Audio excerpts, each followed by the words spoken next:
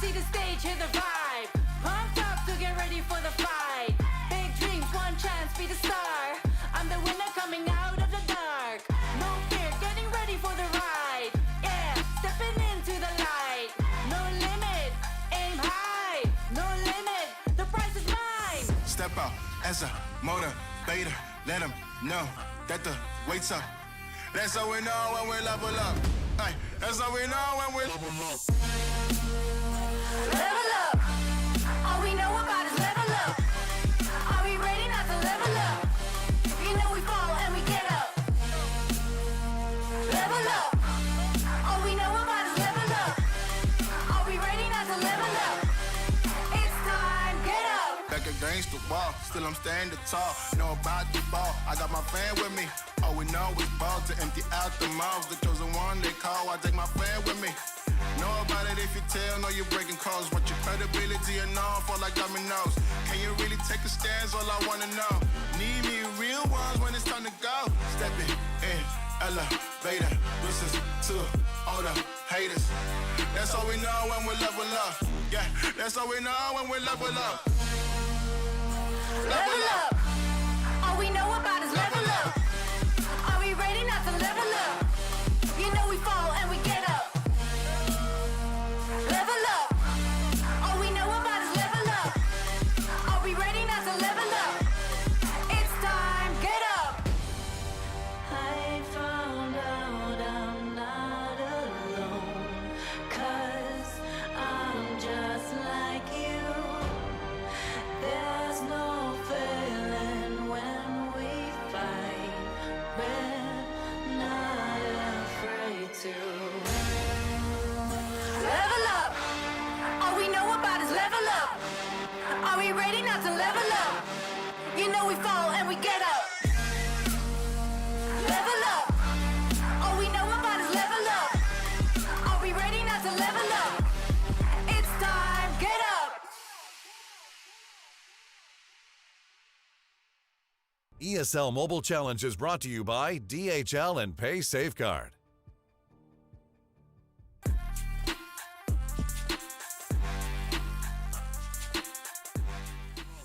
Hello everyone and welcome to the ESL Mobile Challenge. We're now heading to the final week of play day so far for play day 7 and 8, and this is where we get to determine exactly who will be qualifying for the challenge finals in those top 4 spots. I am Neefel, joining me is Ark and D-Man. I'm going to start with you, Ark. How are you getting on? Doing very well. I mean, I don't know. I'm see just that. overblown and overwhelmed by how clean D-Man looks today. He's looking so high he res. does. I feel like really I've gained a does. bit of a tan as well at some point. I mean, it's pretty warm here. I am obviously on the road. I'm in Poland right now, but it's great. I've just been to where the Brawl Stars used to be, so the old setup. So I wish I could just get the stage and set it up there. I'd have all the Brawl Stars stuff. I'd look just like Arkwood. I'd have it all there on the background. Well, do you know what? You look more tan than me, but let's be honest, anyone's more tan than me. I'm probably one of the pastiest people you'll actually meet, so it's absolutely no comparison. Let's have a look at the leaderboard. As you can see, that Clash are currently up 9-1. SK follows suit 9-2. And let's be honest, guys, not too much of a surprise as we first came into the ESL Mobile Challenge, but still a little bit dicey for the top 4, with EXO and Big having a bit of leadway coming into those 2 final qualification spots, but Reply, Totem and Noble Elite continuing to knock on that door. Absolutely. Honestly, exit free agents, Big, Reply to this nobly. My eyes are kind of fixated on them for the most part. I think Tribe would have to get every single win and hope for some bad luck on the other side of things, potentially. But I don't think they're quite out of the running in completely, but definitely going to have the odds in their favor to be able to bump themselves up to get close to that number 4 spot. Yeah, I mean, we've got 2 play days left, so theoretically they've got, 4 games left in next. They've played 10 in total, so they're going to have to win every single one of them. That's going to be a tough ask in itself, and they're going to need the likes of exit free agents or Big, who currently reside in that 3rd and 4th spot, to have some bad results. It's possible, but it's a big ask. It really is indeed. Now, for Noble Elite, it's still possible. Like you said, they need to win every single one. But the only team I think could out of the 4 is Totem. They're only 1 behind, but then again, they can definitely switch things around if they beat both those teams coming from the 3rd and 4th spot. So that will definitely help them towards a qualification spot. And I think Totem can do it. Why not? You know, Big have also made some minor improvements, which made a huge leap for them. So they've got to be a little bit cautious about that. But Noble Elite have probably made the biggest impact coming into this. Really surprised me, I've got to say, and they've been so resilient and so resourceful in some of their choices and ideas, and I think that's a really interesting thing to take teams off their guard and experiment, and it really kind of explores the meta in a way that I just don't see other teams doing right now. For me as well, I've got to say, I do like the way that Reply Totem can really go up against some of the big dogs in this competition as well, with just kind of taking them by surprise too. So again, if any of those teams can pick up a big win, that's going to go a really long way in these final weeks. Yeah, and to use a classic old footballing term, you know, they're all 3-pointers effectively now when they're up against each other, almost 6-pointers, right? Because obviously, you saw there from the points, it's like from 3rd down to effectively 7th, if we're talking Tribe, is so tight right now. Any win over the next 2 days could have a huge impact. Remember, it's only the top 4 that will go through to their finals. Absolutely, but let's have a look at the schedule. It will tell the tale, you could say, to what could come. And I was saying that Reply and Totem need to try and bag every win possible. They need to start off with SK Gaming, so that's going to be a tall order in itself. But then again, Big, where we'll be playing against Big straight afterwards, and it's going to be a huge game for them to determine exactly how much of they can carve their way into that top 4. Straight after that will be Noble Elite versus EXO. Of course, EXO being one of those teams in the top 4 trying to keep their spot there, with Clash playing against Noble Elite straight after that as well. Okay, EU against AC Milan. Clash is going to have an old rivalry present itself yet again. Navi, as we said, have been struggling a little bit, but they will face off against Tribe Gaming EU just shortly after that as well. And I'm keen to see how that one fares. After that, Navi got more work cut out of themselves as they go on to face Big. Yeah, and we're talking about the fact that Tribe need to win every game. They're playing Clash today, right? I believe Trav may be playing for them as well today, stepping in, coming out the caster booth back into Pro Brawl Stars. So we'll see how he does. But yeah, you know, when they've got to win basically every game they play, and they're playing Clash today, the top table team, it's going to be a tough ask. I never see the top player play and cast at the same time. He could definitely try and do it if he wants to, but I would not recommend it in the slightest. But yeah, you're right though. With Tramp, he's still a very good player nonetheless. Yeah, sure, he's kind of put his playing days just a little bit behind him, but of course he's kept some spare time to make sure he de-rusts and keeps himself warm and make sure. But he's not too far behind. But you've got two great players to give him a helping hand there, hasn't he? So shouldn't be too bad to say at least. But before we go into this first matchup, sadly, do have to say goodbye to D-Man. I'm sorry, mate. We have to slide you just across a little bit, but you know, I'm sure we'll see you very soon in the second match of the day. But let's get into these rosters here, Ark. So between these two teams, you know, in terms of win conditions, what do you expect here? I mean, it's great depending on the map and mode. One thing I've got to say that's really exciting for me today is that Buzz is going to be a playable brawler for the first time. Yes. So that is going to really shake things up. And whether teams choose to ban that particular brawler and consider him that highly as a threat, I'm not too sure. I think that he's definitely viable for certain, but just kind of more dependent on where and how, I guess. But that is whatever way you look at it, it's going to make an impact, because if they do choose to ban that as a brawler, it's going to take up a slot, which might leave another potential hazard on the table. So, you know, that I think is going to be interesting to see. Mage, like you said before, perfect point there, Art. That was a perfect point. And let's go to the teams, though, because we will start off with Totem, Brazen, Mori, and Maru. They have been doing extremely well in terms of their recent form. Been very impressed with how they've been performing just overall in, you know, in the entirety of the competitive scene of Brawl Stars.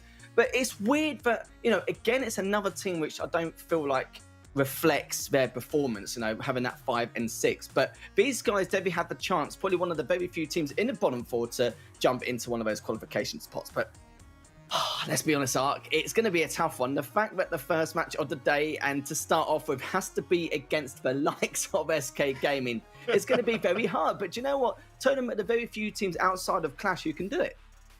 Yeah, they are. It's kind of interesting to me because Reply Totem tend to give SK a real run for their money, maybe arguably more than other teams. And it's just kind of surprising to me that they just seem to actually perform really, really well up against the front runners. But SK, you know, are a very, very calm, calculated, and consistent team. Skyrex, Jeton, and Semantic, even if you listen to their voice comms, they are always in just complete and utter zen. So that's going to have to be something that Reply Totem takes into consideration here today, because they do not get their feathers ruffled easily. They seriously don't. We've seen that a number of times. In terms of their morality and mentality come into it, it's pretty balmy to witness exactly how they can bounce back from some losses here and there, but they barely lose anyway. They're one of the most highly consistent teams coming in. And talking about consistency, we're going to start off with Purple Paradise. That's our first map, and then we will go down to some assembly required, Gem Fort, Sneaky Fields, and then if it gets to it, it will be Ring of Fire. And looking at the bans, it will be the Primo and the Bell, and the Amber and the Ems as well for SK. So, you know, we have to see how things pan out here, Ark. Yeah, I mean, looking at the bans, Bell is definitely a good front runner to get out of the mix. We've seen Primo time and time again, so I don't think there's massive amounts of surprises there. Ems and Amber, I feel actually really do lend themselves well to the maps and modes specifically. Looking at Gemfort, looking at Sneaky Fields and Ring of Fire, those brawlers would have been fantastic there. So I think that the bans are on point, definitely from SK.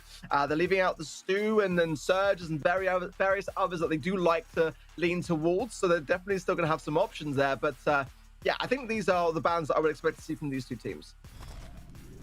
Certainly indeed. So I'm very excited to see what taster we're going to get in that first set. Feel, you know, the motion of what's going to be going on, because Totem have to, I'm not saying it's a must win here, but if they don't win this, they need to win the next three without a doubt. I haven't really looked at their next three matchups after this to determine how things will pan out for them towards the later stages of the season. But the problem is they need to treat this as a must-win, because I don't know about the circumstances for them. SK, they can be fine. They've got no pressure. They've got nothing to lose. They're just waiting to go to the challenge finals and just, you know, try and find something to do until then. And maybe even try and get that first seed. But like I said, at this point, seed doesn't matter. It's going to be pick your poison for third and fourth, because we don't even know who on earth is going to be going in those spots, do we? No, I mean, that's true. I think that SK are a team, though, that really just take every battle as it comes, and they don't tend to kind of allow their minds to wonder about, how important the game is. I think that kind of brings in some emotions into the mentality, which they are very, very good at just kind of leaving outside the windows. I also saw on Twitter that Reply Totem are all together today, so they're all going to be hunkering down and being able to have voice comms over the table. They also had this question mark over a full person in the room as well, which is kind of interesting to see.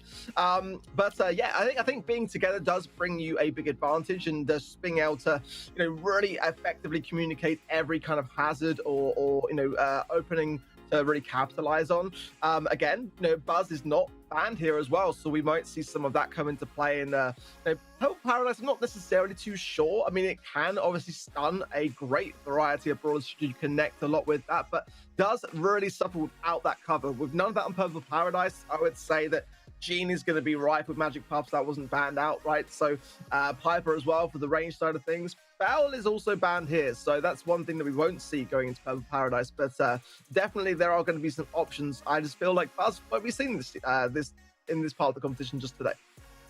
Yeah, it's just the team's first opportunity to use him. When he's going to be used, in what composition and what map and game modes, it's beyond me, but obviously we're going to see exactly how things will go out from this series, but not, of course, this one as well, but in the other matchups as well, to see if Buzz does actually get played. It might just be a particular mode and game mode he's good at. It might be overall. We'll have to see as we go forward. But it's quite funny because we are starting with Purple Paradise, so it's anyone's game at this point.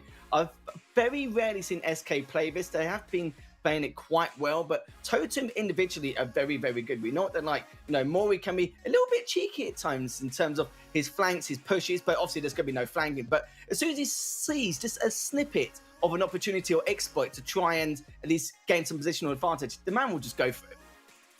Yeah, Reply Totem are that team that they do like to seize those moments and opportunities, and they are very, very aggressive. I think that over time they're starting to kind of gain a little bit more of a balance, but at the same time, I must say that I kind of felt like recently they're kind of giving maybe SK a little bit of an easier time. I think in the sort of mid to early part of this year, they were really, really hammering home with some really close score lines, and SK have been narrowly increasing that gap. I'd like to see it become a little bit more of a closer affair today. Nanny for both sides, and that Gene and Piper idea that we already discussed. I think that's pretty smart from both sides. Look out for the healing puffs from Gene and the homemade recipes there from Soy and Presser connecting nicely early on to Jetten. Yes, definitely to start. Sorry, Reply Totem actually wanted. Mori's still on that front line. Mario's just jumping on in just to see what he can find. He's dished out a little bit of damage. That's going to do a huge amount here. Mori, you saw there, he smelled blood in the water. He's wanting to push on that, but you can see he managed to back away enough to recover. And using that Nani from Skyrix just to make sure he can keep the rest at bay. So Mori just dodging and diving here. Mario's going to be directly next to him just to bait and switch to best of his ability. And already Razor gets another player. And Skyrix also take it down as well. So this is going to be a nice early lead for Totem.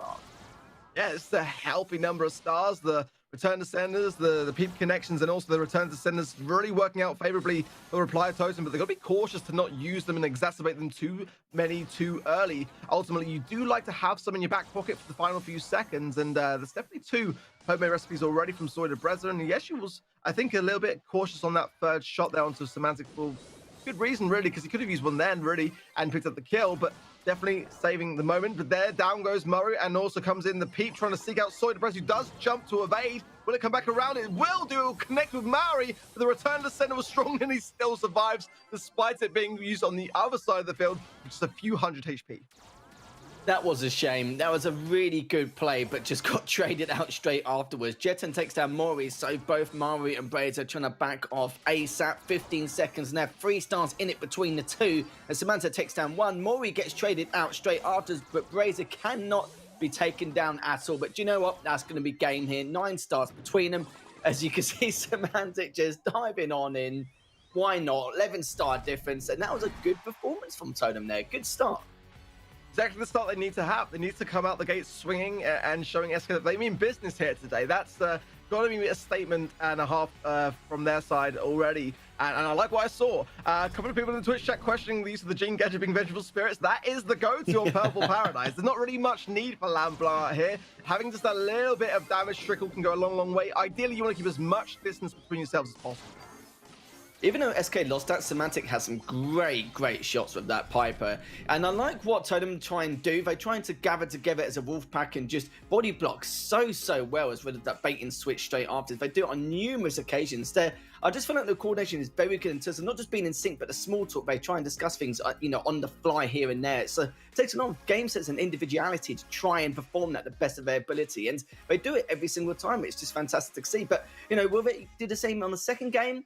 I don't see why not. They had a very good start last time round, and even when they had that lead, the main thing was they continued to make sure they piled on the pressure towards the end. And not something you normally see every single time. You don't normally see SK on the back foot either. So they got a bit of a taste of their own medicine, because normally it's SK absolutely giving it. But you're right there. They came out the gate swinging, and I'll tell them are going to continue swinging, hopefully. It's going to looking for that set point to start off with in this series. It will give them a fantastic way to start things off in this series. And already, SK taking a huge amount of damage. Brazier gets the first initial kill onto Semantic. Yeah, look at the way that Totem there just really pushed themselves up, knowing full well that Jetson had to heal, and Sawyer Brazier wants to close the gap. Ultimately, I think that if SK can focus a bit more attention to Maru, then a lot of that healing qualities which he will be able to bring to his team will go down. Look at this, another takedown, and already Semantic on the ropes on the top left-hand side here on just 480 HP. Bit of a saving grace potentially as the peep comes out, but will it be evaded by Totem, being tanked by Maru, and just goes down there to Jetson. So SK are responding nicely, and there's a nice return to sender as well, but it goes back straight into his pocket as a result of Maru popping his, and that's going to extend the lead 2 stars in favor now, or 2-star lead rather, in favor of Reply Totem. Yeah, Mori was like, well, you can have the lead for a little bit, but I want it back straight afterwards. He's just on the back line at the moment, just seeing what he can find. Semantic on the front, just trying to get some damage done with that Piper. Mori trying to do the exact same thing. But it's all about pressure here. Pressure. Still in the centre, though, as neither team is backing down, which is exactly what you want to see. Totem, though, are the ones that are actually gaining the advantage. Mori takes down Skyvix. Jetson is so weak, though, here. Would he be able to clean him up? As Brazier's still looking for it, but Semantic just body blocking, making sure that he doesn't get taken down. But at the same time, they can try and continue to bring that aggression as Mori and Brazier trying to dodge that. And Mori actually takes down Semantic. Skyvix gets the trade, and they're still up by 4 stars. Yeah, Mari did great there. Just was able to bait out the super from Semantic, and then also come back around to still confirm the kill regardless. So a good value from Reply Totem, but they have got a few seconds left to survive on. They are a little bit weak and a little bit weary. There's one takedown. Mari as well is still just hanging on just about. Magic Hand not going to reach. Oh, that was a little bit close for comfort towards the end, but Reply Totem just able to hang on to it. Yeah, if they'd taken him down, that would have been game pretty much. It would have been 19 to 18, something like that. So Totem with a good start here. First set win. It's all right, it's all right. It's all right. Can't complain here. Going to the first series of the day. As SK now will be thinking, right, well, we have to, sort them out a little bit. Because I said earlier, and I don't think it's a valid point anymore, but I was mentioning that SK, they've pretty much qualified. They're looking for the top 2 seed. But at the same time, they probably want to take Reply Totem out early, as in not qualify for the top 4. Because if you see a band like this, they're going to definitely cause a kerfuffle later on, especially going into the challenge finals, because they're one of the last teams they want to play against, considering how well they've done against Clash in the past. Yeah, there's honestly, at this point in the competition, there's so much at stake. And, I think that, it's a daunting thing when you're a team that are going up against the number 2 on the leaderboard, but joint in terms of points as the number 1. I mean, almost twice as many points as they have themselves. There's got to be an element of stress, of mind games and pressure involved in that. But Reply Totem have got a fantastic start. They had to do exactly what they did there and just show SK that they've really kind of done a lot of groundwork already and kind of analyzed where the strengths and weaknesses lie, because that can, over time, play a big role here. And one thing I will say about SK, and I say this every single time, is that they tend to be more threatening when they are behind. Like that's a scary thing to be up against SK when they are chasing sets, because ultimately, yeah, that's when they gain momentum, and then they just cease to they just sort of enable themselves to continue on with that kind of mentality and momentum. EXO kind of have the same characteristic, don't they? They've done it against Tribe once before. They've done it against another team, if I remember rightly. But due to my age, I can't actually remember which team it was from the top of my head. But do you know what? I'm just going to try and forget about it. I probably won't know me. Knowing me, straight after this match, I'm probably going to look it up because I just can't help myself. As already the trades are coming in. Brazier takes on Jetin, but Semantic gets another as well. So it's going to be a 1v2 scenario for Brazier as SK are looking very good leading into the second set. Okay, well, buzz for both sides, and this is fantastic to see because I do feel that this is a map which caters very well for him. Ultimately, you know, you really need to have that radius that surrounds you be just earning your super by staying close proximity to your opposition. That is how you're going to be effective with buzz. When you have that super, it can be very, very devastating. If you do connect it, you can stun your opposition by trying to either just connect with the wall or the actual brawler themselves. And then on the right-hand side, you see it was Mari getting that takedown onto Skyrex. I've got to say, buzz is a real difficulty to deal with when there is this much cover. At the moment, there are no real wall breaks on both sides. And also, Rico had a really nice introduction of the Bouncy Castle gadget recently, and that is bringing him so thick and fast into the match on this particular map. Curse, done me a favour to make sure I don't need to look up. So it was against Totem. Thank you for that as a reminder, as we can see now exactly what's going to be happening now for Totem. They bring up that level 5 siege bot as they're going to do the best of their ability to try and defend this. But not too bad so far. Jetin's taken a huge amount of damage, but as I say that, Mari has taken him down. Samantha's been cleaned up as well. So this Skyrex left available as Brazier trying to finish him up, but won't not be able to with that Barley. It's a little bit tricky there, as Jetin does manage to take him down as well. But you know what? It doesn't matter at this point because SK have managed to do their absolute best, but it just was not enough as Totem win that one as well. What's going on here? Is it a parallel universe arc? What's going on? I love the ending. Mari was using the wall so well to ricochet the shots on, and yeah, I mean, this is honestly the perfect start for them. They've got to keep this up, and if SK try to make adaptations, they also have to then consider that greatly as to whether we might see any. Personally, I feel like this is the best comp, actually. I feel like Barley's got so many options in terms of both defensive and offensive measures to keep your team, you know, healthy and in the high HP in the mid. But Rico right now, I don't see that one changing. I just feel like there's so many walls and terrain to be able to really get a lot of value. This end here, we just used the wall to get those shots on, was fantastic. So yeah, I mean, SK might want to consider breaking down some of those walls, for example, and that would deplete a lot of the ability of that comp. But so far, Totem are doing everything right. And this is meant to be one of SK's strengths, let's be honest, this mode in particular. So to see this again, it's very uncharacteristic of them, isn't it? Not something you would normally see every day. But it's like I said, there's two different things looking at this matchup. One, either they qualified and they're just quite chilled about it, or two, they want to kick out Totem ASAP, so that if they take them out here in this series, then that's it. They won't be able to qualify for the finals, and they can deal with another team which isn't going to, you know, give them too much trouble. But you can see the amount of trouble they're causing already. They're causing absolute havoc. Yeah, they really are. They're just finding all the right angles and just getting all the right pressure, but also choosing the right comps. You know, they've matched SK every step of the way so far. No changes in reply Totem's side. Doesn't look like there will be. Nope. Everyone's using buzz with the gadget there to get straight into the middle, which is the wise thing to do. It won't stun when you do use your gadget, but it will definitely give you an immediate super, and that's a great thing. It's kind of like the equivalent of the flying hook for Gene almost in that respect. Sorry, for Carl in that respect, but just without the additional damage it brings. But you know, at the moment, it was favorable for SK, and they are banking bolts better this time around, despite the level 2 coming in. They're gonna have to defend it. They're looking a little bit better, a little bit more composed. But Maru coming in with the pressure, and that does not help on terms of their defense.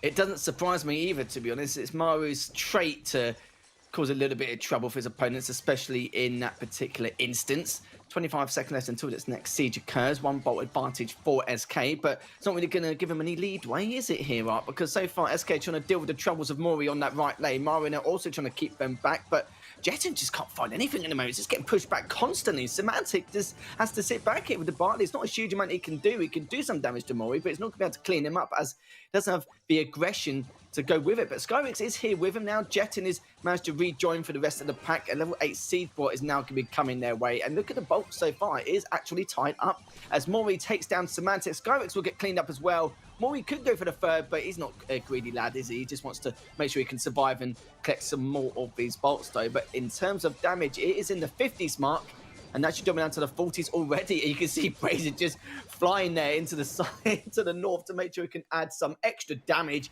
And now we have it. Totem already. It's 2-0. It's 2-0 already, Art. It's been 2 sets by already, and we're going into the third set. It could be the final set. One thing I will say is that SK last week did a reverse sweep against Clash. That's got to be something that you've got to take into some careful consideration here. Again, they like to perform under that pressure, and they are very good at doing so. But right now, I'm not really seeing much to go on from them, to be completely honest. They're just with mirror matches in every single game.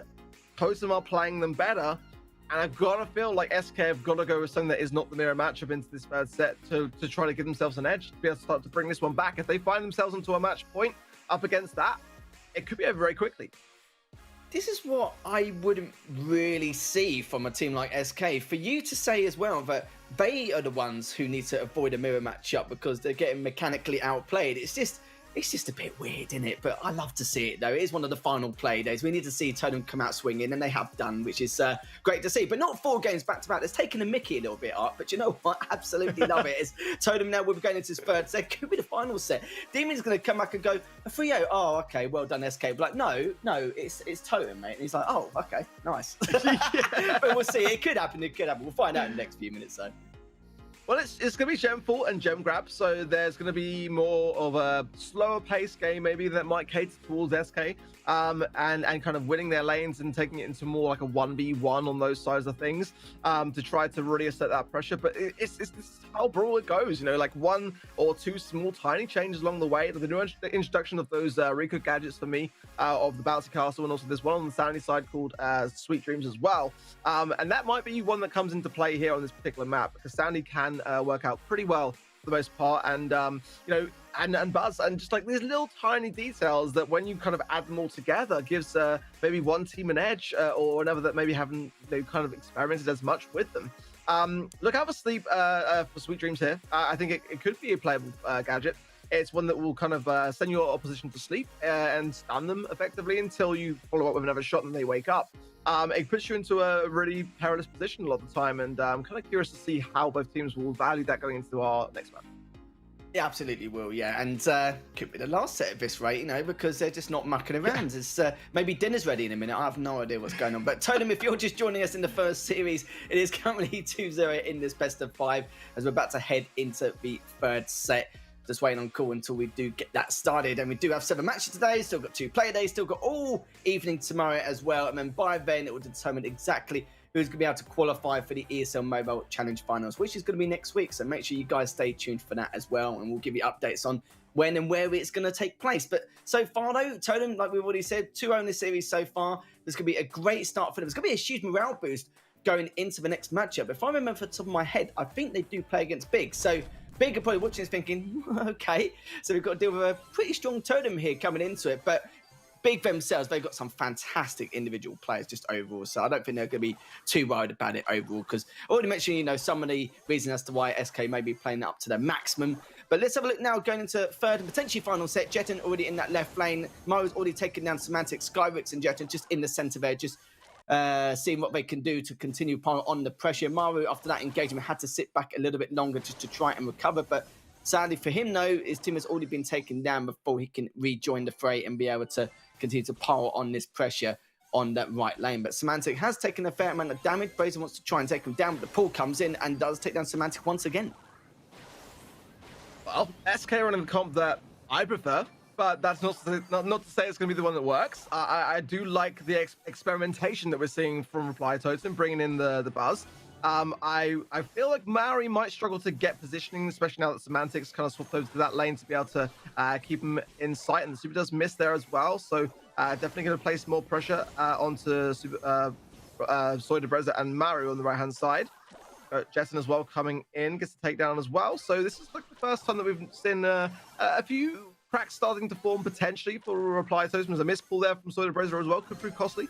Skyx pulls in, I think, the speed zone and gadget there instead of Maru, but either way, not in really any real harm on that top right-hand side.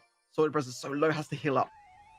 Look at that, Maru, just to break that setup from SK, just absolutely giving it, pushing it in that right lane. Mori managed to back him up and get as much damage done as possible to give Mori a bit of leadway, but he gets taken down as well. And Brazer's like, right, well, I'm on my Larry here on the left lane. Need to back away until the rest of my teammates can be able to rejoin the rest of the group. Still got time, though, as they will pick up that next gem shortly to try and get that countdown started. The pull comes in as well, but Brazer actually manages to stay alive. Mori takes him down, and this will give him a lot of leadway coming into this. If they take him down, yes, they do. That's going to help him massively. Jetta needs to try and make something happen, which he does. Takes that one, but look at this. The run is coming in. He's going to try and take him out. Yes, he does. Only one player left standing. It's going to be Semantic to try and clean up one of them, but it wouldn't even mattered if they took down Brazer, because it's Mori they needed to go for. And look at that. Match point for Totem. 5 in a row. What is going on? I've stopped. Going on? This is SK Gaming. They don't lose like this.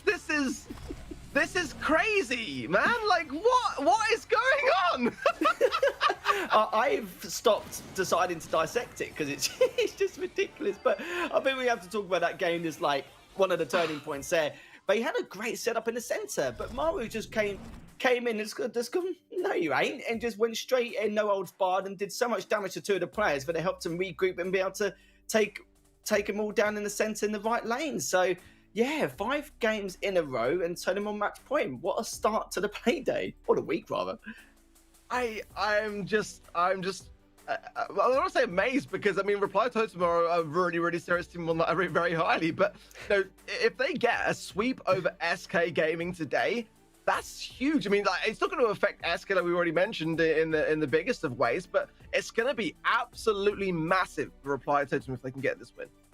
Yeah, just give them a massive confidence boost, you know, not just for this, but, you know, of course, if they make it into next week as well. And not too sure what SK are playing at the moment. It's definitely not like them to act like this, but they have played well in a lot of the games. It's just Totem's been playing next to perfect, or they've been exploiting these weaknesses from SK extremely well here, as we are going to go into this potential final game and final set here in this series. Totem currently on match point. Could be the first of many, depending on how SK bring this back. Mori in the center, just trying to stay alive. Not going to work out too well for him. Jetton on the flank, coming in from behind. We'll have to deal with those channels, but only a little bit here. Brazer's going to be okay. The only problem is he can't back Maru up, but he can now. He got there just in the nick of time to give him a helping hand. Already doing a huge amount of damage, and it's looking very difficult for SK. Still continuing to have a difficult time dealing with this pressure. Well, I'm kind of surprised, because Mario was playing Buzz, and that was a key component to the turnaround and the countdown Totem. And SK are not going for it. Down goes their Skarx as well, so the gem's going to be forced over to Semantic. That's not the ideal person to be carrying them, playing on the Stu. He wants to be on the aggressive. He wants to really get up and close in people's faces. He's not going to be able to do that right now. Ideally, he needs to kind of actually swap them back over towards Skarx, and it might be worth a tactical takedown to allow himself to pass them over. Jetson on the right doing work, and we'll get the black hole connection onto Maori. And again, that speed zone gadget that was Skarx connected with the magic hand from Maru just timed really, really well. I've got to feel like, for me, you know, Reply Totem, again, we mentioned earlier, they are, you know, all together at the moment, and it shows. They are just getting so much synergy and control. The communications are clearly on point. Maru just getting so much done. The potential, the amount he's using with his Stu as well is just ridiculous. It's looking very difficult for them just to take him down. I must say, he's putting a huge amount of pressure on, inflicting a lot of damage here. But look, he's got directly behind him, so he can't have a passive stance to get back in. Mori takes him down, he gets him all!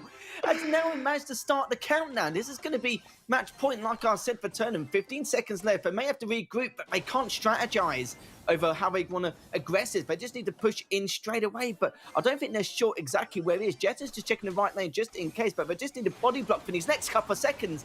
And now we have it. Totem take the series 3-0 without dropping a single game hero.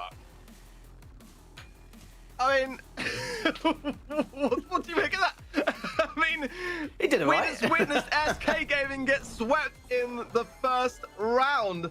I'm speechless. But one thing I will say is that you can see just how, look at that. That stun from Maori there, you know, connecting with the spirits from beyond, and then following up with the cycling, and then just leaving the gems ready to be picked up off the floor for Soy.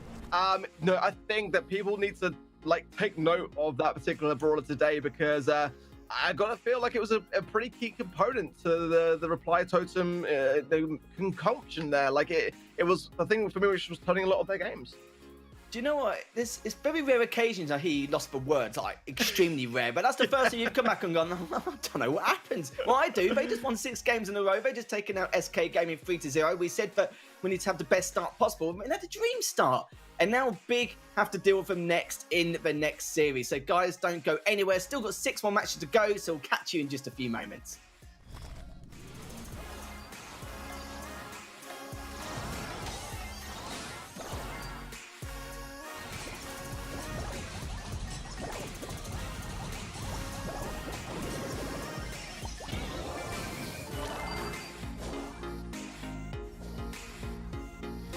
Tribe Gaming, they knocked you out of play, all right? They knocked you out of the play-ins, but you still made it through the ESL Benelux Championship. So Exactly. how do you feel about that? How was that winning? I mean, basically, ESL Benelux were just like insanely good feelings, as like it's one thing I played last year as well already, and I was like only getting, I think, 3rd place or 4th place. I'm not pretty sure about that one, but now like I managed to win it, you know, and like even getting an advantage now that I can play ESL Mobile still in the end without qualifying any other way. So it's helping me a lot, and I feel like really, really great for my team for sure too.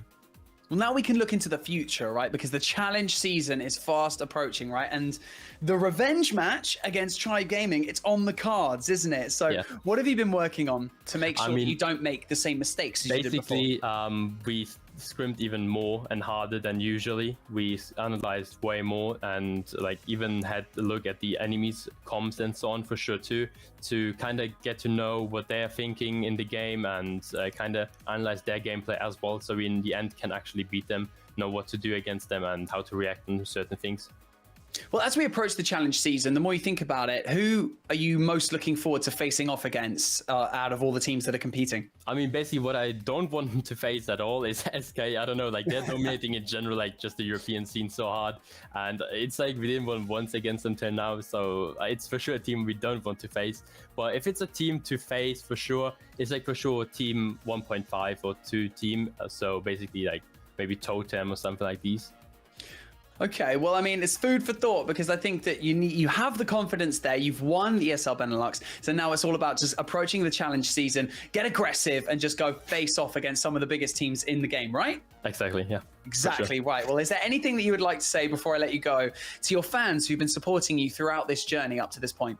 Basically, we know like it was pretty hard times sometimes, and now in Queso Cup and other tournaments as well, we dropped out and so on. But in the end, we still like happy that you still cheer us up, still kind of from like want to cheer us up, as I said. And I don't know, like just having so much fun cheering. And let's hope you still do it nowadays, because now it shows who are the real fans in these hard times. So yeah, watch us, cheers up.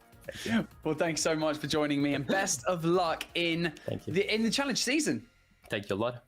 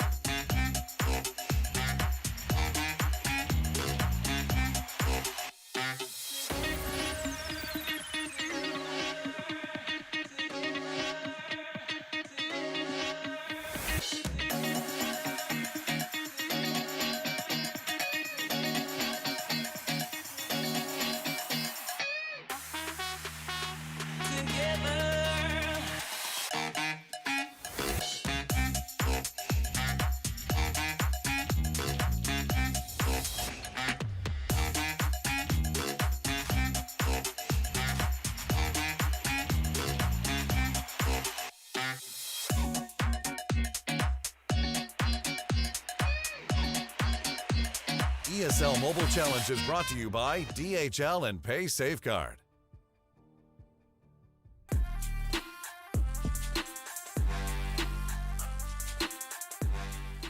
Hello everyone and welcome back to the ESL Mobile Challenge. I'm Leaf. Joining me is my good friend D-Man once again. And you saw that series very briefly after Totem absolutely came out swinging against SK Gaming.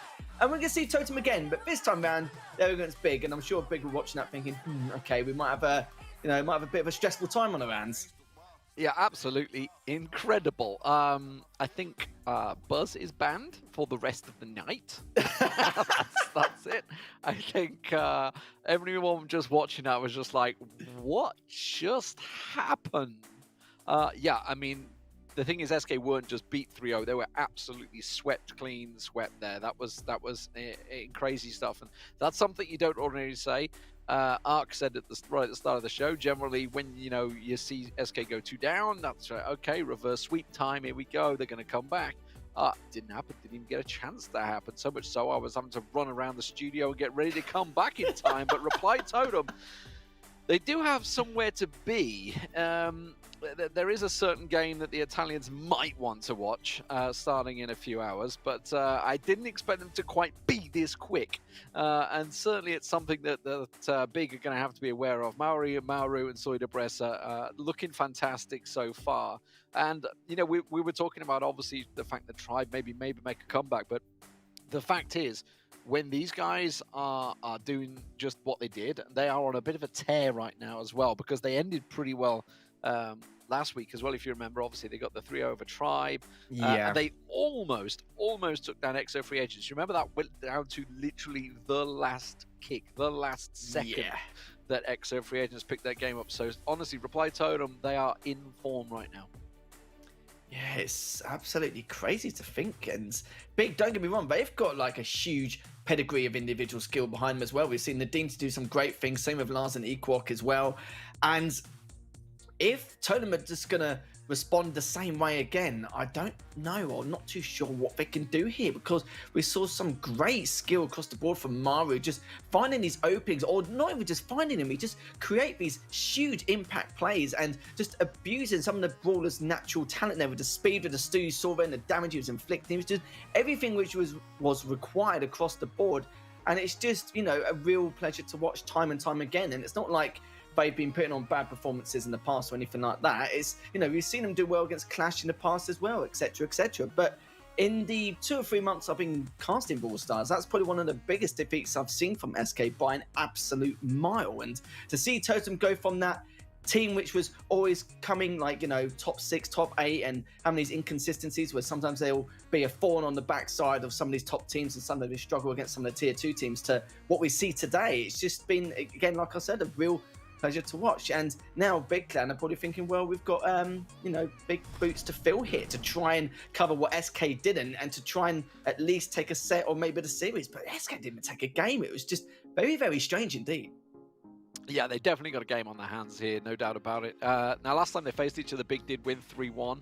I could just say the same for SK Gaming as well. Last time they faced each other, they won 3-1, so it doesn't seem to matter too much. This was the first week, of course, and I think, if I'm not mistaken, this was the real first one. This was the first day of the patch, when the patch came through, and it was the first day that we really noticed it take effect. And if you remember rightly, I think it was the bounty game that ended up going like 48-30 something. It was a bonkers game, and Primo was a big part of it. And as you can see, banned out there along with Gene and Bell, it does mean that Buzz is available. We'll see whether that's going to get a part in there. But yeah, the maps wise, it really was a huge turn up for Big last time around, but they've got some massive boots to fill here. Yeah, second time has not been banned. Just looking at the map so far, Hard Rock Mine, Shooting Star, Kaboom Canyon Splits, and we get to it, it will be on Factory Rush. But yeah, the Primo, the Bell, and the Gene bans there. You're right, though, not seeing a Buzz band is interesting. I think I'll just leave it. I'll just leave it at that word. It could be a few other words, but yeah, sorry. It's probably one of those things that they'll be like, no, it wasn't that. It wasn't that. And you know what? It might not be. It may not be. Don't get me wrong. But the fact is that was a big difference. That obviously it was Mari that was playing it mostly, wasn't it? A moment ago, and it definitely seemed to work out. So we'll see. Maybe let's not forget that Big also may have Buzz in their back pocket. This is the first play day that Buzz is available for them to play. They've all had time to practice it and figure out where it fits in comps and where it sits and how it can work on certain maps. So it's totally possible that obviously Big are also going, we know exactly how we're going to use this as well, because similar-ish playstyle to obviously Rosa in terms of range of damage you got to get in there, but very different sort of brawler, no doubt. Gonna be interesting. I'm quite looking forward to seeing how this is gonna be with the way they just swept SK aside. I'm really interested because Big are one of those teams. Don't forget they're fourth right now. This is a team that they are actually looking to knock out. So this is a full. Don't take nothing away from this match. This is a match for that fourth place right now. These two teams are absolutely fighting for it.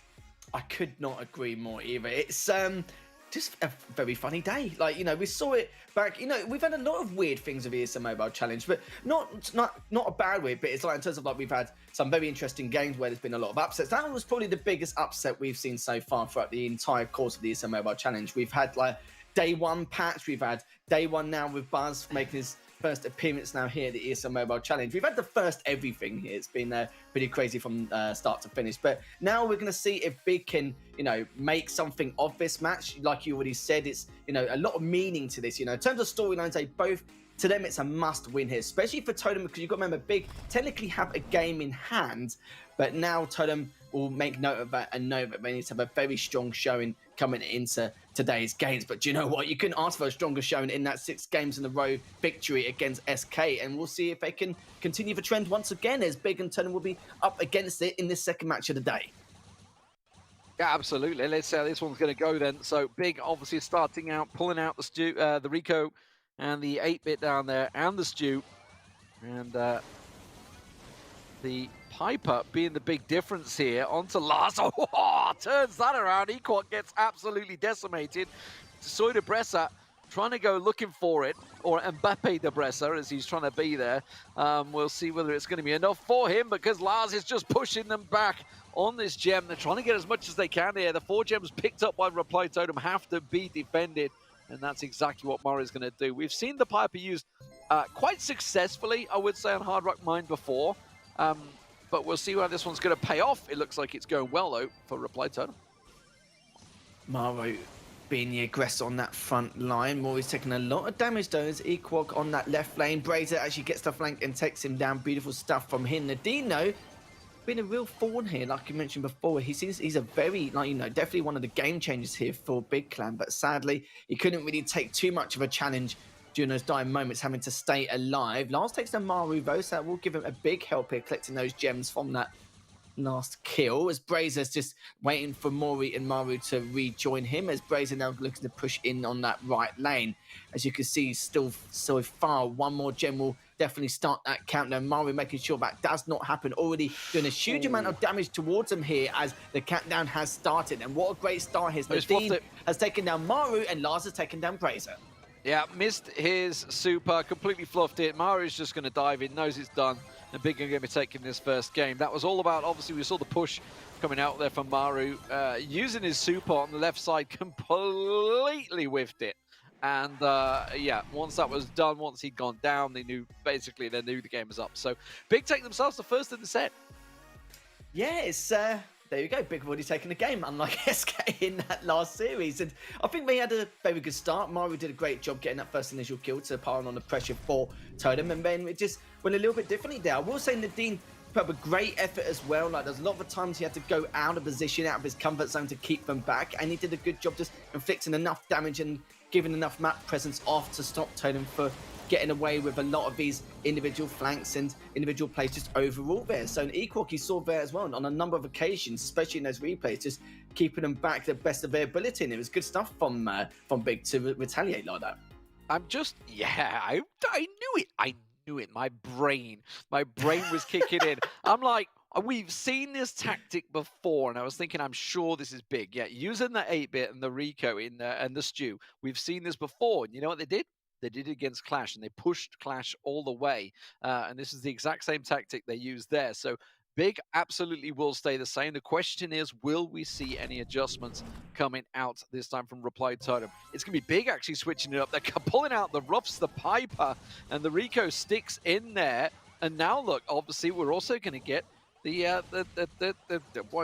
where's my brain gone? The Sprout, that's on the right side. I was going to say Spike. I was trying to say Spike. It's like, no, it's not Spike. Stop arguing with my own brain internally. Stop trying to say Spike. Brain, stop it. I've done that once before, so don't you worry about that. As Mario has taken down Nadine, Equok is in between both Mori and Maru. Not going to help him out. Oh, some good shots there from Maru as well. Lars has been cleaned up beautifully there from Maru once again. And this is the pressure we were kind of expecting, considering what happened in the series beforehand. Nice. As Razor takes down Nadine. These are some great shots we've seen so far, D-Man. Yeah, so this was one of the adjustments that we saw. I think it was Clash made actually. I think this is maybe they have done a lot of research into this one. But as you can see, Equok's just gone up there and absolutely decimated Maru. Now you can see Soy de Bressa, he's in no man's land. He's going to get forced out of this one, and with all that terrain now removed on the right hand side, this is a real problem for Reply Totem. 7-2 down, they have to get in around there. You can see Equox, he just does not want to be moved. That's why we're seeing Soy de Bressa, or Mbappe de Bressa, trying to get in there, forcing him back. And that's like just going to force him away from the gems. But you can see just one more gem, and this is going to be Big's game. Yeah, Equok just did such a huge amount of work in the center earlier. And that's already 2 kills. And now Big are going to have a massive advantage. That is going to be set for Big. That is ridiculous. There's so many plays from Big. Like, not even just in terms of teamwork, but they just got away with way too much. You saw Equok on the center there. Whoever it was, I think it was Brazer on the Sprout, was actually trying to prioritize him because he was in the center. He was on their side of the map. We're trying to clean him up. We're just barely out of range because he was also trying to keep pressure on the rest of the players on Big with Lars and Nadine on the back line. But for some reason, no one on Totem cleaned him up. So you saw that Equok was able to get away with look, this was actually it at one point. So we go to the next few clips on, you'll see that Equok was just able to, some people would say he's overstaying his welcome, but do you know what? I'm not surprised. This was it, and that was it just then, where he was just able to stay alive for way too long, and he should not have got away with what happened towards that situation. So Totem, they should have prioritized him in the center, considering they were closest to them on the spawn, and they just could not clean him up until in the sliders. I'm very surprised about that, considering what we saw from that last series. This time round, I would say it was a little bit sloppy from Totem. Yeah, absolutely. Fantastic start for Big. That's exactly what they needed. Obviously, we just saw, Reply Totem sweep aside SK Gaming, absolutely destroy them.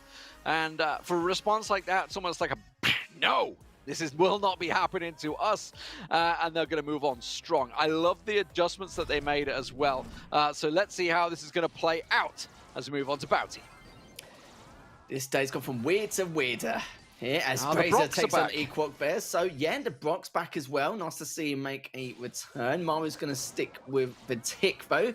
And you know what? It's been a good job so far, as now he can keep his distance and at the same time pile on that pressure.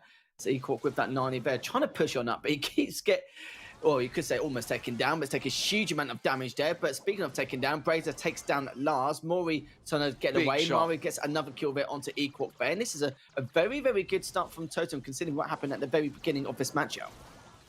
Yeah, a perfect start for Reply Totem. Hit and run. They are out of there. Nadine's just going to clear that one out, but it's going to buy time for Maru, who was just causing them problems and pushed up against the wall there and was throwing out the mines and really keeping Big pinned back. And that's exactly what the point of Tiki is, to just keep the team away from you. Stop being pressed into the corner, which, keep your eye on it, is slowly but surely happening. You can see they're slowly being forced back into the spawn, and this is dangerous. When you have someone like Brock that can do that massive super coverage, as I say that, Maru gets another snipe off, and that absolutely negates all of it. 40 seconds and counting. The pressure's really on Big now.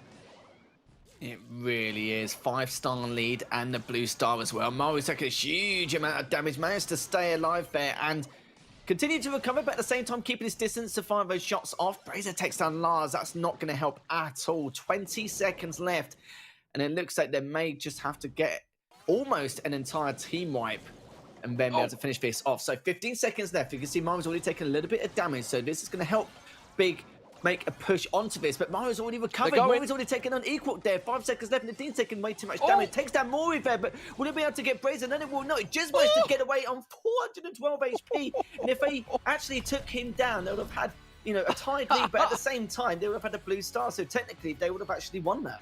That was so tight. The shot had gone, but the timer ran out, so it just went through rather than hitting the brawler because it wouldn't have counted. Incredible stuff. That was the danger we were talking about. Obviously, Big, they tried it. They were starting to corral them back slowly here, and then you see Equok goes down. That stopped it. That stopped the attack dead. So they knew they were under pressure to try and push once again. They lost another one under pressure. Equok goes down, and it could have been checked. Keep your eye on the left side. Soy de Bressa on Maru. Look at that. The shot went through on Soy de Bressa because the time ran out. Very close. I love how he had two scenarios he could have done. He could have used a super on the final couple seconds so it was guaranteed, or it can maybe go one step further and do it early so he can get away from the other Piper. He did try the second method. He almost didn't get away with it because I think he was actually expecting it. But I think if he waited a little bit longer and then used it, then it would have been more of a guarantee. But I think he was trying to make it from like a 90% to like 100% guarantee, just trying to do it a little bit earlier. So a little bit risky from him, but you know what? It worked out in the end, so it does not matter, as Totem have won this first game in the second set, looking to try and get the second as well to tie this series up. So Equok doing a nice amount of damage from that right lane. But Brock has worked out for them on a number of occasions. It just depends on how they want to try and be a little bit more aggressive on this matchup. Because, of course, with the tick there in that left lane, they can't be as aggressive as they would like to be in terms of Totem side. But Big definitely can with this composition. It's just a matter of finding that exploit. But it's very, very difficult at this point because with the tick, it's just causing them a little bit of hassle here, especially in that left lane. So tight, and one little shot is all that lands it. So Lars goes down on the Brock there, picked off on the side, but Maru gets taken down by Nadine. The blue star is theirs. Real important shot there, and obviously with just a little minute to go here, looking to try and land what they can. Lars pushing forward, keeping that AE damage on the floor, but look at Maru going aggressive on the right-hand side. That's gone straight into Equok. He's going to get sniped down, and that gives Big the control now. And the blue star is massively important here with 40 seconds to go. Certainly is indeed. Just keep an eye on Lars here at the moment. He's trying to push onto that tick, but he's taking way too much damage. And Maru's just doing a fantastic job, just keeping that range game going and just making life absolutely difficult as anything, as he does get taken down in the end. And that's going to give him that 1-star lead here, D-Man. Big, important Nadine. Oh, that cannot hit Nadine. That would have taken him down. You can see it's going to be Equok. So we're catching it. Actually takes him down as well. And that's going to be 8-4. Make it 10-4 with 10 seconds left. Nothing Big could do about this one. Reply Totem going to equal up the series. And that will be one apiece. Absolutely. Maru just taking the Nadine at the end, and Lars and Equal would have followed suit straight afterwards, but that was the perfect way to bring this back in that second set. As Totem now tie things up 1-1. It's like the first set didn't even happen considering how well they did there, but I think I can understand what Big were trying to do. Like, they wanted to be the aggressors and put a pile on the pressure, but Maru played a fantastic range game with that tick, just making sure they didn't really have the possibility of doing that. And don't get me wrong, he got caught off guard a couple of times, but he made up for it on a few of those occasions as well. Absolutely. Huge turnaround for them here. This is where they just started to put the pressure down, and every time Brock stepped forward, the nanny would just catch him in the face. So really great work there, Lars, eating the full force of it overall. So it means we're going to move on to what? Kaboom Canyon now. Heist. So we'll see whether they make any of the adjustments coming into this one. Obviously, Kaboom Canyon. Expect to see the Colette in there as usual. Probably the Piper coming in. Remember, Bell was banned along with Primo, so no Bell as usual, which would be a standard part in this. Now, I just wonder what we're going to expect to see, as I've lost my screen. Oh, that's fantastic. I can see it from your face, and you were like, oh dear, this is just great. But well, as long as my camera's still on, that's fine. Well, that's the main thing, because, you know, don't really fancy doing this solo, but if I do, I'll have to, but that's probably fine. But don't worry about it. As, yeah, you're right, you know, in terms of compositions, like how things are going to, you know, turn out for him, yeah, Colette is absolutely essential. Well, you know, even though Colette is absolutely essential in a lot of his maps for on Heist, we don't see it like every single time for both teams. Normally it's on both teams no matter what. Like, it's a rarity to actually not see it. But seeing a Bell in there or a Nani or anything like that's a part of the pressure on. We'll have to see depending on the map as well. But you've got to remember though, we are going to Kaboom Canyon Heist, and we will be split on Hot Zone straight afterwards, and it will be Siege for Factory Rush on top of that, going to their 5th and final game. But we've seen a lot of really good things from Totem in terms of Siege. Yeah, absolutely. Obviously, we've seen fantastic stuff. I'd love to tell you what I could see because I can't, I can't see them all. I've got 3 screens in front of me and they've all gone black. But it's great because I have a really good camera. Well, you can improvise. So I could kind of make it up as I go along, or as I can try and fix it. But we'll wait for the game to get underway. Oh, don't worry. I'll crack on whilst I let you try and fix that bit. Don't worry about that. I'm sure someone will come round and hopefully give you a hand in a second. But yeah, in terms of compositions, yeah, I still think you're right about the Colette and everything else like we've already spoke about. But I want to know how Big respond just outside the compositions as well as how they're going to approach this. Because I don't think that last game they were particularly outplayed heavily. I think it's just more based on compositions. It's, you know, you've got to have a specific style if you want to come in with the Brock. And they did try and enforce that, but they just knew exactly what to do in terms of keeping that range game and what they want to do. And what I'll do is I'm going to crack on here, Lee, whilst you crack on and try and sort out those screens. So I'll just continue on until you get that sorted out. That won't be an issue, as we're going to see exactly if Big can respond after that last set. It is 1-1 in this series. Nadine's already taken a fair amount of damage, and so has Lars. Nadino managed to put a little bit of damage onto Maru here, still in the center's Equox on that left lane, but that was a great shot from Nadine. Gets 2, actually, funny enough. Mori takes down Equox as well, just to ease the pressure a little bit, just to keep him back ever so slightly. Nadine's having absolutely none of it. He just realised how much damage was about to get inflicted, so he pulled away to make sure he can save his best skin. And now they're equal just in that left lane once again. But you can see Mori and Maru just making sure they can't push on up. But Lars doing the exact same thing in that right-hand side. But Mori's actually taking a huge amount of damage into the center. They lift on 4 HP as Lars does take him down. Brazier takes down Lars as well in the meantime. Does miss that Colette super, I think Equox did. I'm not too sure, just missed out on that. But it doesn't matter, that's the main thing. He does take him down as Maru gets the trade. So Nadine just in the center, Lars in that right lane, just continuing to help pile on the pressure on that right-hand side. But so far, it's only Big taking down the 7% of their own safe here, as looking to try and make anything happen. But the pressure on Totem is just way, way too much. It's a delicate game. It's a delicate game, and it's a delicate computer I'm working with, apparently. So it's good to see that they're in part. But yeah, very surprised to see the double crow. I've got to be honest with this one. The B absolutely has been essential part of a lot of the games these days, as Mari gets taken very, very low on the left-hand side. Double punish almost can have Peacocks, but it's destroyed a Bressa that will get Lars down, throws down the overgrowth. I love this. The full protection from Nadine tries to get a little bit of damage done, just enough. 10%, remember, 30 seconds to go here to try and keep the pressure down. Now he's going to go down, but they have got that little bit of damage on the safe, and that's all they needed. But that's a big shot from Nadine. Oh, quickly countered by Mari. Oh, and Lars could actually jump on it if he gets the opportunity, if he gets in range as well. But look at this. Brazier Mari realised that this is exactly what he's planning to do. And he tried to go for it, even though it was a little bit out of range. But good attempts nonetheless. But Big will lose by a measly 4%. It was just, you know, neither could get any objective done. It wasn't that the efficiency was bad or anything like that. It's Big had a great defense just to try and keep him at bay. There was a lot of map presence coming in from Totem, holding that center side, but there wasn't really too much they needed to do there. But at the same time, they wanted to try and get a bit more of the objective done, just as an element of caution in case Big make one big play, like one big team want to then be able to push it on forward and then maybe even make a jump onto that safe. It was close, so as you saw there, I think it was Lars who tried to make that attempt right at the very end. He couldn't get in range, so he knew to just try and attempt it anyway and see if it can take any damage done onto the safe, but he just could not, as they were more than prepared for it, and that was literally one of the only or very few win conditions for Big.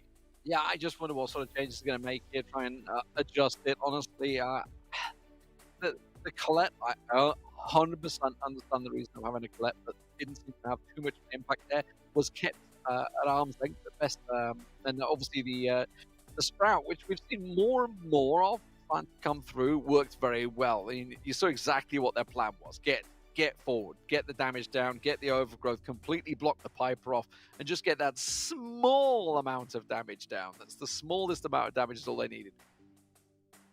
It really was. When you see a map like that as well, especially on Kaboom Canyon, it's very, very tough. It's very difficult to try and, make that initial push, because it's not that you need a lot of awareness either. It's quite a small map in terms of width, so it's very hard to be able to make this initial push. Like, even to go as a wolf pack in some areas, you can't really do that considering the composition you've got to deal with, as well as using a similar composition yourself anyway.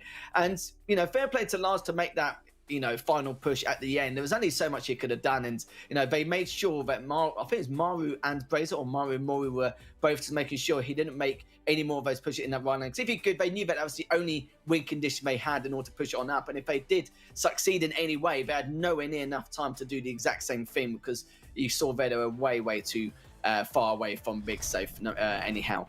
So we're going to go into this second game. Totem are currently up in this set, as already Equok is going to be in that right lane with the Nani, and Nadine is sticking with the Piper, and Lars is sticking with the Crow as well. So he's actually switched lanes here, but Maru's obviously rocking that Crow as well. We're going to see what can be done here. Bray's actually come up with the Brock as well, and you see Equok just wanted to make that push now onto that right lane. He realised there's an opening. They've actually pushed all the way back here and given center control to Big, but I don't know how long it's going to last for, considering how weak Lars is. Very interested to see Soydebress's change from the Sprout over to the Brock instead of going for the Piper obviously being available and working very well for Nadine here. Nadine actually missing to say that. Commentator's curse, missing the double shot to Mari and actually getting sniped down by Mari, and that's going to put the pressure on them now. You can see Mari already going to push in with the B. Does manage to land the shot onto Lars there. Equok's also pushed down on the right-hand side. He's going to get pressured, and Mari wants to just get that damage down onto the safe. Should be enough. There we go. Just that single rocket coming out from Soydebressa, making it work. And that's about all they needed. Mari's going to get finally sliced back. And now Big to put the pressure back on. Well, on a map like this, every little helps, down to 92%. But I think the biggest talking point of all is just how much center control Totem have had. I just feel like Big is just always on the back foot. Even after this engagement, yeah, sure, they'll take it. But watch how Totem respond once again, just keeping him at bay. Lars has already taken way too much damage. Maru's taken down Equok in the process. Lars trying to get back on that right lane. And this is where Totem normally have better map control overall. But saying that though, Nadine does come in flying, does manage to take down one player from Totem. Maru just trying to stay alive. Mori trying to do the exact same thing. Brazer just trying to keep him back in the center, gets rid of a lot of those bushes. Nadine's going to stay alive, pulls all the way back on 448 HP. And Lars still just firing back, making him keep him at bay in that right lane. But Big, once again, just losing control very quickly. Soydebressa's got that super. It's absolutely going onto that safe. You know it is. And that's really the Big safe run. As I say that, he doesn't. He actually tries to get Nadine with it. That didn't work out well for him at all, but it doesn't matter. They have to push forward here, replied to him, because they've taken that damage on the back. That's what suffered them. They've got 10 seconds to go. They just need to push forward and try and get anything down. The single rocket is not going to be enough. And Big will take this second game in the set and even things up here. And I can't really tell you where it went wrong. I 100% don't agree with the Brock pick this time around. I'm really surprised they went with it. I thought, obviously, the Sprout obviously worked better in the last game. But if you're going to switch to one of those long range, I don't understand why you didn't go for the Piper. Maybe he was expecting a different composition. I'm not really too sure. I couldn't really imagine Nadine switching off the Piper to something else anyway. So you make a really valid point. And, Nadine's very, very good on that Piper. There was a few great shots there from that replay, from that last clip. It just, just a small flavor of what we actually saw from Nadine. It was just remarkable in terms of his projectile placement and his prediction in terms of where they're going to go and how to take him down. And even then, I still find it quite strange that Big didn't have a huge amount of map control, but when they did have a smaller map, they managed to try and get much of the objective done as possible, which is the main thing. And you saw there, I still feel like Totem have more of the map possession, but really struggled to do anything with it, because Big had a very good defense as they were making some initial pushes here and there. I'd love to pick... I'll get Ark on the case. We'll get Ark on the case. He's got all those little players. He knows. I'd love to know why Brock has started to creep more and more into the meta. And I was just having a dig in the old patch notes, and I was like, I don't remember seeing anything. And sure enough, I don't see anything that came in there. And yet we're starting to see Brock more and more week in, week out. So he's definitely creeping into the meta, and I'm just wondering what has brought that about. What was the change that's made people start to play Brock more and more? Because I always just feel that the projectiles are just a little too slow, as opposed to Piper. You can sort of catch people off a little bit more. Yes, obviously you get that splash damage down there as well, and I could fully understand if he was going to use that super and get it down onto the safe, and that's what I assume he was looking to do, but actually didn't. Whether he missed or not, I don't think he missed. Like, there's no way these players miss, especially with a super like that. It doesn't happen. Yeah, it's like, you know, not being able to hit a barn door or something. It's like not like you can't miss the target at all, can you? Especially with the range it has. Well, not the range, but of course the blast radius afterwards. But yeah, we'll see. We'll see if they stick with it. I'm not too sure if they will. I think it's more situational in terms of the scenario you put yourself in with the Brock. And it looks like he didn't really put himself in any kind of scenario which will give him help in hand. But we are going to go into the final game of this set. It is set number 3. It's currently tied up both in set and games. And now already actually going to switch into the stew for Brazers. So, you know, you're making that point earlier on. And Maury's actually whipped out the Piper as well. So I'm not gonna lie, you weren't wrong. You weren't wrong. I was just trying to figure out exactly, you know, why he brought it out in the first place in that second game. No. Curse made a very good point. I didn't say it was back in meta. I just said he's slowly creeping back into it. But as Curse pointed out, he didn't actually hit the same ones with the Brock. So yeah, technically not back in meta. I completely agree. Which was why I was confused that it came in. I was actually expecting the Piper. I was very confused that we did see it. But now they have switched back over to the Piper. So this is more what I was expecting. But I just love to get in the mind of the players of, like, obviously they had a reason for going with that pick, and I'd love to know what it was, and I was just trying to figure that out. But indeed. Anyway, great start from Big. Basically, we got the naughty Nani around the side. This is always the problem with Nani, is that when he does get around the back side of here, it's a pain in the butt to clear out, and he's done a fantastic job for Big. Absolutely. Down to 13, sorry, dropped by 39% already. Moru takes down Lars. Brazer just trying to stay alive for, God forbid, if he's actually able to in that left lane. Nadine's still trying to clean him up just barely. You know, not got the angle he initially needs, but it doesn't matter though, as he does take him down eventually. It took a little bit of time, but it's going to be okay. Looks like the composition doesn't seem to matter. The composition's really big and just able to step things up here. As Equat takes down Mari trying to keep him back with that Piper, but will he be able to? Those Nadine's hitting shots for days here, as he does manage to. Oh, you can see as well, Brazer just trying to push on up as well, but it's looking very tough. It already down to 50%, and they haven't really got much time to work with. Nadine and Lars do get 2 initial kills, but Lars in that top left center is going to waste so much time. Look at that. It's time to force 2 players to actually go on in and clean him out. That's not something they wanted to do, but that's definitely something Lars wanted here. Nadine takes down another. Will he take down Maru as well? Oh, he missed that first shot, but he's already putting the pressure on anyways. Equox on the top. You can see just putting on more initial pressure here, D-Man. There's only 12 seconds left remaining. Yeah, they absolutely have to push him with absolutely everything they've got. Doesn't look like it's going to happen. It's going to simply play out and run the clock down. This is going to be a job done for Big. They're going to be taking it 2-1 here, as Maru and Soy de Bressa will come in just simply too late. So, Big take this one. The gamble didn't really work out for Reply Totem there, so we'll see what they can do. Where are we moving on to next? What is the next map in the series? It is going to be a hot zone. It is going to be a hot zone. I can see that, but I can't see the rest of it. It's going to be split. Yeah, so split hot zone. We'll see if we can tell the tale between these two. Big responding a lot better this time round. It's strange because I saw this composition from Totem and I was like, okay, this should be able to work okay, because there's a lot of, you know, individual ability and game sense with those brawlers as well. So I thought, okay, this should be able to work out in their favor. I think mechanically they can outplay Big, but I personally thought completely wrong, considering I did say as well before this match even started that Big also have some great individual players. Like normally you'd think Nadine straight away, but Equal's actually done quite well on a lot of these occasions as well, and Lars is supporting very well on a number of occasions here. So it's just all coming together for Big at the moment, but we'll see what happens coming into this 4th set. Like you said, it's going to be split hot zone and see if we can separate the two. Big could come out on top and maybe start a match point going. Yeah, I mean, obviously there was questions. Equat came in, it was Sugar's not he replaced, right?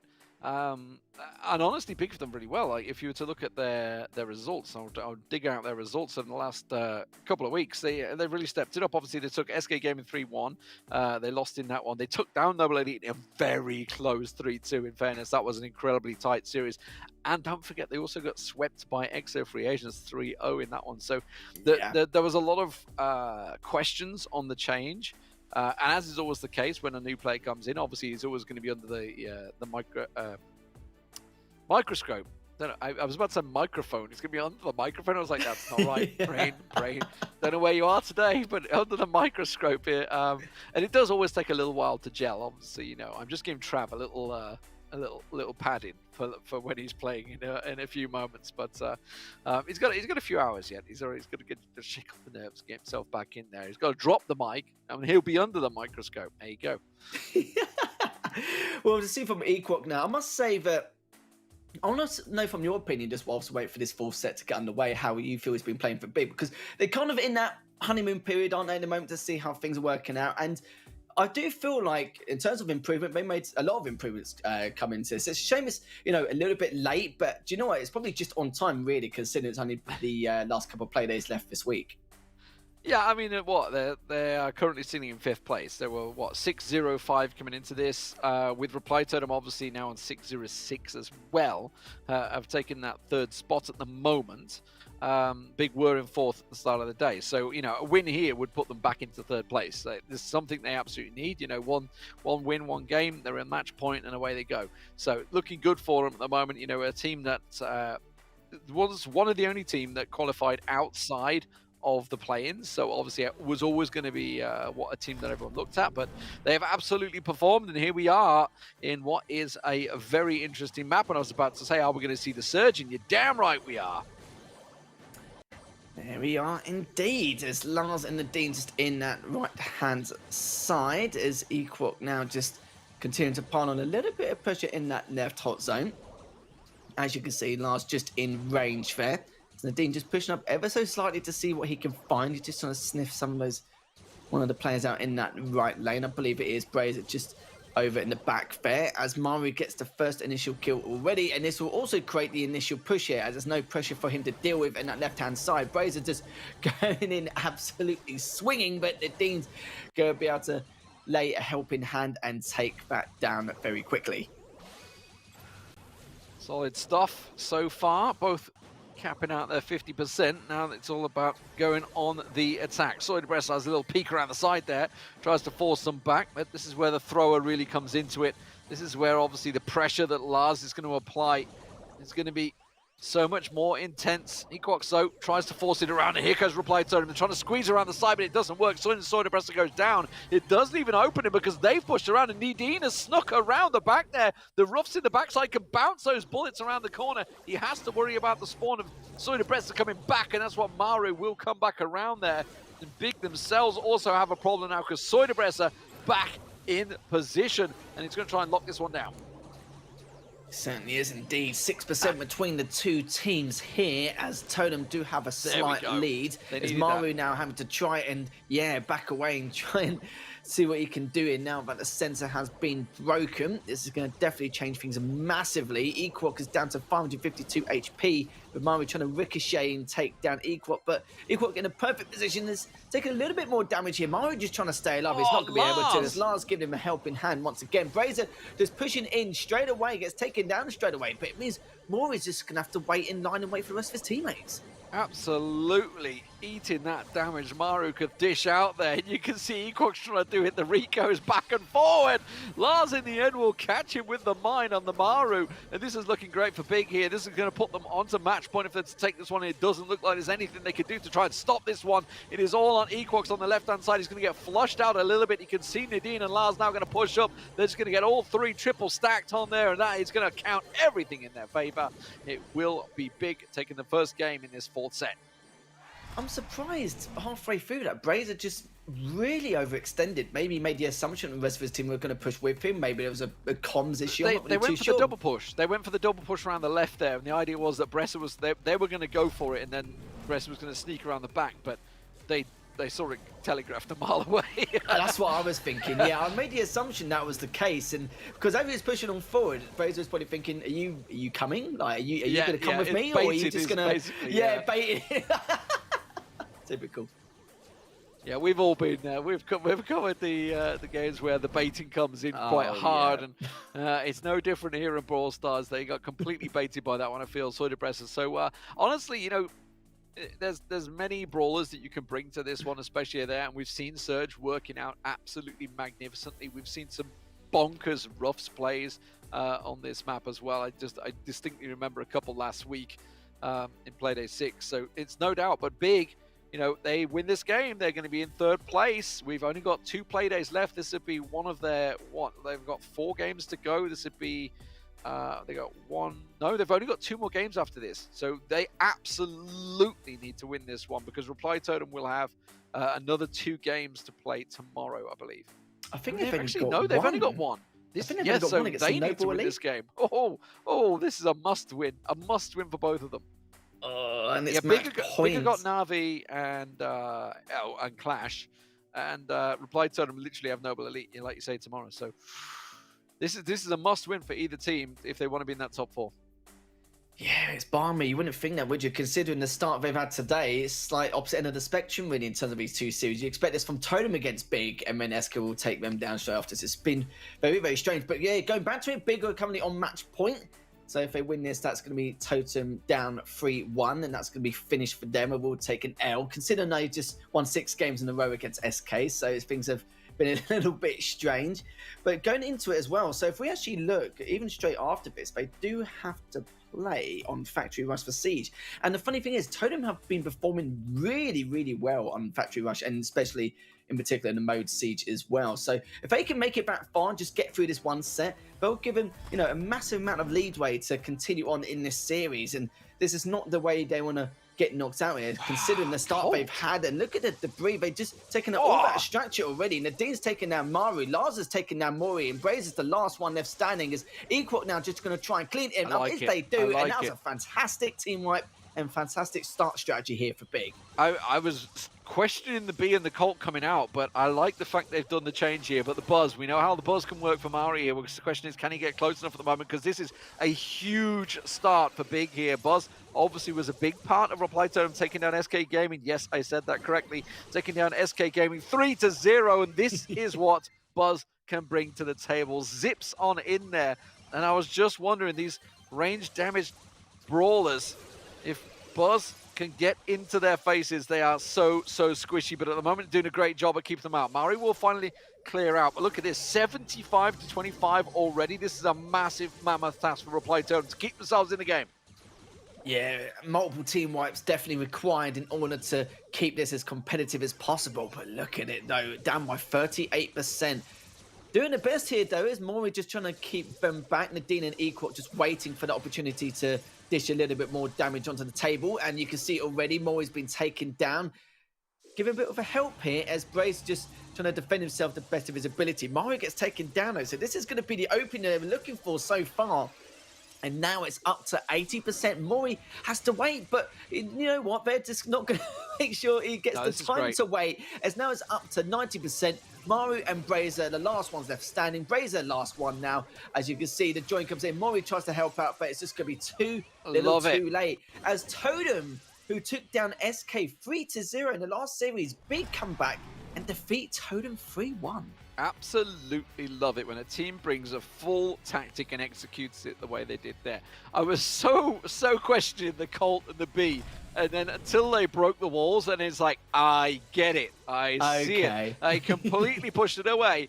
And you know what? While Buzz can get in, the fact is, he was banking on the walls still being there, right? And if that was the case, the Buzz would have been so strong in being able to occupy it. That's what he was looking towards, to try and keep them out there. But the fact is, they just said, no, we're going to keep you at arm's length. You are going to be kept completely away from us, and you're going to have to fully commit if you want to come in. And it just absolutely shut them dead. So brilliant work from Big there. 3-1, a must-win series for them. And now they can obviously look towards next week and think, okay, well, we've just got those big games. We've got Navi later tonight. That is a win that they absolutely have to pick up, and they could be securing themselves that 4th place or top 4 tonight. They really could. One thing I'm happy about, D-Man, is just the fact that they didn't ask for our predictions, because I'll definitely be going 0-2. I don't know about anyone else coming into this, because I think we would have done, SK then Totem. So, yeah, absolutely. But, yeah, that's the second match over and done. We've still got 5 more left to go. So, guys, do not go anywhere, as we'll be back in just a few minutes.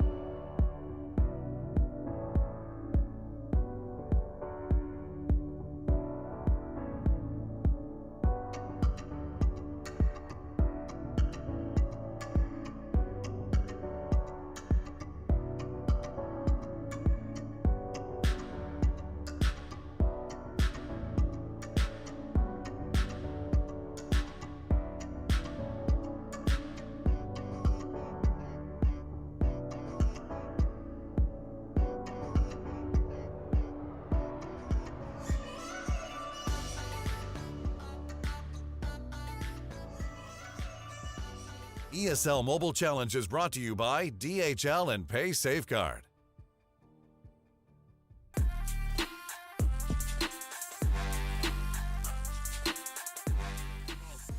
Welcome back, ladies and gentlemen, to the ESL Mobile Challenge, Brawl Stars here in the European and MENA region. Ark is back. Ark, we're back. How you doing, buddy? Have you managed to recover from the 3-0 sweep over SK? Have you got over that one yet? I don't know. I'm still kind of looking at like my camera now. It's a bit blurry. I don't know. It's been a bit of a weird day, isn't it? Honestly, I think that anything can really happen at this present moment in time. And I mean, that was a really, really important win as well there for Big, and just goes to show how every game matters. Well, obviously, next matchup, Noble Elite coming into this one, totally needing a win as well. You know, we're talking about it. It's a must-win for everyone these days, but Andre, John, and Melanie, they have started to turn things around a little bit, starting to look very close from, obviously, the win over Navi at the end of last week, as well as their win over Tribe, which they swept aside, and incredibly close matchup against EXO Free Agents. So here they go once again into this one. You know, after that 3-2, which EXO Free Agents coming into this, that, you know, it was 1 second. 1 second was the difference to them winning the game over Reply Totem. I know Kirst has been in chat and he was all, you know, chill and calm about it and like, yeah, it's all right. But we know behind the scenes they were going mental. They went 2-0 down, had to reverse sweep it. And this week, I got to feel they're coming into this one with a point to prove. Yeah, Kurtz likes to talk. I've known him pretty well over the years, and yeah, he definitely has always does have something to say. The bans for me, Bell on both sides. I think it's kind of interesting just to kind of see how both sides thinking that same brawler deserves to be prioritized. El Primo and Poco, okay, so no buzz. But then again, we were discussing before coming on that it's kind of a bit map and mode dependent also, so there's that to be considered. Absolutely, definitely going to be looking at a close one, we'll see, with Super Stadium, Julian Beetles, Snake Prairie, Hot Potato, and Double Swoosh. if we need it. But we're starting out in the Brawl Ball, and that's what I love to see. So, Super Stadium. When did we last have Super Stadium on your screens? Would have been last week. We've not seen it today already yet so far. We've not even touched Brawl Ball yet because the first game was over so quick. Sneaky Fields? No, it's not Sneaky Fields. Super Stadium. Super Stadium. There it was. It was the last game. The last game Noble Elite would have played it against Navi. And I want to test your memory because you were casting that game. What brawlers did they bring out? Oh, do you know what? This is the thing about Navi. It's like, I mean, in Navi, right? Yeah, Navi team that- against Navi, yep. I can't remember off the top of my head. They like a lot of their long range brawlers, and they also like a lot of their sort of brutes. Can you remember yourself? I cannot remember. It's been a long week. we both covered that game, and I can't remember for the love of God. I think that was an incredibly long day from what I remember, and obviously we had the 3-2 that went. I think we ended up at like 1 a.m. yeah. wasn't it? It was like Yeah. I think the match was meant to start at 11:30, ended up starting at about 1. So it was a long one, that one. But Yeah. yeah.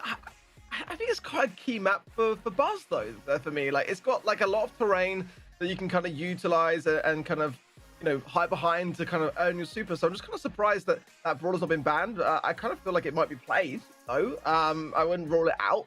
I mean, dueling beaters as well. I gotta feel like State Prayer as well. There's a fair amount of options here for Buzz, and we have seen it run a little bit riot. Not necessarily in the last series between Big and Reply Totem, but obviously against Reply Totem and SK, it was kind of key. Well, we have mirrors, isn't they? Let's have a look. No, it's a light. It's Ems and Nida is the difference. Obviously, both using a Sprout and the Barley. So, fairly similar. I tell you what, Ball is in a dangerous position right now. If one of these can get picked off, and I'm looking at you, Cursed, if you get picked off and he is being bundled further and further back, that's a quick and easy shot. You can see, obviously, the Overgrowth already being thrown down there. They're trying to keep some Bentley away from this one. It doesn't work out. They knew that Melanie was going for it. Andre gets blocked out. Some Bentley throws down his Overgrowth, and they're going to have to back away. And a little throws to the wall, though, there to try to get that shot off onto Sun, but that was a very, very close run-in. I think EXO had to be very composed there under pressure and did well for themselves. Let's see what happens now as Noble Elite trying to bring up the ball again to get themselves into a similar spot. I do like the Ems pick. I feel like that is definitely going to be a troublesome thing, potentially on the Noble Elite defense side of things, if EXO do continue to push up here. John also on the left will need to get his Bruce Bear in. That will probably be something which throwers like Sun, Bentley on Sprout might struggle with to defend. So yeah, definitely Noble Elite now under a bit of pressure themselves, and have got to start responding to it. Sunbun is looking to try and move that forward. Curse trying to get the shots onto Melanie and Andre at the side there on the Barley. Not kind of working out. Some Bentley does get picked off. That's going to open the field. Melanie's actually just going to rush straight through the middle. They're pushed off on the right and left here. I reckon he could have gone through, but not going to happen. Obviously, the respawns will come through. And Curse going down is going to give the field back to Noble Elite. But still, 30 seconds to go. Neither really gaining too much from this going into overtime. I think they've been pretty even footing. It's going to feel like what would happen if they brought a Buzz, and this is a dangerous position, the shot's on. Either way you look at it, for Melanie now in the middle. From Curse, it's not going to connect except for a little few shots into John there, but Melanie can get this ball surely over to Andre, and that... Oh! On the line! Son Bentley, just before going down, must have laid that out, and now we'll open it up for his team. Bruce is doing a lot of damage though on the defensive. This is not over yet. Shot, easy. And managed to get shortest in the left. Yeah, he'll shoot. He will as well score. Fantastic stuff there. Noble Elite picking themselves up a quick early goal. I said quick early goal. It was overtime, so it wasn't really that quick, was it? But compared to some games we've had, you know what, they got there in the end. But actually, pretty even teams overall. The Nita we've seen a lot of, certainly on Super Stadium. Absolutely a brawler that can work there. And both teams obviously coming with very much the same goal.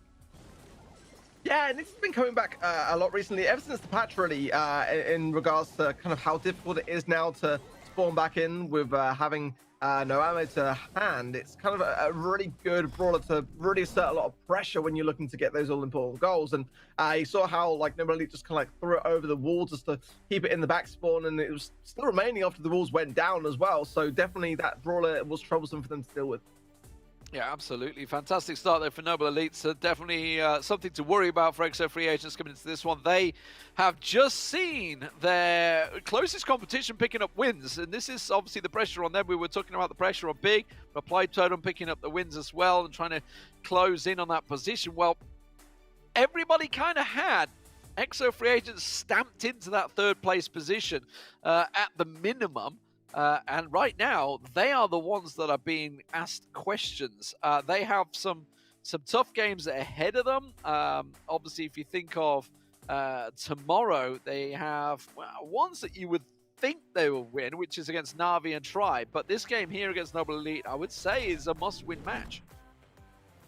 Yeah, I mean, especially after Big, got the win over Reply Totem. That's definitely changed things a lot because I think in terms of points now, they might be then tied up against EXO free agents. They need to make every game count. Every team in this kind of level of the leaderboard needs to make sure that they capitalize on every available moment. You really cannot take any chances when it is this close and the players are all as competitive as they are in this region. Elite coming back in then, trying to get the ball through to the right, or actually going to go to the left. Someone will be able to block that off though. Ooh, bit of a miss wall though. That will allow John to still sneak through and assert the pressure that he is continuing. But at the moment, healing coming in as well from Andre just to make sure that they can really use the most of this middle area. That's definitely gonna be a troublesome thing for Whitey as well, and John getting really up close and personal there as it makes much more sense to do so. Ems will struggle at that kind of range, so that makes a lot of sense to me. And again, we're seeing Noble Elite in this exactly the same position. Absolutely, Melny with a chance. The shot! Oh! Son Bentley taken down on the line in such a clutch moment. The ball just trickles over. Oh, my word. I didn't expect that shot to come in after it. That was a great observation there from Melny to make sure that that moment was seized and capitalized on. Now the pressure really is on, because if nothing changes now, it will be the first set going the way of Noble Elite, and that is definitely not the start to today that EXO free agents were looking for, but still plenty of time for a return goal if they can just make a couple more of these opportunities happen for themselves. John kind of low here, and while he can pop Super knees, he probably might want to consider doing that. He wants to stay in position. Ultimately, the time is ticking here. John though, so low, and I guess Whitey went down the bottom left there. This is going to be a good spot, to be fair, for Noble Elite, because ultimately Melanie can lock down with the wall. Curse, though, is a threat here with Super. Look out for the last call. 30 seconds remain. There is last call going down, but you can see with Melny there, the overgrowth basically keeps that ball safe for an extra 10 seconds and buys all the time they need here. Just 15 seconds, not a great deal I can do about this one, I don't think, and this one should be in the bag. Overall, there's the overgrowth once again. I think that's some Bentley actually threw that one down as well, but that's job done. EXO free agents backing away. They're going to find themselves 1-0 down. Kind of surprised, really, that EXO free agents didn't change or adapt towards the needs right there. I think that one works really, really well on this particular map and was giving them some issues, and it just didn't seem like to be that synergized. I do like Sprout a little bit, but I feel like there's better options, and Sprout has got a lot of weaknesses. Obviously, a lot of strengths to be able to shut down the size and the walls, and it worked out well for Noble Elite. But ultimately, yep. I feel like if EXO had gone with something to counter that, then I think Melanie would have had much less freedom to kind of utilize the map in the way that he did. Not too sure about the comp for me. I honestly was expecting a B to come out in the second matchup. That's what I was expecting. I understand the throwers. This is definitely Super Stadium is one where the throwers can work very well. But I expected once they realized they were bringing the double thrower, it's like, okay, you either go for a bruiser to get in their face or someone like a B that could just quickly snipe them down. But that wasn't to be. Wasn't to be. It wasn't on purpose. We're going over to Julian Beatles next, though, and this could be a very different game, obviously, in the hot zone. Yeah, absolutely. Definitely. I feel like this would probably cater more towards EXO free agents, and you can open up the map a lot here as well to kind of give yourself a bit of an advantage going in. I think this is going to be a more longer range affair. Both teams did ban the bell, so they're obviously sort of valuing that brawler particularly well here. I feel like this is the time to kind of like steer away from the throws and kind of go with something with a bit more impact, a bit more connection. You know, like you rightly say, B would be a great shout here. Maybe Colts to break the map open even more. I know that the Exo Free do kind of go towards 8-bit every now and again. Not my go-to, but just something that I've noticed that they kind of have been bringing back a little bit every now and again here. I think Amber wasn't banned as well, right? So that could potentially be one that's on the cards here. It was, I think, from memory, Double Bell, Primo, and one other. Now you're making me look, aren't you? Now you're going to make me look. I've got the wrong mouse. I've got two computers in front of me, and I don't know which one I'm grabbing. There we go. It was Poco.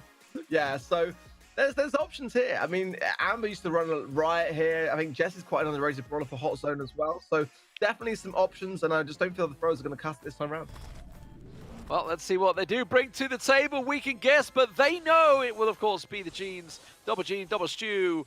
And, okay, we're getting the old Freeze Boy coming through. Let's see what Lou can do. And against the Colt from Cursed, okay. I like the Colt. I really do. I feel like actually this is going to give Exo Frisians the edge.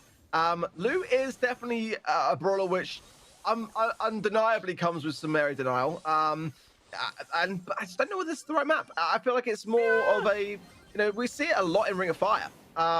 We saw it here last week, I'm certain. Yeah, I will check my records and find who we played, but I feel like we had a double Lou on this map last week.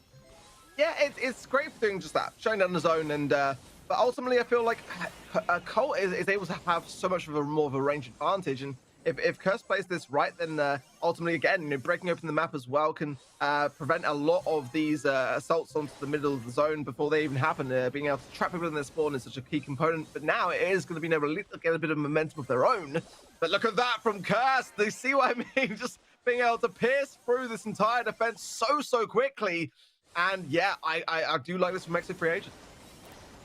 It was Double Elite. I'm pretty sure it was Double Elite last week that did it. I could be wrong there, but it hasn't worked out this time around, that's for sure. Curse just getting his spray down, but John finally shuts him down, and now they have full control of the zone. This is where the Lou will really start to benefit. They can just lock down that big freeze zone and keep Exo Free Agents away, and this is a real problem now with that grass really being the only cover for them. A big grab, the magic hand missing there from somebody. You just saw it squeeze on by onto Melny, and that's a real threat now as Noble Elite look to continue to close this one out. There's not a lot that Exo Free Agents could do. They don't have an answer to that big freeze zone that's keeping them at bay. The magic hand comes in, gets YDE. It was traded with Meldy going down, and now we'll see where that can hold out, but there we go. The super comes out from the Lou once again. It locks down the zone, and it will be Noble Elite absolutely turning it around and making it their own. It just lacked the composure. They had such a great start as well, and as soon as that magic hand missed, it just felt like everything kind of deflated off the back of that. Had that connected, had they had the momentum going in a little bit to focus a little bit more one by one as opposed to having to deal with all three of Noble Elite at once, I feel like they had what it took to make that work, and yeah, just not able to hold it all the way. I feel, honestly, the biggest part of it was once the walls had broken down, it actually opened up more kindly for Noble Elite than I think Exo Free Agents wanted. They obviously wanted it down with a Colt in there. You want as much open terrain as you can, but yeah, it kind of backfired on them a little bit there. But we'll see whether they make adjustments, whether they bring a Lou to the table themselves, or maybe a Sprout. Who knows? Maybe they're going to bring the Sprout just to lock everyone away. Sprout can do a lot of work here. As can actually get Mortis every now and again, you know, going just completely on the aggressive and just distracting. It's not really an Exo Free Agents kind of go-to brawler idea, but Noble Elite, I wouldn't be surprised if they consider something like that. I think Noble Elite and others in this region have been experimenting a little bit with Penny. It's not my favorite idea, but it is one that can work on this map if you place it in the right spots. It can be susceptible to a Gene magic hand here and there to really kind of get it eradicated, but we are seeing a little bit of people, you know, experimenting more with that idea. Definitely some speed as well. You know, we saw, you know, in previous metas, Max having a little bit of a role here. I don't think that she's going to replace the Stews that we're seeing at the moment, but definitely something to be able to go on the aggressive. Like, you know, we saw, you know, back in previous metas, BB was a great deterrent of a lot of the pressure, just being able to go behind the flank and apply some pressure from that side of things, possibly some surge, but well, the Elite going to be stubborn, and it's going to be Exo Free Agents that are going to match the Lou idea. So that will even things out a little bit. I did prefer the cult myself, but hey, I mean, if the mirror matchup is going to work, then time's got to be now. If it ain't broke, don't fix it. That's what Noble Elite thought, and they seem to have got themselves a good start here as well. And Whitey's got a bit of work to do to try and bring this one back at the moment, because this is already a great start. There's the freeze going down, but there's the magic hand. That's the start they needed. Now Sunbenny's going to try and push on through, gets the pressure down. Andre gets popping off. They do trade 1-for-1, but it gives them zone control. Yeah, you can just see exactly that, just how effective the gene pool really is at just getting rid of the momentum and just slowing the pace back down and taking back that precious time to get the zone under control. And Noble Elite now trying to match that same idea with a nice pull from Melny, and now John coming back into the mix, and you can see how the flow just goes back in their favor with the 3 versus 2, but then the magic hand again on the side of EXO Free Agents, and then the momentum has just ceased in its tracks. And that's what EXO Free Agents have got to do better this time round, is keep hitting those pulls and keep getting that momentum back into their favor. Yeah, he couldn't really miss the grab there onto Andre. He was froze solid in the spot. Curse gets plucked out. The dust stew going down. That's a real problem, because they obviously way more mobile on the left-hand side there. Whitey, as I say that, plucked from downtown, Son Bentley just takes him out of the picture and gains control once again. Much, much better. I feel like EXO Free Agents are working much more as a team, but the scoreline is very, very close still. They can't afford any slip-ups. And as I was saying that, Noble Elite is starting to bring it back with all 3 members in the middle. Melny just about missed that, but that was a close call. Whitey popped the ice block just for good measure. Also, 10% is all that's in it. It can really go either way at this moment in time. John coming around the side, gonna get one down. Melny gets Curse picked off there. Whitey will trade there with Andre, but you can see they get the super down. The ice block is in, and John is popping off left and right. Somebody comes back in, but is instantly taken down. The magic hand pull from Melny makes it work, and Noble Elite would take it 2-0. And EXO Free Agents once again are being asked, can you sweep us? What is going on today, team man? I mean, this is so reminiscent. Is it me? Is it me? I'm starting to feel like this could be me. My word, this is just crazy. I mean, again, never taking anything away from Noble Elite or any of the teams that, but you know, we have to look on paper as to, you know, what teams have been capable of in the past, and their track records. Again, you know, this is the team that are made up of, you know, all, you know, world finalists. You know, Curse, Whitey, and Sun Bentley have all appeared on the world stage in many more than just the 1 year. So it's just a big surprise, and the time is really starting to run out. EXO Free Agents have got to turn this around in this 3rd set, or this is going to go the way of Noble Elite. Well, for Noble Elite, they're 4-0-6, so a win here would be absolutely magnificent for them. That would put them on 5 wins. Now, obviously, that would put EXO Free Agents on, what, 6-0-6, with Reply Totem hot on their heels. We were talking about it last week. We've been talking about it for weeks all the way through. That top 4, those 4 positions are going to be crucial. And we know that SK, I say that, I got to run away along with Clash as SK got swept 3-0. If you missed it already, where were you? Where were you? You missed the start of the show. We have a cracking start to the show. 3 of us are on there. We're all talking about it. But if you just joined us, you know, EXO Free Agents, they had to reverse sweep last week against Reply Totem. They can do it. We know they can do it. But do they have to do it every week? Yeah, I mean, that's the thing. And it's not really a position that you ever want to find yourself, because can it happen? Absolutely. Have we seen it happen? Yeah, of course we have. But, you know, it's the pressure and the unpredictability of that scenario, and you've got to be able to sustain it over time. That is something that I've got to say that EXO Free Agents are very good at doing. But again, they've had a recent roster change. Noble Elite on the other side are kind of, you know, a bit more stable in that sense. But, you know, again, all made up of fantastically you know, experienced players on the side of EXO Free Agents. Ultimately, at the moment, this is a map which could cater to their situation. It's one that has a lot of unpredictability, a lot of places to hide yourself, but you've got to be able to bring in the goods. Oh, Melny absolutely makes it work. Oh, Whitey gets away with absolutely nothing there, but saves the bacon. I love the Rosa pick on this map. I've always liked it in there. More traditional, I would say, for EXO Free Agents with the bow, the piper, and the tower in there. So more of a traditional setup, but I do like the Rosa being brought out by John, and it's made them work so far. Andre obviously being that front man on the bow just to try and keep them at bay. But once again, John's going hunting. I agree. I like the Rosa. It can be susceptible to a good cycle from Atara, so Curse has got to be on point here, especially as John's thinking about it. He's got to use it defensively to suck him back. He does so very nicely. So the support as well from Sun. Sun jumping away. Curse staying alive here. So important. But the stars still remain on the side of Noble Elite. 1 star, even a tie with a blue star in their favor is all they're going to need. And this is looking closer towards why he just takes so much damage on the left. And that's not great for EXO Free Agents because they're going to need to have full HP going into this push.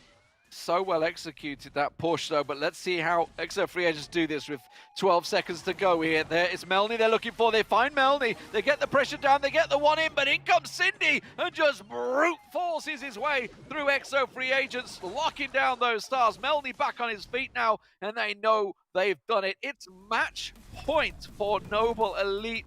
Is it reverse day? What is going on? And again, I always reiterate that this has happened every time I've been casting. Today, I feel partially responsible for this at this moment in time, for whatever reason. But, I mean, you know, Noble Elite are playing better. They just are. They are going in with the right ideas and focusing on the right people at that turning point towards the end. I mean, that was a great escape there from EXO Free Agents, but definitely a couple of mistakes leading up to this moment in time. I mean, you know, it was a great choice of going with the Rosa. It allowed the pickups to be able to be applied with more brute force, and sometimes that's a good brawler to have going into Stinkberry. I don't know whether it would be the same choice that they have going in this time round, unless EXO Free Agents are kind of thinking about the idea of matching it.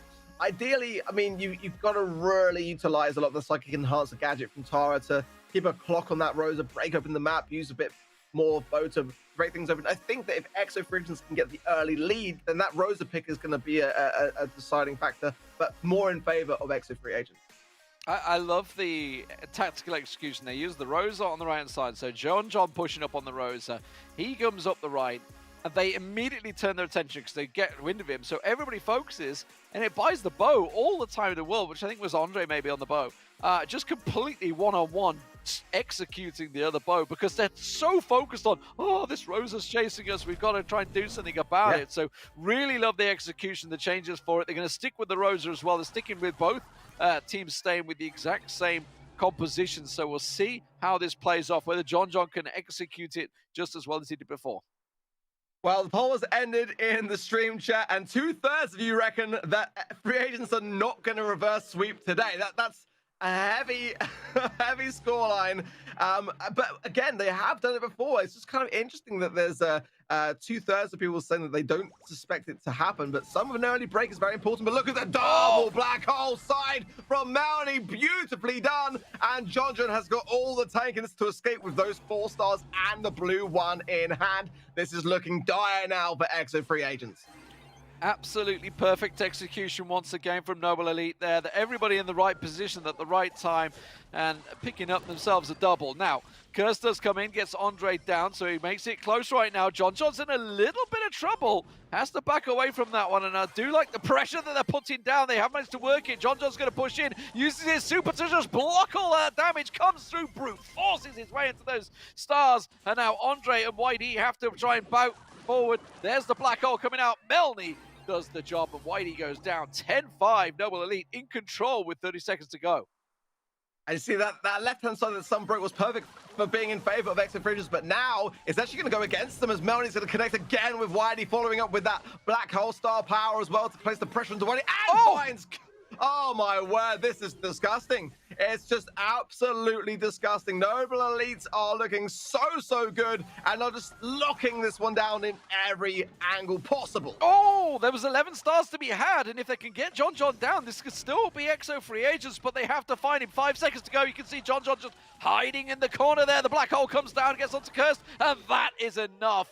That is Noble Elite closing out the series 3-0. What is happening today, Arg? It's all over the place. Everything is just, I mean, just forget about everything that you think you know, because today is showing that you don't know anything. Today is just so unpredictable and at the perfect time for the competition because everything is so close anyway that this is just going to completely just blow open all expectations. I don't even know what's happening right now. I hope that Harry's got to like put his slice of pizza down because he's back on stream quick. I don't know. I was dunking the pizza in there or what. I was going. Anyway, we're going to a break, and I tell you what, AC Milan Clash, you better watch out. Noble Elite are coming for you. That's after the break.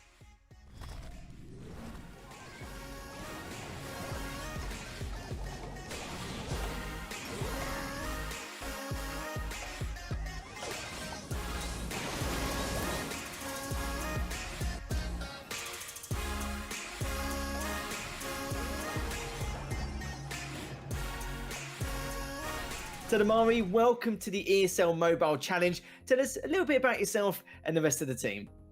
Yeah, first of all, thanks for having me. As I said last time, my name is Tadamari. You can just call me Tado. That works for me. Everyone calls me like this. And I'm the coach for the team Noble League. Now, let's talk about the first half of the season. So, first week wasn't so good. Second week, really good. Completely night and day difference. You guys looked like an entirely different team. What changed in particular? I mean, first of all, I would say in the first week, we were playing against AQM, SK, and XO, and against like a lot of the top teams. And I would say, I don't want to disrespect them, but I think that teams like Navi and Big that we faced in the second week, they are more on our level, and we are closer to beating them. But of course, I also have to say that we improved a lot for ourselves, especially playing against like teams like XO, SK, and AQM. It's like really helped us, and like analyzing these games and testing our comms and finding out new comms in these scrims is like what really helped us. Yeah. Cool. So we weren't really sure what to expect from your team, as you had to overcome a lot of hurdles, a lot of obstacles before the ESL Mobile Challenge even began. Do you feel your team has a lot less pressure to deal with considering the caliber of teams competing? I would say yes and also no. If you look at teams like SK, for example, I don't think they have more pressure than us competing in this because we are the underdogs. We have to prove ourselves. Of course, we have less to lose than they have. But of course, for us, it's also we want to prove ourselves in showing that we can compete with teams this big. And they want to show that they can beat teams like us, and that's why they are at the top and we're not. And yeah, so I would say it's probably a bit of less pressure, but overall I wouldn't say that this pressure changes at all. No matter at which level you are, you always want to win, and yeah, that's it.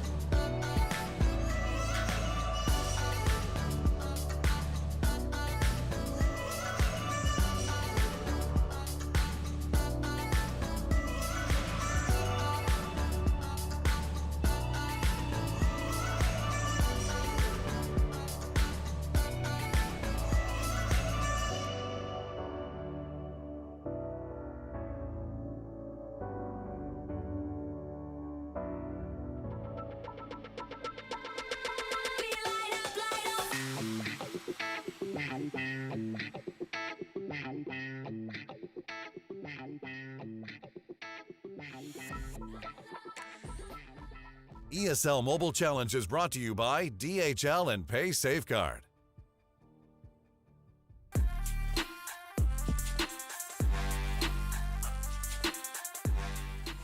Hello everyone and welcome back to the ESL Mobile Challenge. John with me. This time round is going to be Ark and we're going to have Noble Elite versus Clash. Now, Noble Elite they've been doing alright, but then again, everyone's been doing alright, haven't they? So far, if you guys have just joined us halfway through this day, we've got Totem, who actually took down SK 3-0, 6 games straight. Then Big somehow took down Totem straight after that, 3-1. And then EXO just got taken down 3-0. So, like I said before, I'm going to echo what I mentioned is the fact that I'm glad no one asked for our predictions, as we're going to go to see Noble Elite versus Clash this time round here, Ark. Exactly that. I mean, I'm not great with predictions anyway, so I feel like I've been let off lightly this month, this week rather. But yeah, I mean, Noble Elite now have got to feel decent going into this matchup against Clash. Again, it is Clash. They are top of the leaderboards. They are dominating the competition, but I mean, imagine if Noble Elite are able to do this. Andre, John, and Melny could be on to one, especially if we've got anything from today to go by. I mean, this should, in theory, be a 3-0 in favor of Noble Elite, right, Neville? It's taking the mickey a little bit if they did that. And then if we go see Clash now in terms of their roster, Kurlanan, Chaos, and Giet. And yeah, I think, I can't imagine this happening. This is like what we expected at the start. We thought Noble Elite would be the weakest and Clash would be like around second. But Noble Elite have put on like a good showing, especially today against EXO. And they definitely could, do some work around here. But yeah, it's like I said, I was taking the mick a little bit. If they do put up like a series win against Clash, and yeah, then my God, I don't know what is going on. So I don't think it could get any worse as it is, because it's been strange enough, and I can't really take any more strange. There's good weird and bad weird. That'll just be bad weird, as we're going to go through the maps and bans. As the first map will be Parallel Play, Safe Zone, Backyard Bowl, Factory Rush, and then we'll finish it off with a little bit of Dry Season. Both teams did ban the Primo, but we do have the Bell and Jean as well. Very standard, as you can see. And now Clash are going to put a stop to Noble's running here. I really like the Jean ban straight out the gates. I mean, we haven't really seen that ban today so far. So I do feel like Jean is a great one to have. It means you're able to be a bit more aggressive, which kind of caters towards Clash's playing style. Noble Elite playing it a bit more on the safer side, I would say, but with still very, very solid bans with Bell and El Primo. Again, those maps in mind, I feel like the Jean is actually a really important one for parallel plays as well, for Backyard, and as well with Factory Rush and Dry Season in mind if they go that far. So yeah, that makes a lot of sense to me. Parallel plays up first, definitely going to be having to consider then what they're going to be using, because Bell would have been a great one to have in that respect. Do like a little bit of Jesse there myself. Some Mortis would be really, really interesting to sort of utilize, but Sprout as well, one that really thrives in that particular map. Definitely a lot of options, but straight off the bat, the bans look decent to me. Do you know, I was thinking earlier on, and I used to say it time and time again a couple of months ago between SK and Clash, is the fact that they've hit a skill ceiling where they're probably one of the only two teams, if one of the other teams in Tier 1 where they put beast mode on, or in my words, if they get a little bit leery and then start going all the way through the double elimination bracket, especially on the Luda's side. These are the two teams could kind of put no, like, they're the ones who try and hold them back and go, right, you're getting a bit out of line now, you need to stop that, and then put a full-on stop to it. But what we saw from SK, they couldn't put a stop to Totem at all, and Clash could be in the same boat. We'll have to see. As Noble once again, in your words as well, they came up absolutely swinging. Andre have already made a great start already, taking down Chaos, and Melny's taken down Lenan here. And they're going super aggressive. I'll be honest, going into this matchup, had we not already seen so many insane developments today already, I wouldn't put Noble Elite down as the team to beat Clash. I just wouldn't. That's just based upon what we've seen so far. But I mean, today I am not taking anything for granted. I feel like everything has kind of been a bit more of a level playing field. Noble Elite just took out EXO free agents, and they are very accomplished, very experienced. So with that in mind, I'm not giving in I'm not giving an opinion on this. I'm just going to watch the gameplay, and already I can tell that Noble Elite are just looking very, very aggressive. I know we've had enough filth on our screen so far. We can't have any more work done here. It'll just be ridiculous. I already think the first match of the day has already taken the mick, but this really would here. As John does take down. I missed out on who it was just then. I think it was Gia, and you can see on the right lane as well, just trying to survive as best as he can. Actually, no, I think it was Chaos earlier, as Gia's just been taken down by John Ben. It's like I predicted the future, as Lenan does get the trade out with him, and now Chaos has been taken down as well as Andre tries to get that right zone. And now Gia just going to pile on a little bit of pressure here, waiting for Lenan to be able to squeeze on through. But he's got some own, well, you could say some of his own problems to deal with here. Trying to keep back Melanie. John now just doing a great job trying to keep him at bay. Melanie takes down that Chaos. Gia trying to hold into that right zone. And don't get me wrong, Clash had great objective efficiency at the start, but it's going a little bit wrong now here, as the pressure from No Bully, it seems to be much better than what we saw compared to the beginning of this match. It's a great strategy. Just ignore your zone and just go primarily straight on to the oppositions and just try to capture it as much as you can whilst laying down the covering fire and aggression. And then later on down the lines, you know, you can have someone just bring back the deficit. And that's what Melanie's job is now. He's got to maintain his positioning here. He has got the HP over IKS, but the super goes out as well. Evaded nicely. So this is perfect because they're now just able to capture both zones. Clash at the moment look like they're going to be losing this first game, and I really like the approach, I've got to say. It's something that we've seen happening a bit more frequently recently in parallel plays, but again, a map that can play out in a number of different ways. That was the perfect way to play against Clash when you start. As if they've already won the first game of the series, isn't it? That, like, even right at the very beginning, they had better slaying power just in general, and I was like, well, you know, not really following up the objective that much. And then all of a sudden, they just completely changed it. As John just playing out of his skull in the center, especially just able to distract Clash from any means of not flanking, but just trying to pinch their opponents and just keep them at bay. It's just very, very difficult. And you can see there, John's just, he was just on the kill feed 24/7. As soon as I had a little peek at the kill feed, I was like, oh, it's him again. It's him again. Oh, what a surprise, it's him again. He's just constantly appearing non-stop. It's not even the fact that he's like the Henry Hoover just doing cleanup duty. He's pretty much just, you know, able to do the damage and be able to clean up at the same time. He's just doing a huge amount of work overall with fantastic support to give him a bit more leadway there. So yeah, again, just bar me, and again, like you said, I'm just not surprised.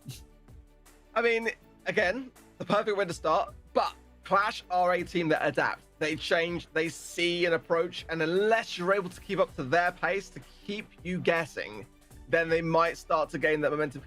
I think going back to my recollections of watching how Clash play, they tend to lose the first game, but then they very quickly find themselves, and then they remind you of who they are. So now Nobility have got to play that same idea in their mind and just keep that unpredictability, keep them guessing, keep them kind of anxious in that respect. Because, yeah, this is a different Clash already coming out the gates, and John and Andre now behind their own zone, low HP, and yeah, Clash like to respond this way, aggressive and with authority, and now with full control. Yeah, SK can also adapt, one of the best adapters on the circuit, and they lost that 3-0. But I do agree, though, yeah, adaptation absolutely key. It's early days as of yet, guys, so obviously one game's not going to turn the tide. His adaptation's a very key thing here, as already. Speaking of adaptation, look at the scoreline so far, already up by 50% nearly, and it's going to be looking very, very bleak. This could be a quick game here, as Gia just wanting to continue on going forward in that front line to deal a little bit of pressure to Melanie, but you saw there just on a duck and weave, but took a bit of damage in the end, as Melanie still trying to keep them at bay. Chaos pushing into the center. And now Lenan in that right lane. John's just trying to deal a bit of pressure on that right side. Finds the opening he's been looking for a while, but Chaos has taken down Andre. John just gets taken by Lenan as well. And Gia is trying to support Chaos to the best of his ability. Melanie just trying to keep them away, but it's just delaying the inevitable at this point. Good 1v2 there. Sorry, good 2v1 in terms of being able to clean him up and take him down. Andre is just now the last person left standing. Melanie is on the south side, but it's just way too little too late, as Clash managed to take that very comfortably in the second game of the first set. See, normality is restored in art. Normality. What we expected. It's exactly that. And Clash do this. They do this. They kind of like almost take that first game a bit easy on themselves to kind of just like see what happens if they just let the other team do their thing, and then they kind of take that information on board, and then they just turn it up a notch shift up a gear. For me, I didn't really feel like Noble Elite had that kind of Tara pick. They didn't have a brawler which is quickly able to turn things or able just to have a super and not even necessarily use it, but be able to kind of afflict movement around the map just as a result of having like the Gene, which is already obviously banned. But there wasn't that big threatening thing to handle. They kind of had like a lot of like smaller kind of ideas with Ralphs and Sprout, and none of them really kind of were able to get into their stride. And yeah, with a team like Clash, you've got to go with something intimidating. You've got to have something to your arsenal, which is really going to help apply some pressure. And without that control, they were not able to really establish. They had none of that. No, they didn't. And you're right in terms of losing the first game. It's quite common for them, as we saw signs of that earlier on. And look at this, Lenan just continuing to pile on the pressure. That's 2 of them already taken down. As Chaos and Gear have to really work together in this 2v1 to not try... Yeah, sure, they'll win that engagement, but they can't take too much damage because then they'll get traded off straight afterwards, and that's what John was looking for. And it looks like he will be able to survive, as Gear managed to survive long enough to be able to retaliate straight afterwards. Andre's very weak, and how's Gear going to approach this? He can't anymore, as Melnie's directly behind him, but the damage has already been done. Look at the objective efficiency here. Already up to 62%. Melnie does take him down, though. Chaos stays alive. And Lenan just in that right zone, just pushing John back, and Lenan does take him down. Andre looking to get the trade, does, but Chaos is just going to trade him straight back. Is Melnie down to half HP, with Jean now just pushing on into that right lane with Melnie, taking down Guille, Lenan taking down Melnie, so good trade once again, already on 67%. And again, this is the same strategy which Noble Elite were successful in the first game. So it's not like they're not able to see this one coming, and Clash responding perfectly to it and continuing just to keep capturing on this bottom left-hand side, as Lenan and Gear work beautifully well to get that takedown, a really important one. And the pins there look like they are definitely enjoying this now that they've managed to get this turnaround in motion. And yeah, I think it's Noble Elite going to struggle to get this out now. Guille is going to tick down, I think, but Lenan and Chaos is there for the support. Clash, despite the first game loss, will take the first set. Do you know what? I think, yeah, Clash is just a bit of a tease, really, on it. It's like, do you want 20 euros? Yeah, it's like, yeah, no, you're not. Like, I kind of feel like they do against every opponent. They are, there's a few words I could definitely say, but it's a little bit of a shame of a Noble Elite. They were like, oh, we could take, oh, no, we won't. Just as quick as that. And in terms of the deficit of percentages of the objective, yeah, it was a huge milestone. It wasn't even close in games 2 and 3. But you see, Clash, first game given Noble Elite a bit of false hope, and it was a little bit of a shame there, as Noble Elite couldn't really adapt in that third game either, the first set. So we'll be heading into the second set. Clash coming up 1-0, and it's like I said, normality slowly getting restored. It's just, it almost feels like a strategy at this point, give a little inch, give a little glimmer of hope, and then just dampen the dreams, and then just continue to strike when they're down, and then maybe going into the second set, it creates that kind of idea of just like, all is lost very early on, as you kind of wonder what you have to do to beat the team that you're facing. But, regardless, this is looking much more like the Clash that we know, the Clash that we've seen time and time again, week by week in this competition, and they are starting to now build up that knowledge of who they are yet again. I feel like Noble Elite have got to then match it also and just start to up their game, because they kind of took that last few games a little bit too easy and didn't kind of continue that same aggression. We kind of lost a lot of that in those last two games. The aggression that we saw coming out in game number 1 for Noble Elite just wasn't there in 2 and 3. It was definitely there this time, man, wasn't it? It was a night and day difference going into set number 2. I was going to mention what it was we could be playing on, but it doesn't matter because we're just going to go straight into it anyway. And already you got to talk about them with Gear with that Colette as well. They don't have a Colette on the side of Noble Elite, so they're looking for more of the map control and the aggression there to work around. Melnie's taking a huge amount of damage, but then again, so has Chaos, which means that Andre can pick him apart. Gear on 72 HP, dancing with the devil there, just making sure he can stay alive, which is going to be okay, but looking to try and super in onto that safe if he gets the chance. And will he be able to? Not really too sure. He's already taken way too much. As John does take down Gear. Great stuff from him, but then again, they do get the damage done onto that safe. Remember, they do have the range and they do have to collect if things get a little bit tough or too close in terms of measures. As Andre takes down Chaos, Slaying's looking okay from Noble Elite, but we need to push up it. We need to really force this match supremacy here to try and get some of that control and hold that center, because it's been all Clash so far. Yeah, man, putting down that super's kind of smart, just to kind of try to slow the advance of the respawns, because they weren't really getting enough momentum to be able to stop that in its tracks. And there's Ikeas laying down one of his own as well, just to push Melanie over to the left-hand side. But I don't know, for me, I do kind of prefer a Colette here. I've got to be honest, I'm not really sure whether the Colt is going to fare as well on the side of Noble Elite, but you know, they have found themselves in this defensive spot for the majority of the game so far. They do need to start pushing up and bringing the pace in their favor here, getting some damage in to put some pressure onto Clash they're going to have to respond to. Audrey there, yeah, one shot on the save. Can't really get anything more than that. Melanie as well is not really going to be able to do much rather than just kind of control the mid. So, yeah, I feel like the Colette may have been the way to go on this one, but still time left. But at the moment, more often than not, Noble Elite have been defending.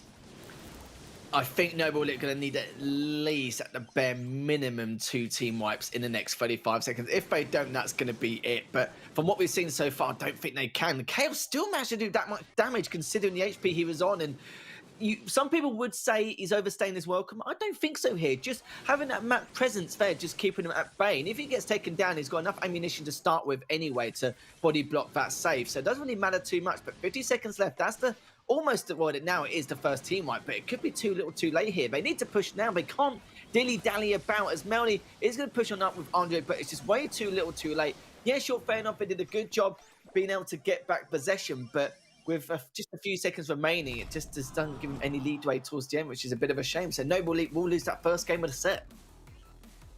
Colt's a costly pick. I do love a Colt, and especially when you're tapping and hitting those shots. It's so rewarding, but Colette is able to, you know, go in, get the super in, get the damage needed, and also come back to then start to control again.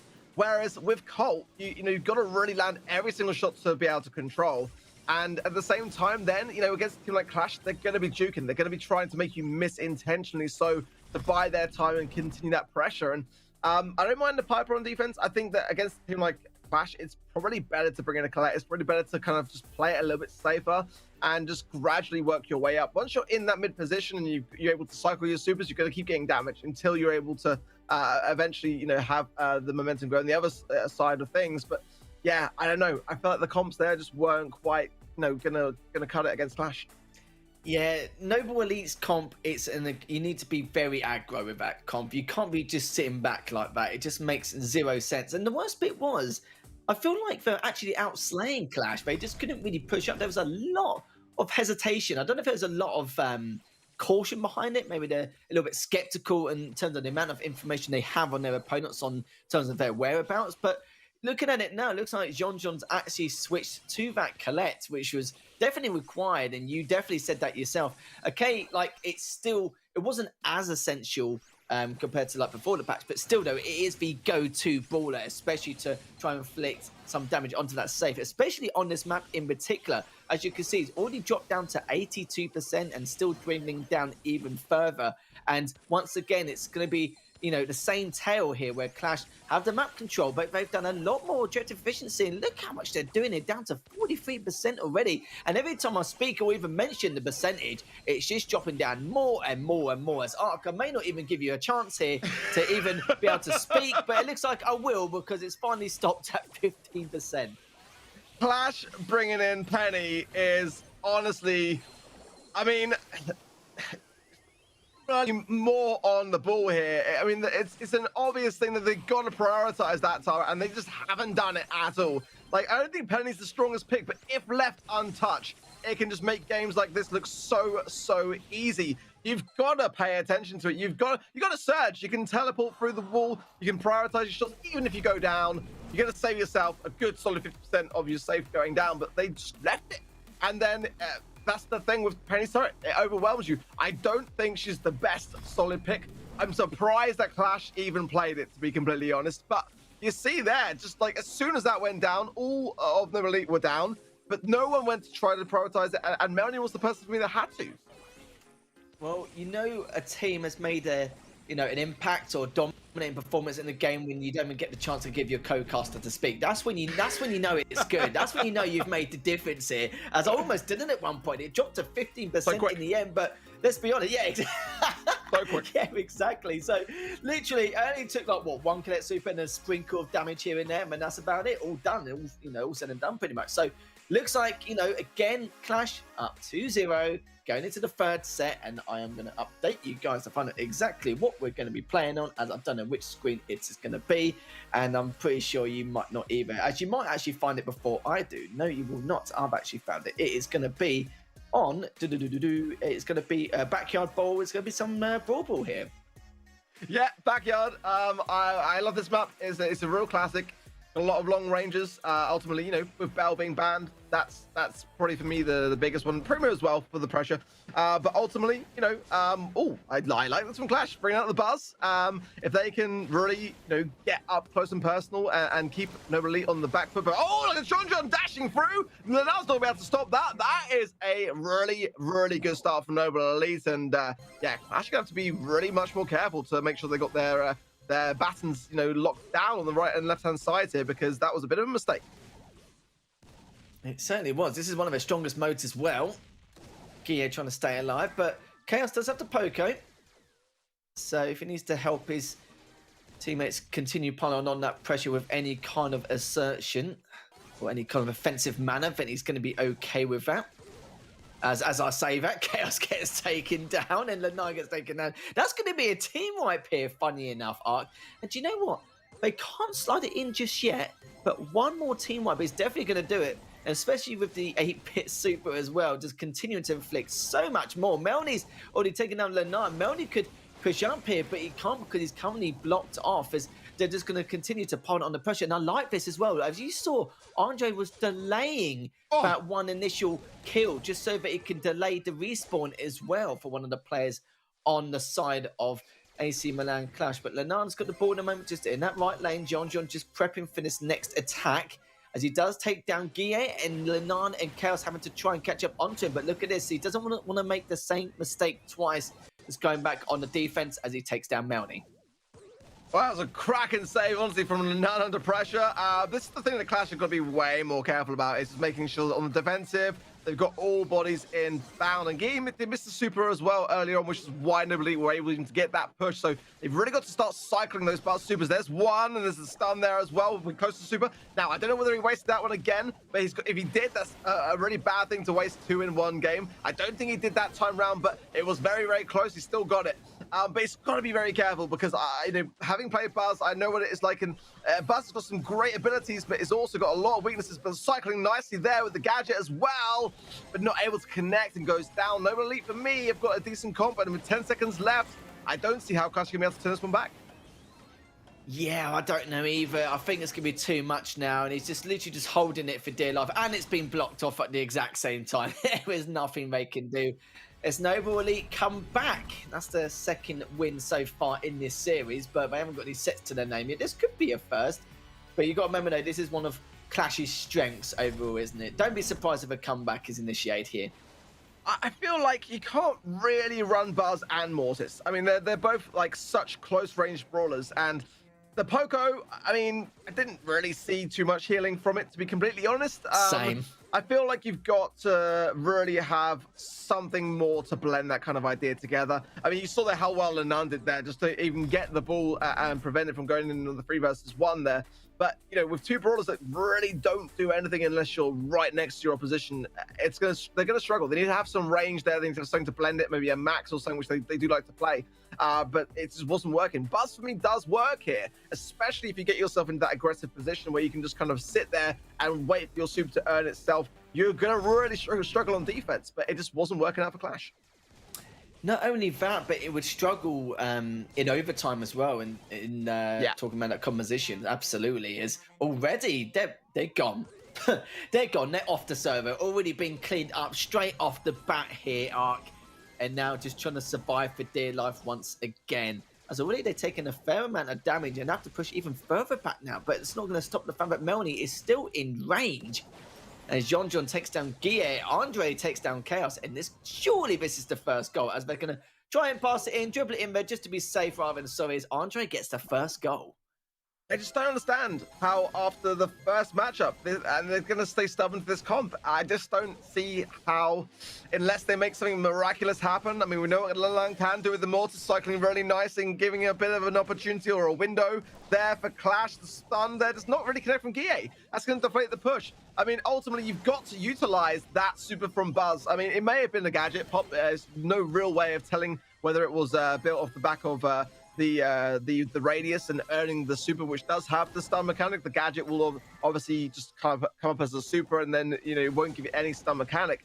But I just don't see this working out too well. It's in the current lineup, and at the moment, it's a great chance for Noble Elite to bring this one back. They've already got a goal. They've already got a game. This could be a set. It could be, depending on how they can make this composition work. But we discussed it earlier here, Ark, is the fact that this composition will not work in overtime. And if it does, then don't get me wrong, good on you. But for them, for their sake, they better end it in the next 45 seconds. But I can't see this happening because nobody already a goal in front. And they're outslaying him. They've got that range game. The Poco's just coming in, probably just to get a few pop shots off to build up his super so he can heal the rest of his teammates, which he has done. And Lenar now just, he needs to make something work here. He needs to probably wait until he can at least join that initial push. He does find something, but will he be able to clean up John? He does, as now Chaos is coming as well, but doesn't really get enough to affect the outcome. And now Clash have 20 seconds left remaining to, make something work. But Guille can't afford to take any more damage. And look at that. He's being blocked off as well. That's going to be it. 10 seconds left as they've realised they've put themselves in a bit of a bad spot there, as Noble Elite will take the first set in this series, making it now 2-1 still in favour of Noble Elite. Again, missed another super towards the end of that.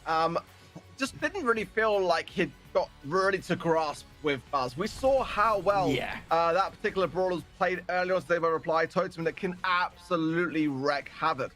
But I saw so many times him trying to use super, connected with the super, didn't miss it in that respect, but would go down mid pull. I guess it's kind of like a pull. Mid push. Get your coat. It just wasn't being utilized enough. And again, I don't understand why Clash didn't change brawlers. I mean, they were stubborn when they shouldn't have been stubborn, and that's unlike them. They're normally the team that are not that kind of way, in the way that they go about their playing style. I just felt like there had to be a Mortis or a Buzz and have something else to add it on the side, not both. And it just came back to harm them. We're going to go past that set. And you've got to remember, Clash don't really have anything to lose here. So maybe they're just testing something out in a tournament setting. Maybe. They want to try something a little bit different. But it just seemed like an exact replica. Like, you couldn't get around the mistakes they got over in the first game. It just seemed to be the same mistakes, just different game overall. And like we said before, it's not like them to lose that kind of game mode as well, especially that's one of their go-to. Doesn't make it a comeback in a series or clean up a series in that retrospect. So yeah, I do feel like you're right. Like, they're not the sort of team who would just be super stubborn and go, oh no, I think this is going to work. Yeah, I understand exactly where you're coming from. But yeah, I think if they took it, not saying they took it a bit more seriously, but if it was all to play for, I think they would have either one, they would have changed composition in that second game, or two, they wouldn't even gone with that composition in the first place. They're a team that love the mind games, and whether that was all part of it in the idea that they were hoping maybe the Noble Elite would be the ones to change, I'm not sure. But I feel like, given how the first game really did not go their way at all, and I just felt like that was the perfect time to change and to really bring something else in that was unexpected. But it just didn't work, and not even like it was close. Really, it just didn't work at all. So I was just kind of surprised. I was really surprised to see it come back a second time. And yeah, I mean, no huge surprise as to why it didn't work for the second time. We've been surprised all day, so it's weird we didn't get a surprise that time. So it was it's been balmy. So we're gonna go in for a little bit of siege, as Guille's already got that first initial kill in that left lane. Already done a huge amount of work onto Melny as well. Melny can't push up. He gave him the thumbs up to say, cheers, mate, thanks for the damage, and gets cleaned up as he was doing that. As John's just the last person left standing for his team. He will not be getting that first siege spot. The first one will be going in favour of Clash.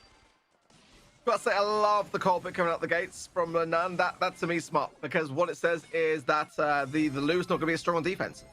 There you see as well, Audrey will be able to freeze it, but ultimately it's already connected. That's even a rarity in itself when you have a Lu. We've seen so many 100% defense, and look at the pressure that's raining down still from both Guille and Lenan. that is a solid start for Clash. Melanie connecting nicely onto G8 to clear up some stuff that is needing to be opening up on the left-hand side there. But yeah, that is a really, really big first push. And the Colt is going to be a problem here because it says us also to Noble Elite that if they want to make a change, well, we're running Colt. So, you know, what are you going to do on defense? Well, this is it, really. And they've already got a 2-bolt lead as well. They will get that second siege bot. But the main thing is Noble Elite do have a chance still with the 3 bolts going into the next one. So they'll continue to collect away as Noble Elite having to deal with the defense of this second bot. But do you know, they could maybe jump this depending on how weak this bot is. And it looks like Gear's going to push as much as possible. Only down to 40%. They definitely could do it. And of course they will. Plenty of time as well, considering how much of an impact they made with the first one. So it's going to be match point now, finally, for Clash. So night and day compared to Brawl Ball, wasn't it? Like, they were just never out of control in Siege. And yeah, maybe just, you know, with Buzz, first time trying it in a competitive setting, you know, it's not necessarily going to be a Brawl which every team just kind of like really have great results off the bat. Obviously, Reply Totem have done today. Clash struggle with it, but I mean, now they look much, much more at home. I really like the idea of running that Colt straight away, and the pressure was just always with them. Yeah, it was, absolutely, 100%. It looks like something SK would do, really. Clash, you know, looking very strong once again. They're actually not messing around this time around. I don't think it's, not that it's a problem or worry or anything like that, but I do understand why they may test out compositions possibly in a tournament setting, because you get very, very little chance. There's a massive difference between, like, for example, like pre-lanning or like, you know, having a social LAN as well to actually practice in scrims and then actually doing it in a tournament setting. It's a massive, massive difference. People don't really realize it until they put themselves in that position, which is probably why maybe they were trying to test something. I'm not too sure. Or maybe, you know, they probably were stopping. Like, it's either one of the two anyway. As now Clash are looking much, much better going into this full set, potentially final set as well, as they are on match point.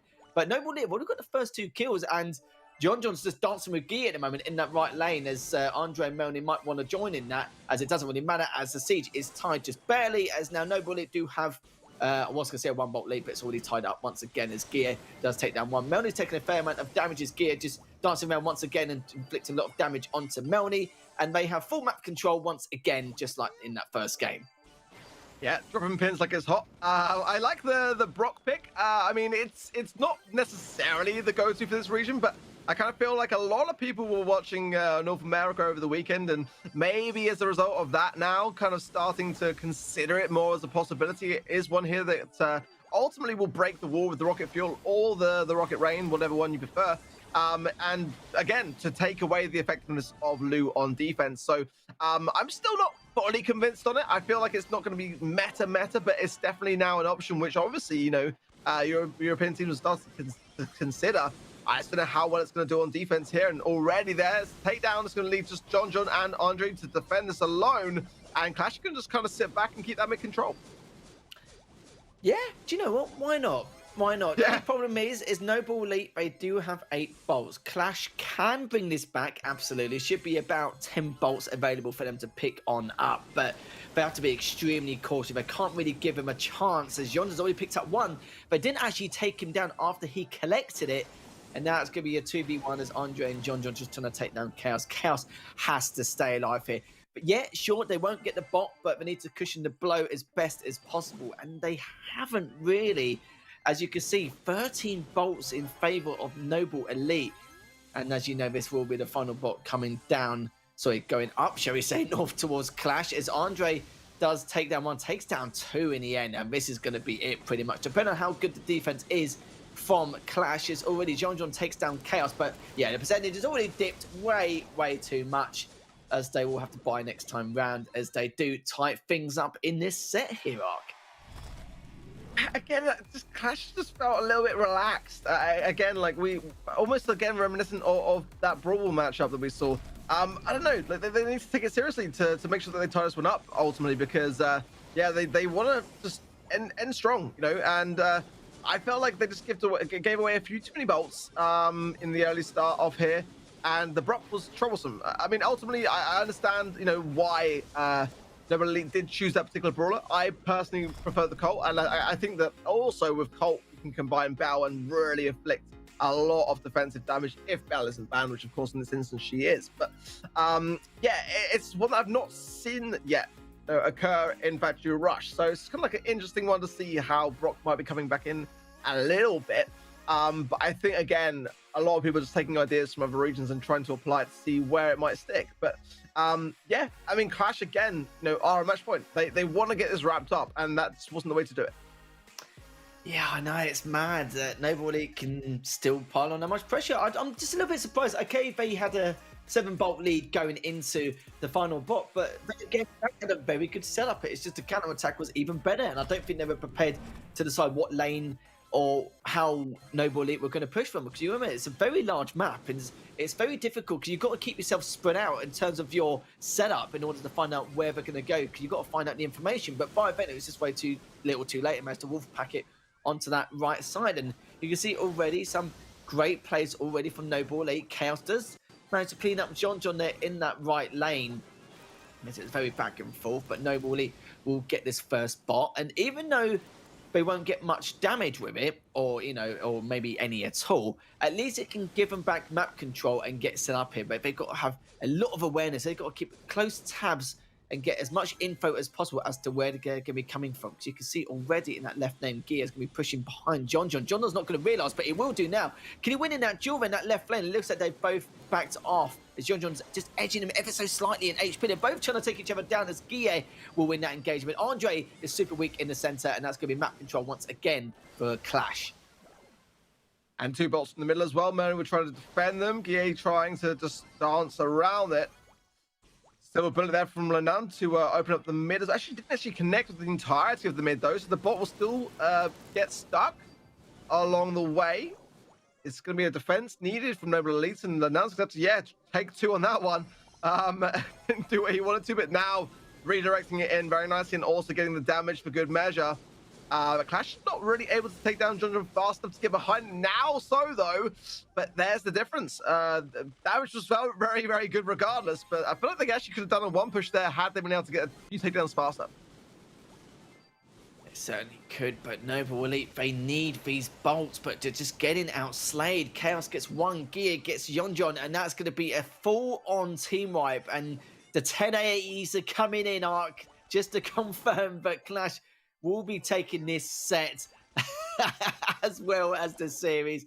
It was a real shame. Noble Elite really did put on a great performance here in this series, but sadly for them, Clash were just way too strong. They just got massively outslayed during those last 60 seconds of this matchup. So Bot's going to finish things up here, just going to speed things up for us as Clash now win the series 3-1. That normality has been restored. Yeah, I mean, today is just going in such an interesting direction. I don't know what to expect. That could well have easily gone to the 5th and final set and nobody had come out on top, to be completely honest. But we are going to have some reminiscences of normality, yes, today still, as Clash will take it. But Noble Elite did really, really well regardless. So I think they can be proud, definitely, of their performance so far. Yeah, I completely agree. Noble Elite did put on a great performance. Even in that first game of the first hit, we're like, okay, this could be a bit of an indicator here of what's to come. But sadly, it wasn't, as Clash has adapted very, very quickly. I kind of feel like Brawl Ball, I'm not really too sure exactly what occurred there. Just a bit of a weird that they kept the same composition. Maybe they're seeing something like, a scenario we didn't expect, maybe through their eyes compared to what we're seeing. But, Clash win it 3-1 anyway, and Noble Elite put on a great performance nonetheless, as we're going to go to another break, as we've still got a few more matches left to come, so we'll see you in just a few minutes.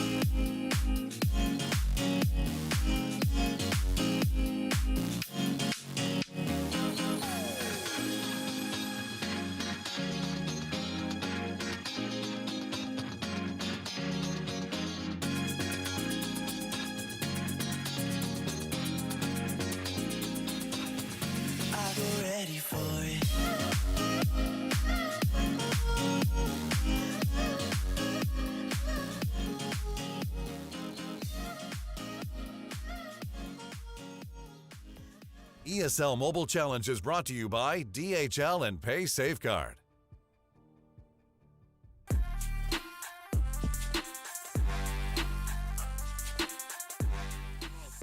Hello everyone and welcome back to the ESL Mobile Challenge. We've got another fantastic matchup coming before your very eyes. It will be Tribe Gaming versus AC Milan's Clash, and joining me is D-Man once again for another fantastic matchup indeed.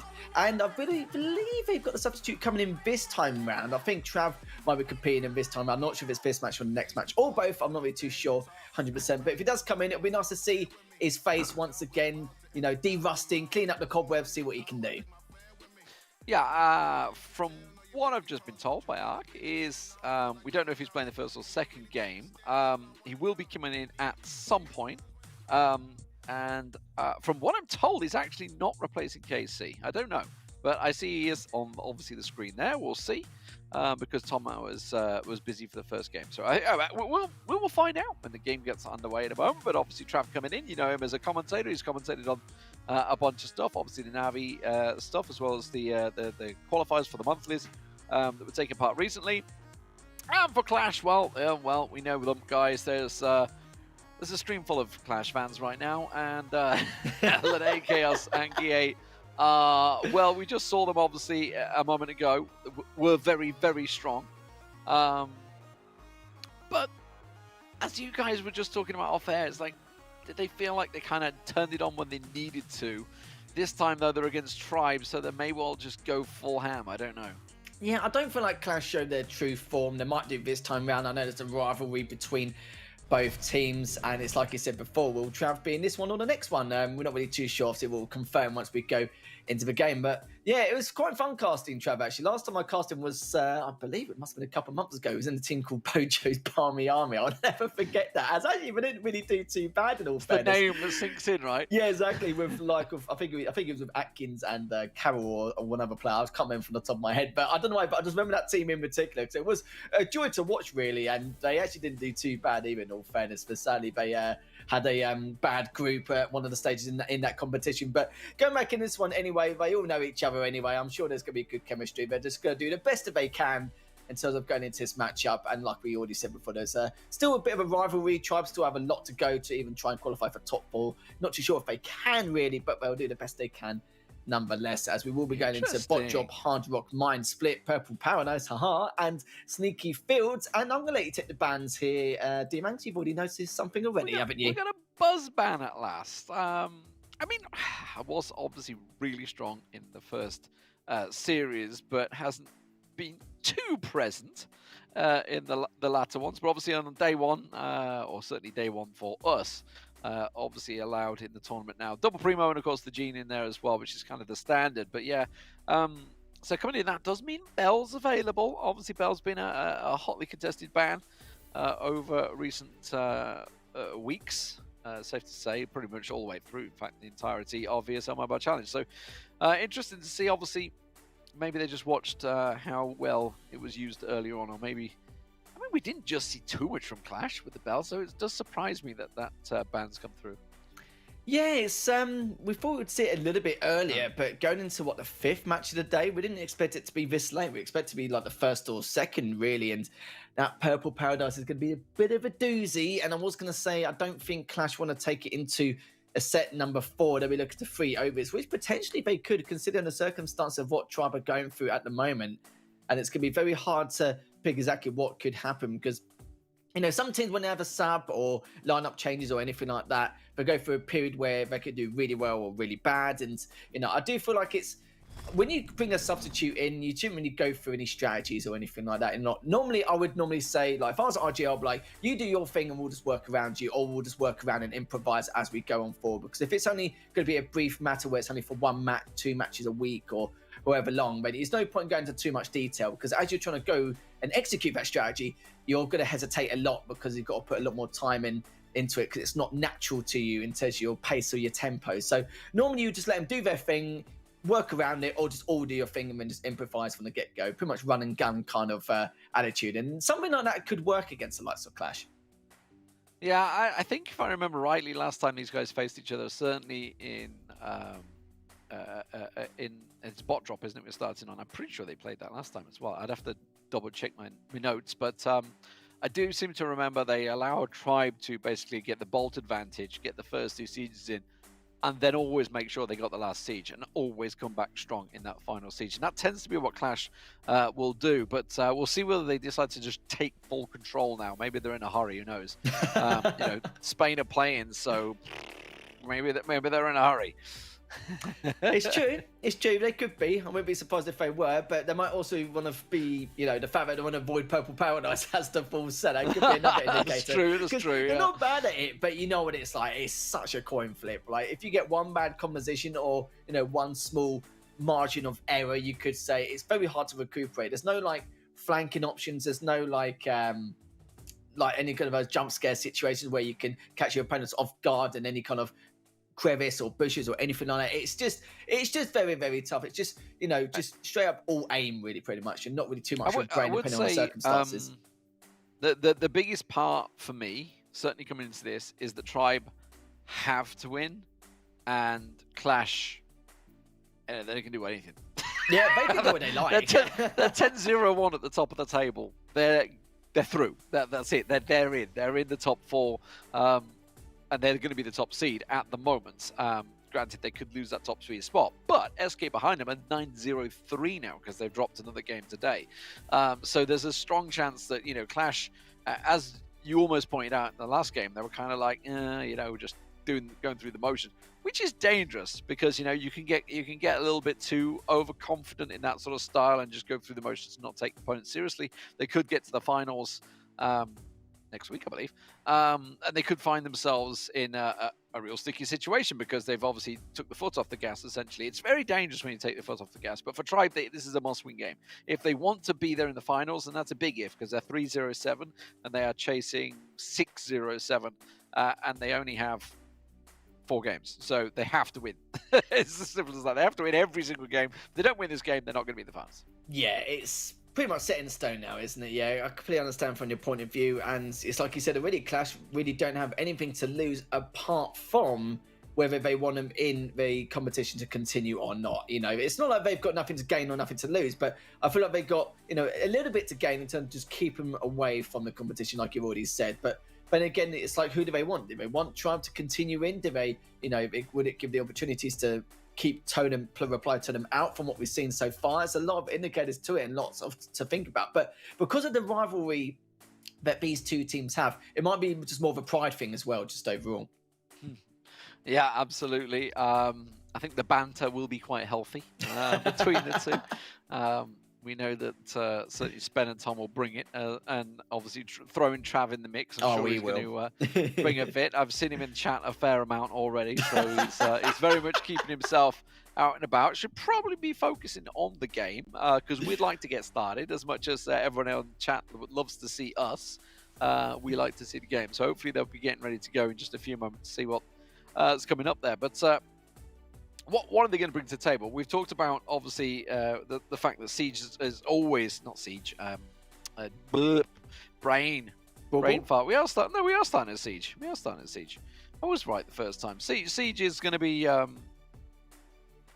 it's probably my favorite mode for the amount of variation available to bring out in terms of the meta. Obviously, if you think of, for example, Purple Paradise, we have Purple Paradise in this one, you kind of know what you're going to get. You're going to get a Piper, you're going to get a Nanny, and then probably, I don't know, a Tick or a Sprout, or just something, thing in there, just some sort of thrower, or maybe even a Brock, as we've seen a bunch lately. Whereas in Bot Drop, you kind of bring a lot of things. Let's see what they do bring to the table, because we've had Jackie here last week. We're going to get the Bell, of course, because Bell wasn't banned out this time around. So the Bell, 2 Crows, obviously 2 Stews. So Bell and Piper, the real difference.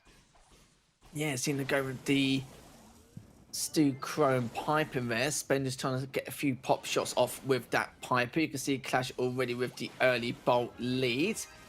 There will just be a level 1 siege bot for now, and I like that from from Clash. They basically had the bolts up there, but decided just to get the first one and then get a bulkier one for the second bot. So I really like that from this team. Chaos is already taking down Trav, and This is Spenmin dangerous. taken down as well. And yeah, this could be, I don't think it'll be a one-hit wonder, but looking at it so far, they're taking a huge amount of percentile. The bot is still going at it, and it's already dropped down to 41%. But let's keep an eye on the positioning so far from Clash. It looks like they're more focused on this mid and right lane. As you can see, the players there from Tribe have realised that, trying to go all the way around, just not going to happen. Trav and Spen having to push from the right lane once again. Gia and Lenan do know this already. Chaos is still keeping himself at bay, just keeping the stew back and can't really do anything. As Spen trying to do as much damage as possible, does take down Gia, and you can see as well, Lenan takes down Trav straight afterwards. So already the level 8 siege, but we'll be heading north. This could be the finisher here, D-Man. Absolutely. Quick game, I think, right here, right now. This is going to be a fast one. They are going to be able to get the bot down, but not before it does loads of damage to the Ike. In comes the rest of Clash, and that's going to be job done. Lene and Guille will finish things off. I was going to say on the first attack, it was very controlled. They probably could have piled in a bit more because they'd effectively got 2 kills just before the first bot got there. So they could have just gone all in. But they just went, you know what? No need to rush it. We'll just keep control of the bolts, completely lock it down, and didn't even get to the last siege. That was just a raffle stomp.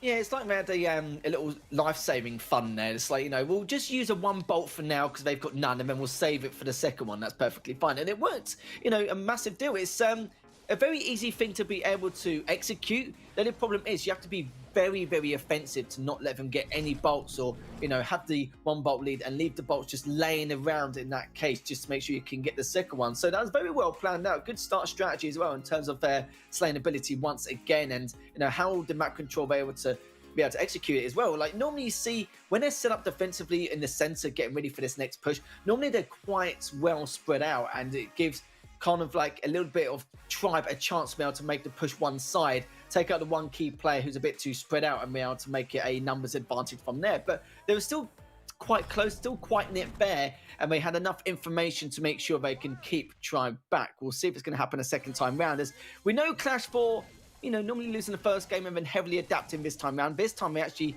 do win the first game of the first set, and Chaos does already take down 1. Lenan's continue to pile on his pressure, and Trav just trying to stay alive in that left lane. Yeah, just the one change. The Piper being switched out for the Bell for Trav. So Trav coming in the Bell this time. As I say that, I didn't see Spen actually had changed as well. So we do have a couple of changes in there. So, but it doesn't matter because the game stays the same. Clash in full control. They're going to get themselves the first bot out in a second, I would have thought, because they have full bolt control. I'll tell you what, it is going to be a high level one at that, because we're already at 8 bolts turned in. The Sprout from Spen may be enough to try and slow it down, but wow, it's going to be a level 10 already. This is bonkers. They have been dominating here. This is going to be a huge bot.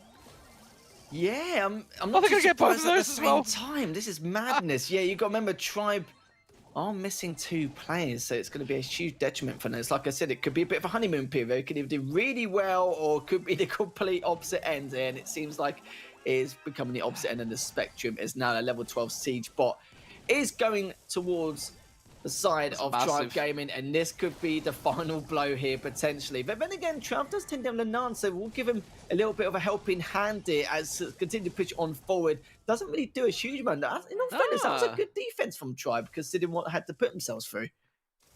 Very good defense, considering they didn't have the overgrowth there to bounce him around and send him back on the other path round. That was solid overall. Only 16% done. You're going to be happy with that. But the problem is Chaos is keeping them locked in at the moment. They do have complete bolt control. So while obviously it is looking like that, what is going on? What is going on, Chaos and Spen? What are you doing? What is this? It's a very interesting stutter step, I think.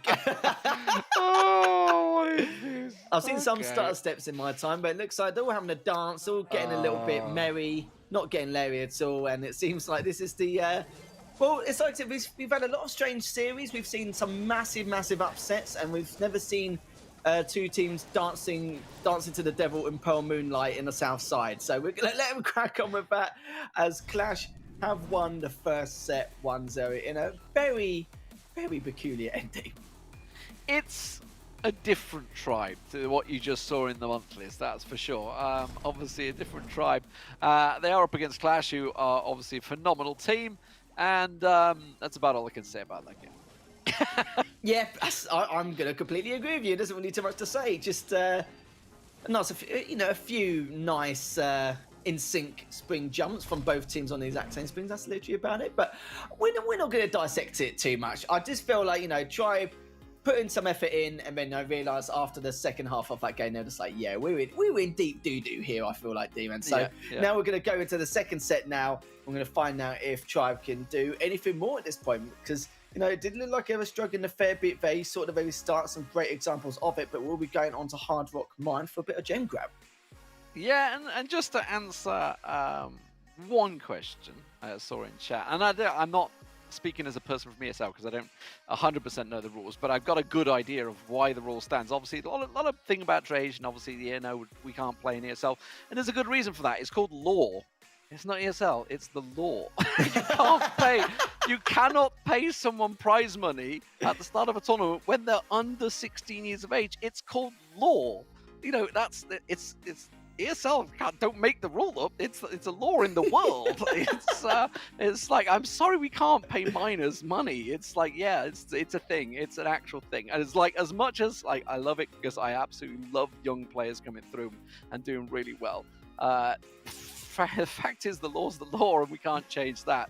And I fully understand, obviously, the frustrations that everybody has about that, because obviously that's just the way it is. But you have to plan for these things. Teams absolutely need to know about these rules, and that's just the way it is. But for Clash, they're the best team right now in Europe, it seems. And you know what? When you're coming up against the best team in the world, coming in with a mixed team is always going to be a challenge. I don't see any way around it for Tribe in this one. We'll see what they bring to the table, because we're moving on. Where are we going next? Where are we going next? Hard Rock Mines. Okay, tricky map. We did just see this earlier on today, Big versus Reply Totem. Very interesting setup on this map. You can use a couple of things. I was about to say you can bring a rose to the table, and that's exactly what Tribe's done. Exactly it. And you're right, though. What you said earlier, there is laws. And there's one law could change in the UK, and that's to ride e-scooters. But it looks like I might be waiting for that for a while yet, because that law's been in place since 1832. When that's going to change, we do not know. As we're going to go back to the game, Lenanta's take down Spen. Chaos is going to continue putting it on the pressure and takes down Trav. You can see Spen and Keys on the right-hand side just continue to recover from earlier on. Rosa just pushing in very quickly, does try to take down Chaos, which he does, but in the process gets traded out straight afterwards. And Spen getting a further trade onto Gear, as you can see Lenan just on that south side. I love it, right? Spen's bringing the Mortis out again. He was been saying he's been training his Mortis up. I'll tell you what, though, to pull out a Mortis against Clash, Lenan wants to pull this out next time around and show him what's what. But it's kind of working. It's kind of working right now. And Trev,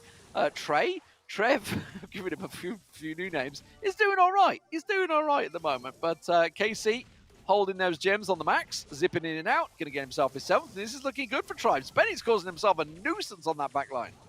Yeah, this is not what we expected to come into, as Tribe do have 8 gems. I'm not too sure who Keys is. I'm just going to make the assumption that it's KC. Keys is KC. It's KC. It's KC. Yeah. Cool. So I just want to make sure. I don't like calling him a name, which he probably isn't. As Lenan takes down Spen, and you can see Fair just on the north side. Trav is on the left lane. KC already taken a huge amount of damage. Trav is going to be the last one left standing. But let's be real here, D-Man. The death cycle's already occurred. Already another person been taken down. This is not going to work out for Tribe in the slightest.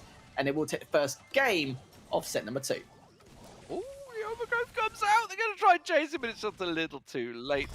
And Clash indeed will knock out the first one. But you know what? They're having fun with it. That's for sure. Exactly.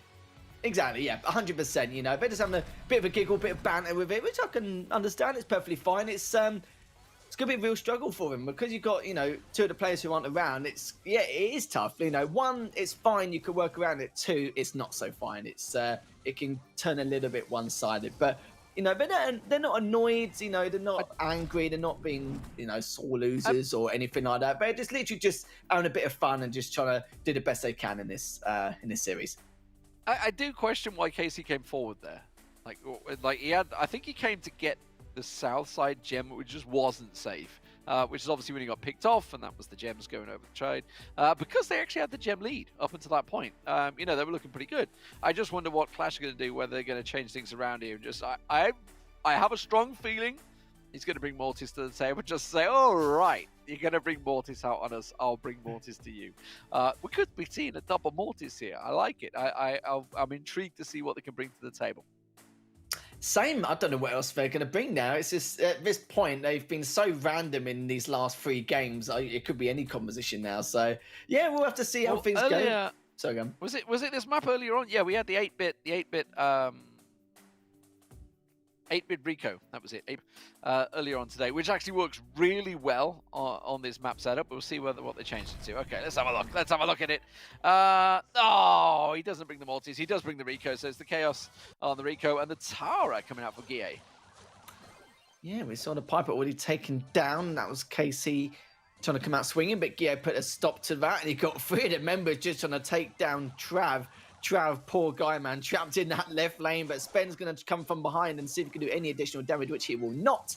In case he now has to pull all the way back, but he won't be pulling back much further, as the respawn cycle now for all of these players is just completely out the window. Literally, as soon as one spawns, one dies, one spawns, one dies. And when you're in that kind of cycle and having that long of a numbers disadvantage, this is not going to be fun. As Chaos now just teased him a little bit as he cleans up Spen. Trav's trying to stay alive for the best of his ability in case he's trying to do the exact same. Oh, Chaos. It's pretty much hide and run at the moment. It's like Pythagoras. He's got all the angles covered right now, Chaos. He is just smashing people left and right, just walking through, bouncing, ricocheting everything off everywhere, and absolutely making it work. The pressure onto Lene. Oh, they do manage to get him down there with the Piper. So Casey managed to land the shot, but Chaos will just pick them up and walk away as well. And that will be Clash hitting that 10 gem limit. Let's see what they can do here. Chaos is going to get a Mortis on his face any seconds, but he's going to be very much ready and waiting for that. Takes down Spen, job done. Yeah, it really is. Good night, Vienna. We've got the 10 gems. We're going to finish this nice and early, have an early night so we can watch the match. And it's now 2-0 in favour of Clash. And yeah, the possibility of Tribe coming back now is very close to 0. Yes, they need the reverse sweep, and they need the reverse sweep to stay within this tournament. It doesn't look like it's likely to happen, unfortunately, as Clash do not look like they are in any mood to give away a game at the moment. So quick 2-0 so far. We'll see if they can close it out without losing a single game. Yeah, it's not, again, like we said, we're not with a series we expected, but it happens with these run and gun teams or the mixed team, shall we say. Either they do really well or they don't, and it looks like they are absolutely not going into this third set. And speaking of the third set, I'm going to look and see exactly what we'll be playing on. It'll be split and it'll be hot zone as well, which takes a lot of coordination to be put in place. Exactly. So this should be an exciting one. Yeah, I was about to say the exact same. As soon as I saw it, was like split, hot zone. Ooh, that's a full coordination map, and absolutely perfect for Clash. And just to remind you, actually, Jessie wasn't banned out, was she? I keep jumping. I've got computers everywhere right now. I'm in a different studio, so I'm not used to this. Yeah, so actually that is generally a pretty standard ban that Clash will go with. Lately, they've started to go with Jean a lot more. But before they were banning out Jessie quite a lot. Obviously, Jessie is a strong brawler on this one. We did see Ruffs as well. Ruffs can be very strong on here. I really liked what we saw earlier on. And I'm just going to double check it was the same map. And now I've closed the page. I think it what was. What have I done? Old man on computer, what have I done? I do think it's to say, if it is what you're thinking, yeah, I can understand that. Sometimes, it was sometimes a tick can work if the structures isn't destroyed in the middle or anything like that. It depends, really. Sometimes even the barley used to be able to work, quite a while ago. But we haven't really seen a lot of barley since. So that's probably something they normally save depending on the composition they're up against. But we do see the tick make another appearance, and the Ruffs, like you said as well. We see the Frank once again in the left lane from KC. Yeah, it was Julian Beatles earlier on, and it was, as you mentioned, they brought the Colt out, and it was a really quite clever strat that I was questioning at the start, but it actually worked out very well. I'm not sure about the BB, okay, Trav? We'll see whether it does work out. At the moment, he's around the back, and the problem is when you go around the back, you're meant to cause a nuisance. Oh, he got one! He got Lene down!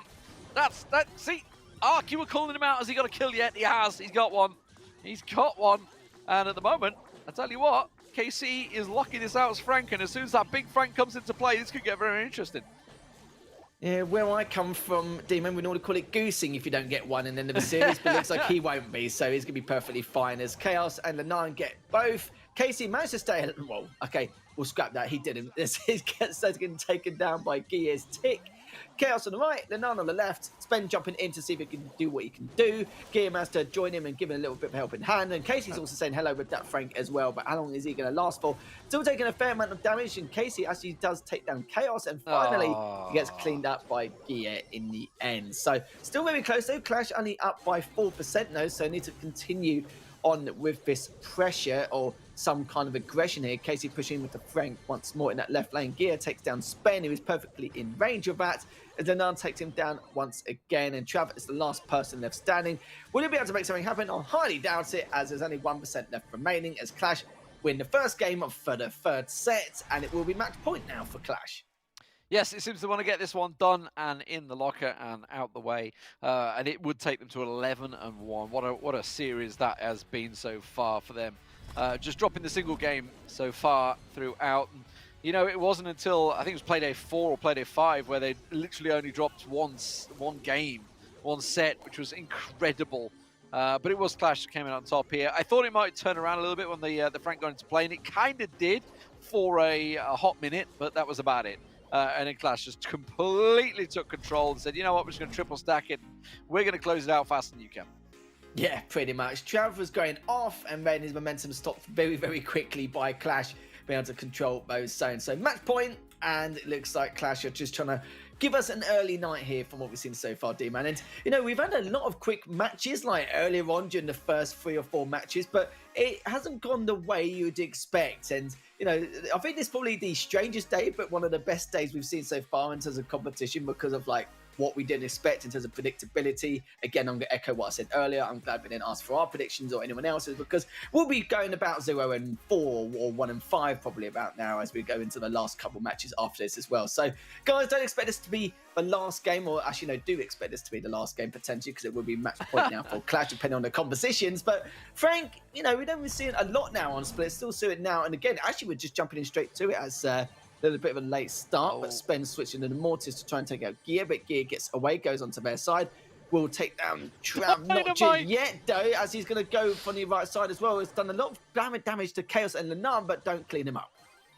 Dynamite coming out. I love it. I love it. Okay, yeah, well... the Golden Mortis, do not mess with the Golden Mortis. It's trying to come for you. I don't think your Colette's going to work out too much, but Dynamite Gear going in again. I'm loving this, and they are actually working as well. We'll finally get taken down, but at the moment, Clash are looking to try and lock this one out and get it done. They are in no mood to hang about tonight. No, they really ain't indeed. It's very rare you see a Dynamite, and it's actually working out for him because he's kept him in range. He's doing a fair amount of damage. His Spen's looking to try and make that initial push, but doesn't really get much done as Casey holding that left zone. Trav going to be joining him, and he's going to see if he can put a little bit more pressure onto Gear. But do you know, he's actually not doing too bad with Dynamite. He's taking down one, and he's actually almost taking down Trav here. Trav is looking to make the push. Don't think he's going to be able to, just taking way too much damage. And Gear has actually brought him out of the zone and almost gets cleaned up, left on 9 HP and walked into Gear's shot. Oh, he's like throwing out his fishing line and just hard baiting everyone at the moment. Gear is just wrecking faces. Will finally get taken down, or should get taken down by Spen here. Oh, there we go, finally. Is going to eat one for the process, though. Spen knew his goose was cooked there. And now with it fully locked out, let's see. They're just waiting for Tribe to try and commit to this one. EA having fun with it, still throwing it out, just wrecking that wall. Will finally get taken down. Okay, but Chaos also takes Spen down. He's trying to push on the right-hand side. That hasn't worked out for him. And, well, this is the time where Clash can turn it around. You know what? Tribe has still got a chance, though. I don't think I'll be saying this, but yeah, they do. That's why I said before the game depends on the composition. So that Dynamite will... it's done him a few favours, but, you know, not a huge amount, as Casey just is still in that left zone. There's 35 seconds left, so Tribe are going to have to make this push at some point. They can't just sit around and dilly-dally about too much, as Spen now's taking a little bit of damage, and Guille's going to try and survive the best of his ability. Spen takes him down, as there's a lot of cover here for Lenan and Chaos. It's not going to do him too many favours here. 15 seconds left, still up by 10%. Yeah, I mean, their tactic is clear. We're just going to stay. Chaos and Guille, no, just basically staying there, and they're just letting Guille play. That's basically this game right now. So Guille is just having fun with it. And yeah, that's just been dominant control over the air. So Clash will take it 3-0. Yay! Game done. Very well done. Probably one of the best matches we've seen so far between these two teams. Clash do take the series 3-0. It was, it was definitely debatable. We've had some great series so far that's gone the opposite way, but this has definitely been one of the strangest. But it's like I said, they've got a couple of subs. We didn't expect a lot from them anyway, and just a bit of banner here and there, and managed to finish up quite quickly for us. Yeah, now big one, obviously, is whether Navi can get their first win, because they're playing Tribe next, and if Tribe carry on like this, who knows what could happen. Actually, yeah, you've made a very good, valid point there. Yeah, we're excited to see exactly how that goes. That is going to be the next matchup, I believe. Yes, it will be. And then they will be playing against Big as well straight afterwards. So it will be a double dosage of Navi coming your guys' way. So make sure you stay tuned for that, as we'll see you in just a few moments.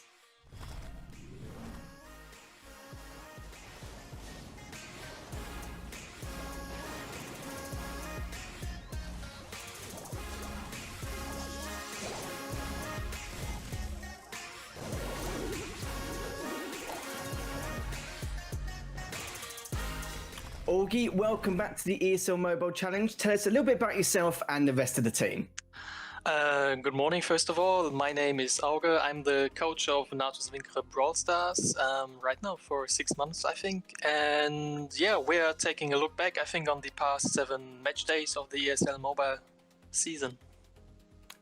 Now, you're at the bottom of the barrel in terms of standings. Not something we expected, to say the least, considering how well Navi did quite a while ago. But one thing I was going to mention to you was this: is there any ways or anything you can maybe do to recover from this now we're at the halfway stage? I mean, of course, it's not a good standing, but the positive effect of it is that we don't really have to fear anything anymore. It can't go that worse, and you can play you're used to be. You don't have any pressure. I mean, to win the most games. I mean, obviously, we want to win for our fans, for our org, and obviously also for ourselves. And right now we are in a situation, I think, with the new meta that we can risk a lot and don't have to fear anything. Now, next question for you is, we were talking about in terms of the skill of Navi and what they can really bring to the table. Now, I spoke about it quite a few times where 6 to 8 weeks ago, you hit this new plateau where you guys improved dramatically over such a short space of time. But we haven't really seen much of that Navi magic as of yet. Do you reckon we'll see that over the next few play days? Yeah, I think so. With the start of the challenge season, there was a new meta. There has been a lot of tournaments before it started, and there was a short break, I think, for every team. And maybe we have been resetting for a too long time. And right now we are slowly fighting back, and I think we are on a good way to come back to our old strength, like you just said. Of course, we were talking about how you've been struggling in the ESL Mobile Challenge over the last 4 play days. Is there anything major or anything specific which is causing these issues? I think sometimes it's comp-wise. You come into a new meta, there's not that many of ideas that you have just yet, and you also have less information about your opponents. So sometimes it's rock, paper, scissors, and sometimes I mean there are plenty of good teams, you can't expect to win against all of them. But yeah, I think right now, with 2 weeks into this new state of the meta, we have probably good chances, I think, again for the second half of the season, and gonna try to win every single game. So have Navi had any real or major struggles here? Anything in particular or specific which is causing these issues for you to be at the bottom of the table currently? Yeah, I think one thing is for sure that we had a long break to reset the power of the players and stuff as well. And I think there was also something for the other teams, but it disabled us more than others. And there was also the patch coming down with new buns, new very good brawlers, some changes like brawlers get out of the meta again, some find an entrance. And I think we haven't find the best solutions that quite early in the meta. And now with 2 weeks in the new patch, we have more chances because we had more scrims. And so yeah, we are looking for some wins. Well, hopefully, with the amount of time you have, I know it's only halfway into the season, but you rightly said you've got to try and adjust as quick as possible and improvise like you never have done before, considering the update in the patch was pretty huge, which might have been a little bit of a detriment to your guys' gameplay. But with all those scrims as well, hopefully it'll give you a little bit of leadway in the future. But thank you very much for the interview, and we'll see you very soon, and good luck with the rest of your matches. Yeah, thank you.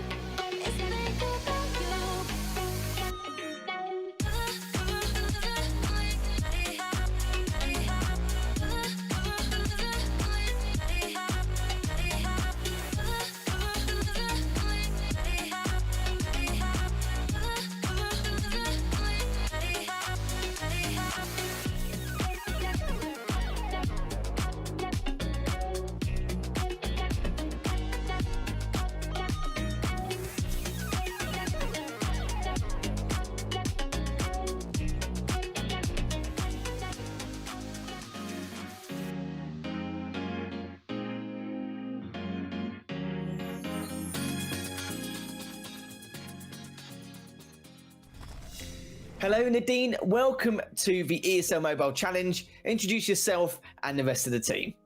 Well, my name is Nadine, or my real name, Dean Sahinovic, and I'm a player for Big, just as my mates, Sugar Snort and Lars.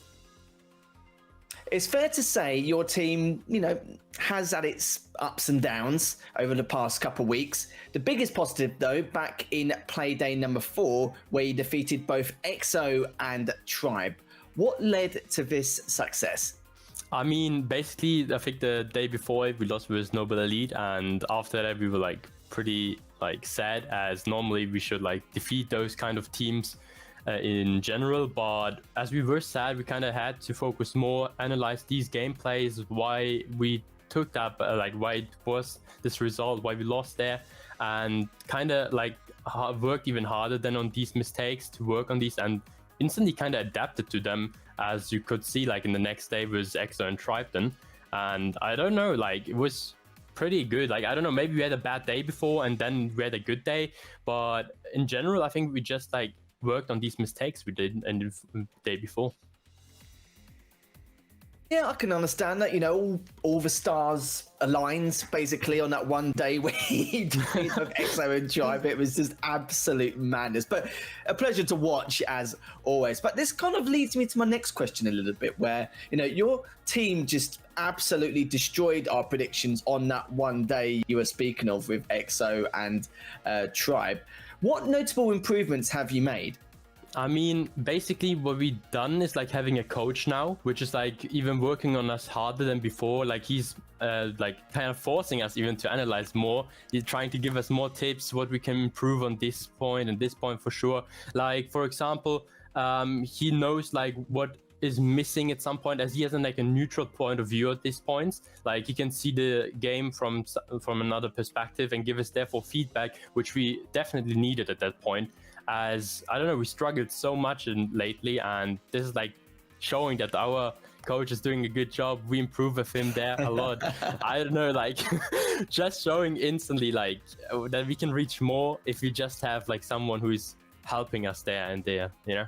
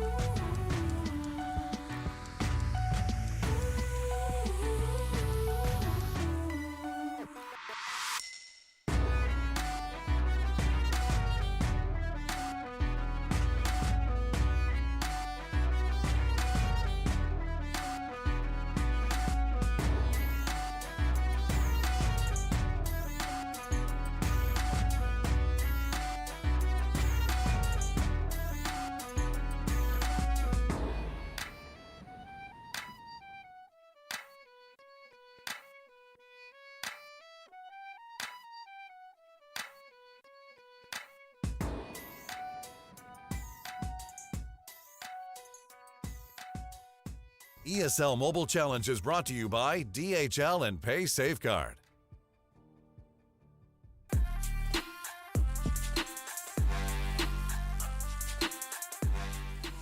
Hello everyone and welcome back to the ESL Mobile Challenge. Sorry about the delays. We are going to get into the final matchup of the evening between Navi and Big, and we'll have an update on Tribe later on. But, you know, Navi, Big, Navi could get their first win. I have to see what's going on. But, you know, Big, they look very, very good so far. Somehow, you know, they've already, well, not caused an upset, but already took down a Totem which defeated SK Gaming 6 games straight in a 3-0, and yeah, they did it quite comfortably themselves, which is a little bit strange. So Navi again could ride the struggle bus once more. Yeah, for me, honestly, Big have been doing really, really well. They've been taking down some really impressive teams along the way and have been growing in their momentum. I mean, it has to be said, you know, any team that can beat big names like Tribe, you know, and others, like it's one that you got to take seriously. I like the way that they are approaching the competition and just kind of mixing things up. When the meta changed and we saw that big update, they were the first to really experiment with that, and that goes a long way. Certainly does indeed. And like I said before, I do feel sorry for Navi. Their win percentage does not reflect how they've performed it. It's just, I think they've performed a lot better the last week to 10 days. But yeah, I think they don't really have a lot of morale coming into this though, because it's like, yeah, you know, we're still in it. We can still pack a bit of a punch, but it's not going to affect how the standings have worked out, as you can see from the roster so far. But I think they have picked up Cube as their 4th player, if I remember rightly as well. I think I saw that recently today. I could be wrong.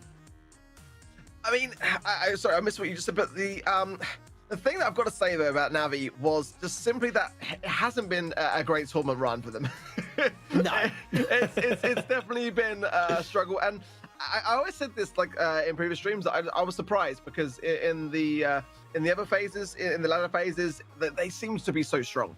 And I'd really love to kind of know from them a little bit about like whether they see this tournament for them going and the struggles that they've had. But at least they've got a chance to get a win on the board today. There's a chance tomorrow also, but they've got to get one, surely, Leaper. They've got to get one. Oh, well, I hope so. That's what I'm going to say. But they got, at the same time, they got really nothing to gain. The only thing they can do is just annoy Big by beating them. Like, that's literally about it. Like, annoy them as him to reframe them to have, you know, a decreased chance getting to the top 4. It depends how much they like or dislike him, I think, at this point, as you see Nadine, Lars, and Equok there. Equok, I must say, has been a good addition so far. And a lot of the bouts I've seen him taking in a lot of the initial duels and engagements he's made in a lot of these fights, Lars has just been fantastic all-rounder. And Nadine has definitely been the game changer of this team on quite a few occasions, on numerous occasions, especially speaking to him not too long ago. We had a bit of a laugh, a bit of a giggle, and he was saying like he's happy with how the team's performing so far. And do you know what? Rightly so. From what we've seen in that series against Totem, he should be very, very happy with the squad and how they continue to do so well. And now we can see if they take down Navi once more in this final series of the day.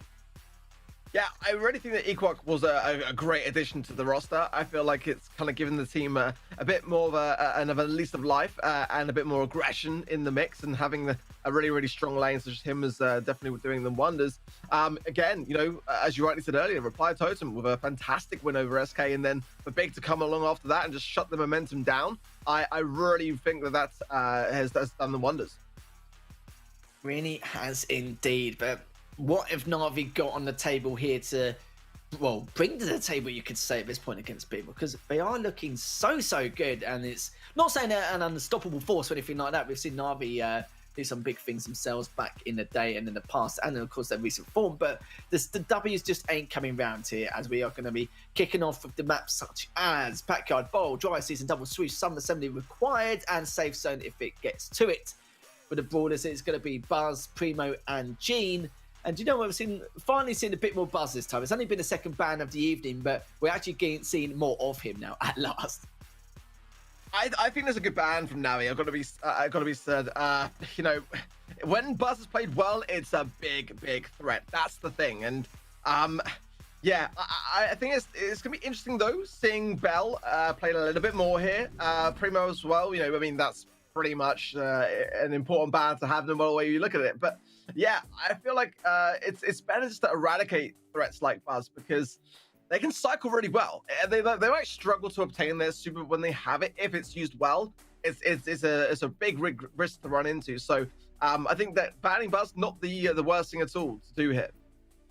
I don't think so at all. No, especially if, you know, don't get me wrong, he's been around for a few weeks anyway, but at the same time, you got to remember that he hasn't really appeared much in a tournament setting. And like you already said as well, I think you mentioned it in the past where, especially in LATAM or in North America as well, they may use him in a composition you wouldn't expect. I think he still needs a bit more time to kind of tinker with and work with in some of these compositions. So we've seen it a few times today, and they've actually made a bit of an impact earlier on, right at the very beginning of today's play day. But we'll have to see, you know, I think they're just a little bit cautious about what could come their way and just want to be, you know, like I said before, like try and be as cautious as possible. But in terms of, we know about win conditions and all that bits and pieces, but what's your prediction? Because for what we've seen from Big so far, you can't really bet against them, Mark. Come on. I was going to say the same. Honestly, you know, I feel like Big have just been performing really well and have shown growth throughout the competition. And you know, I would love for nothing more than for Navi to get themselves off the mark. You know, and again, we know it's not going to change things in the grand scheme of things, but it can affect how Big get on in this competition. And that's the important thing to know here. Is it's not necessarily whether Navi can get a win more than it is, can they make an upset with regards to Big's journey through this competition? It's like I said, Navi've got nothing to gain anymore, but Big, it's all to gain for them. Like I said before, like all Navi can do is just be a pain, really. Just go, you want top four? Well, if we can't, you can't, and just pull them. That's literally about it. There's nothing really more they can do in that retrospect. And also at the same time, we know they've had a slightly different, you know, a bit of a change up as well in terms of their lineup. So they might be still trying to get used to each other in a tournament setting, ready for maybe for other events or other tournaments as well, just to, you know, help them like in a tournament setting, get used to it and just gain some valuable experience to then go forward from that. But apart from that, can't really think of anything else as to what they can do here to not only just prove themselves, you know, it could be a pride thing, but that's literally about it. Yeah, I mean, again, I was just surprised that they were not able to find momentum in this competition. They really had such promise at the beginning, and also, you know, it seems like such a long way away now. But everyone obviously started on that even slate, but over the months and weeks that have gone by, they're just not able to find themselves. But again, let's see what they do today. It's another day, and I do like the comps that they're going with straight off the bat. I actually think that Navi might have the strong comp here as well, because ultimately Bell's going to be better on defense, and already BBG's going in super aggressively so. And Rubik now might have a chance here. Equok did pretty well. I feel like maybe that could have been a bit more from Navi there. Yeah, you know, you're not wrong, as so far, Equot just pushing all the way up. Nadine's been able to join him as well, as Rubik's taking a fair amount of damage on that right-hand side. He might get picked off by Lars here, and you can see Lars just trying to bait himself to make him think that he's going for MMA, but went back round once again. But MMA does clean him up, but has taken a lot of damage in the process, as Equot looking to inflict a little bit more onto BBG's. MMA, his back with the rest of the team. Sorry, Rubik is in that left lane. Lars now So you have to deal with the pressure from MMA. He's taking more damage due to the fact that Nadine was able to give a helping hand, but Rubik does get the trade. But that does not change the fact that the objective's still on that left-hand side of Navi, with BBG just trying to recover from his last engagement. Well, I do like this positioning from Big. And Dean does also have his jump available, so he can break open or just find a couple of kills along the way to break open this boundary. With 1 minute before overtime, it would be good for Big to be able to get an early goal here, but it seems like at the moment, Navi is starting to recollect themselves here. They don't have a wall breaker, though, on their side, so that's something to take into consideration. They probably prefer to have their comp going into overtime, but everyone just kind of feeling each other out now. Equok has been marked as well, and that's an important thing to note as he dashes away. Rubik there, taking him off as being a worthy target. But I still think that Big, if they can get the momentum here to break open this barrier, could get a goal, surely, but not now that BBG's forced out from Dean there. Lars gets cleaned up. It was literally, you know, a sprinkle of damage would have done it, but MMA just made sure there's a confirmation to jump him, as Rubik now just with MMA here, 15 seconds left. Don't be surprised if this does go into an overtime. Rubik takes down Lars, though, so it could be okay. But as I say that, Nadine does take down MMA, and Nadine's just on the defensive line just to make sure to stay alive and take down Rubik at the same time. And he takes down BBG. So this is the best time now, not to score, but just to gain map superiority here, as Rubik now goes into the front line. BBG decided to switch on over, but a lot of caution needs to be had here. You've got to remember, they've got to deal with the Piper as well, but Rubik does have the bells, has a bit of more, oh, it doesn't even matter. I was going to say a bit more versatility there, but Nadine just managed to get some nice damage dealt there at the very beginning. Took those two players out right at the end during that, during the course of that overtime. Managed to push the ball forward and then able to do a bit more damage and put it into that right side. So good stuff from Big there. Good comeback considering the start they had against Navi.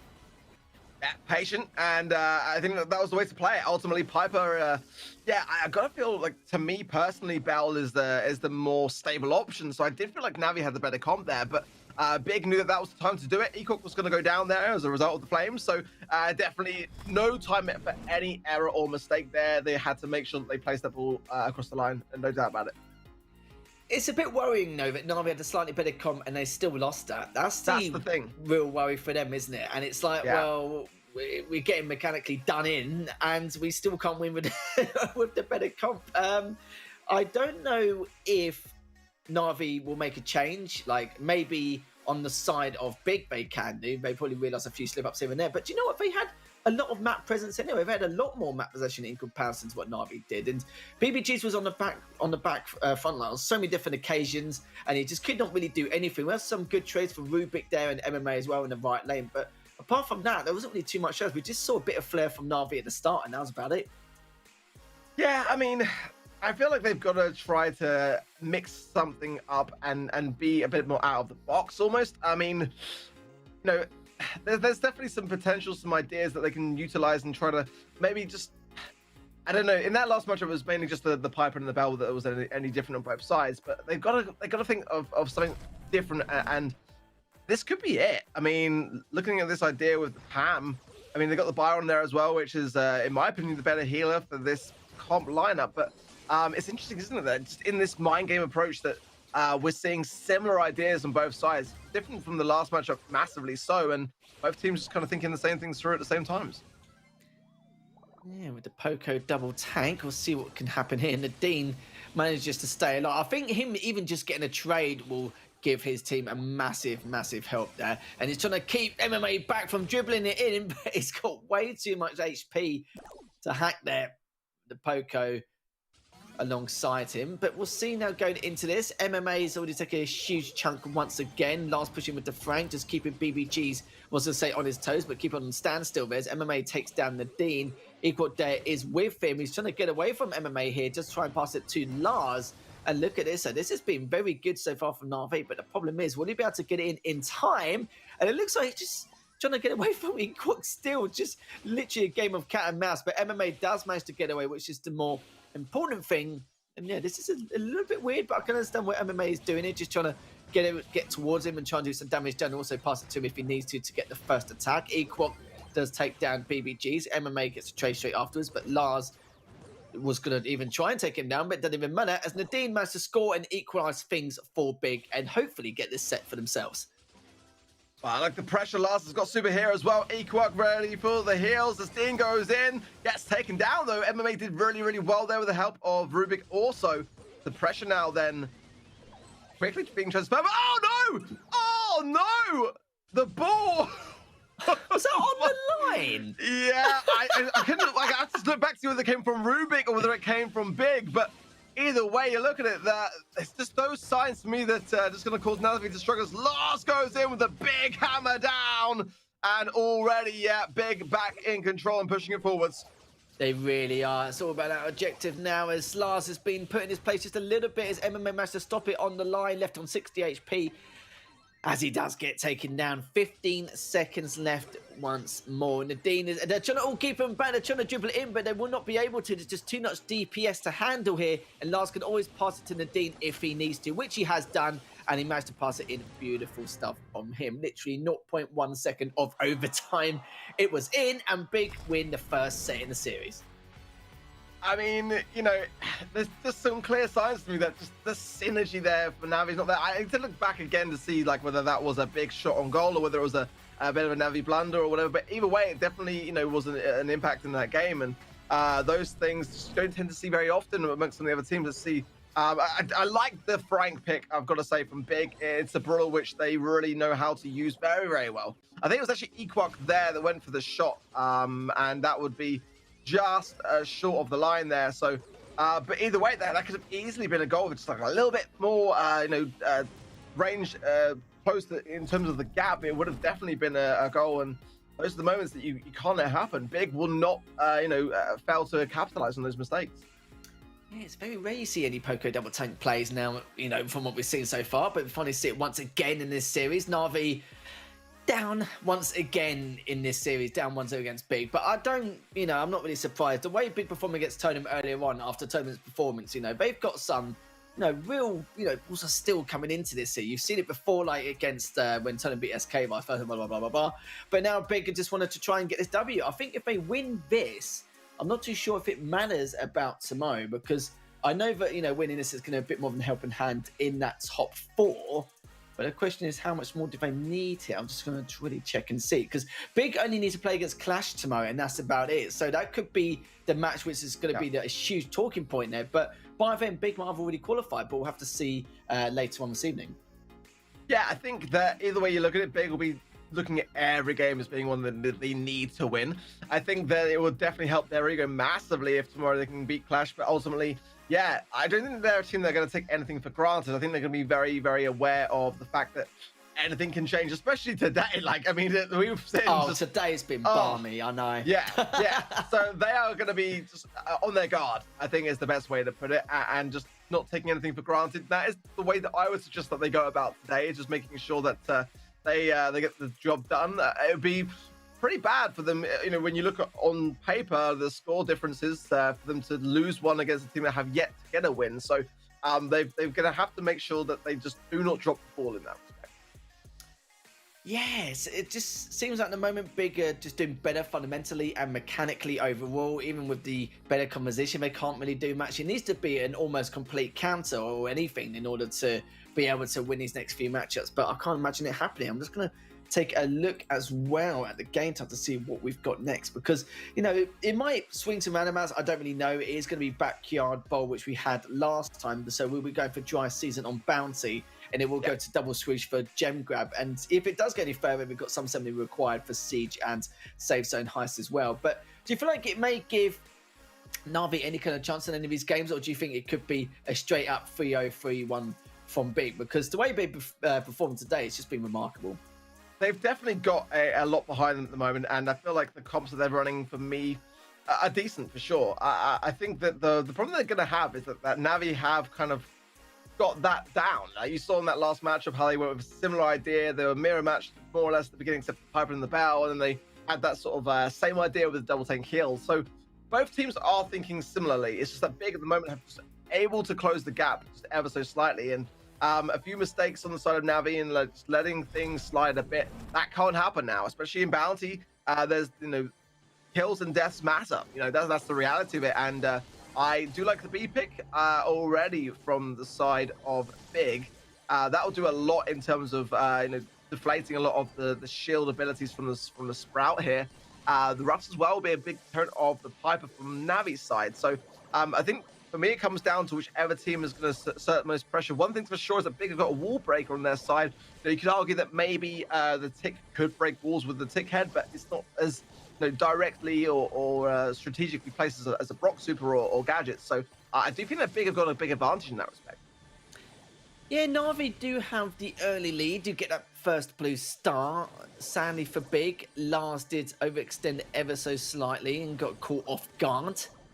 Rubik's taking a fair amount of damage here, but don't expect to see anything too different here, as Big's main goal, their main priority here is just to try and get that early pressure in before the countdown starts, because once that final countdown does start, whatever engagement, whatever damage they've taken in the process of making that aggressive push, they just have to continue on no matter what disadvantage they have to play, and that's not something they would like. But they haven't got the tick those on the side of Big, so they do have an aggressive liner which they can use and definitely work in their favor. But the cover from the rust from the sandbags, it'll give a bit of leadway, not a huge amount, as Equot does take down MMA, and this is a huge help now as Big does have that blue star as well in these last 25 seconds.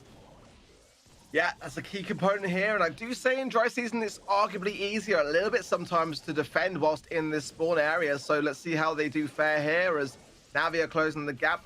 Literally a kill on anyone will be enough, and I do feel like Big have come back a little bit too far too soon. The left-hand side, Lars goes down. That's 2 stars in favor, and also Equox so low, and there goes Dean. Yeah, I just felt I can just see that Big just came back a little bit too soon there.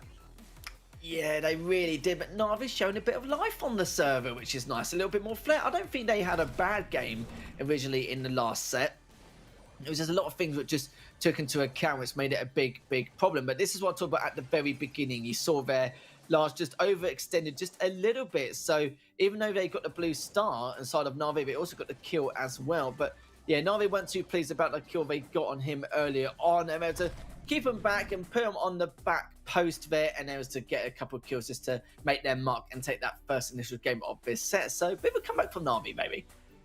Possibly. I mean, they're going to have to get one more game, and then that will put Big in a bit more of a position where they're going to have to really knuckle down and focus. But still, I feel like at the same time, Big now have got a chance to respond to that. And again, it wasn't a big mistake. They had the win in the bag if nothing had changed, but they just made that retreat far too soon. I think that they needed to hold that mid control, have a bit more authority behind that, and they would have been home scot-free, really. So it was quite a close game, not a massively high-scoring game. I think that might be something which they need to consider, just getting a bit more of a style lead to put more pressure onto Navi and on that side. You know, that's the thing, really. You can't go into those final seconds of countdown with there being a tie. Realistically, that someone is going to try to turn that around in the final seconds, and at that point in time, it's too hard to really respond. Yeah, it's not something you want. You don't want to rely on the last 15 seconds to make your final engagement, which Big did try to do, but in the end, Navi was able to come back in those dying moments. And so far, Navi are up in this set.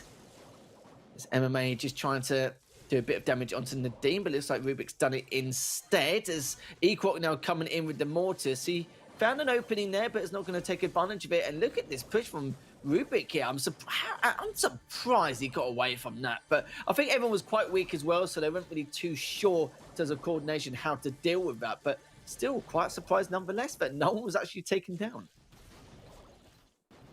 Well, I do feel like the Mortis here is going to struggle in this defensive position. Equok knows that, comes in with a really nice bats there, connecting with both players. And Rubik is, wow, Equok going in. Wow. So nicely there, from what seemed like a really difficult spot for Big to be able to now be in this position here with 6 stars in their favor here, lead over Navi. Oh, that was great from Big. That's what I mean, man. Equok, you gotta keep your eyes on him. You know, the guy's pretty damn good when he wants to be, and we've seen a lot of that from him over the last few play days, ever since he's been part of Big. And now BBG's on the front line as MMA's there to support him, but... And again, look how much damage he's taken down already. He's got the sandbags that... Well, I was going to say to help him get some cover, but he's down to 70 HP. He doesn't want to have any more of that. 20 seconds left to go. BBGs does take down Nadine. Rubik takes an equal here. So this is definitely not something we expected. That was going to be a team wipe, I believe. Did not drop any players, but now Big have to force out an engagement they do not want to be part of. Still 6 seconds left as he comes in with the Mortis. He does take down BBGs, but when he about to get away, BBG takes down Equal. Lars takes down MMA, and Big managed to win that by 1 measly star. What a way to finish off that last game. I mean, you see there the value that Bell was bringing as well, and like having that brawl towards the end when everyone is clustered is a great thing to have. But this play from Equok, was fantastic. Getting the value there. Not a common brawler that you see on Dry Season being the Mortis there, but one that I feel is very underrated, can really close the gap nicely and apply a ton of pressure. But that finale hit, you see at the end how closely as well the HP was between Lars and Rubik there. If that got either way there, oh my goodness me, that was so close, so close.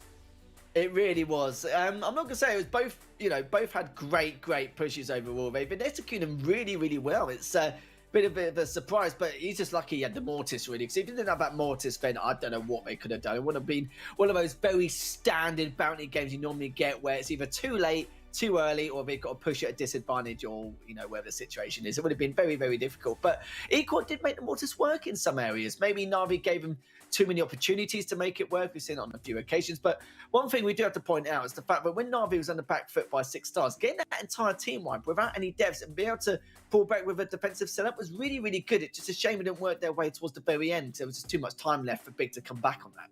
Yeah, I'll be honest, I was surprised that Equok made it work as well as he did. I mean, we know what Equok can do in Mortis. It's been seen time and time again, but I just felt like at that moment in time, they were pushed back and they were like kind of almost in a difficult spot. And he just came out and was just able to cycle that. I think that's the thing that when you're like an accomplished Mortis, you're able to know when you can go on the aggressive and how close you are to your super. Because as soon as you're able to get that, you can basically try to line it up and then continue the cycle on. And then try to get a third if you can out of that too. And that's the difference. That's the difference between being a pro and being a beginner, is like you know when you can afford to go on the aggressive, and sometimes you really have to. It really did pay off well for Big. It really did indeed. If you're just joining us, it is the last series of the day between Navi and Big.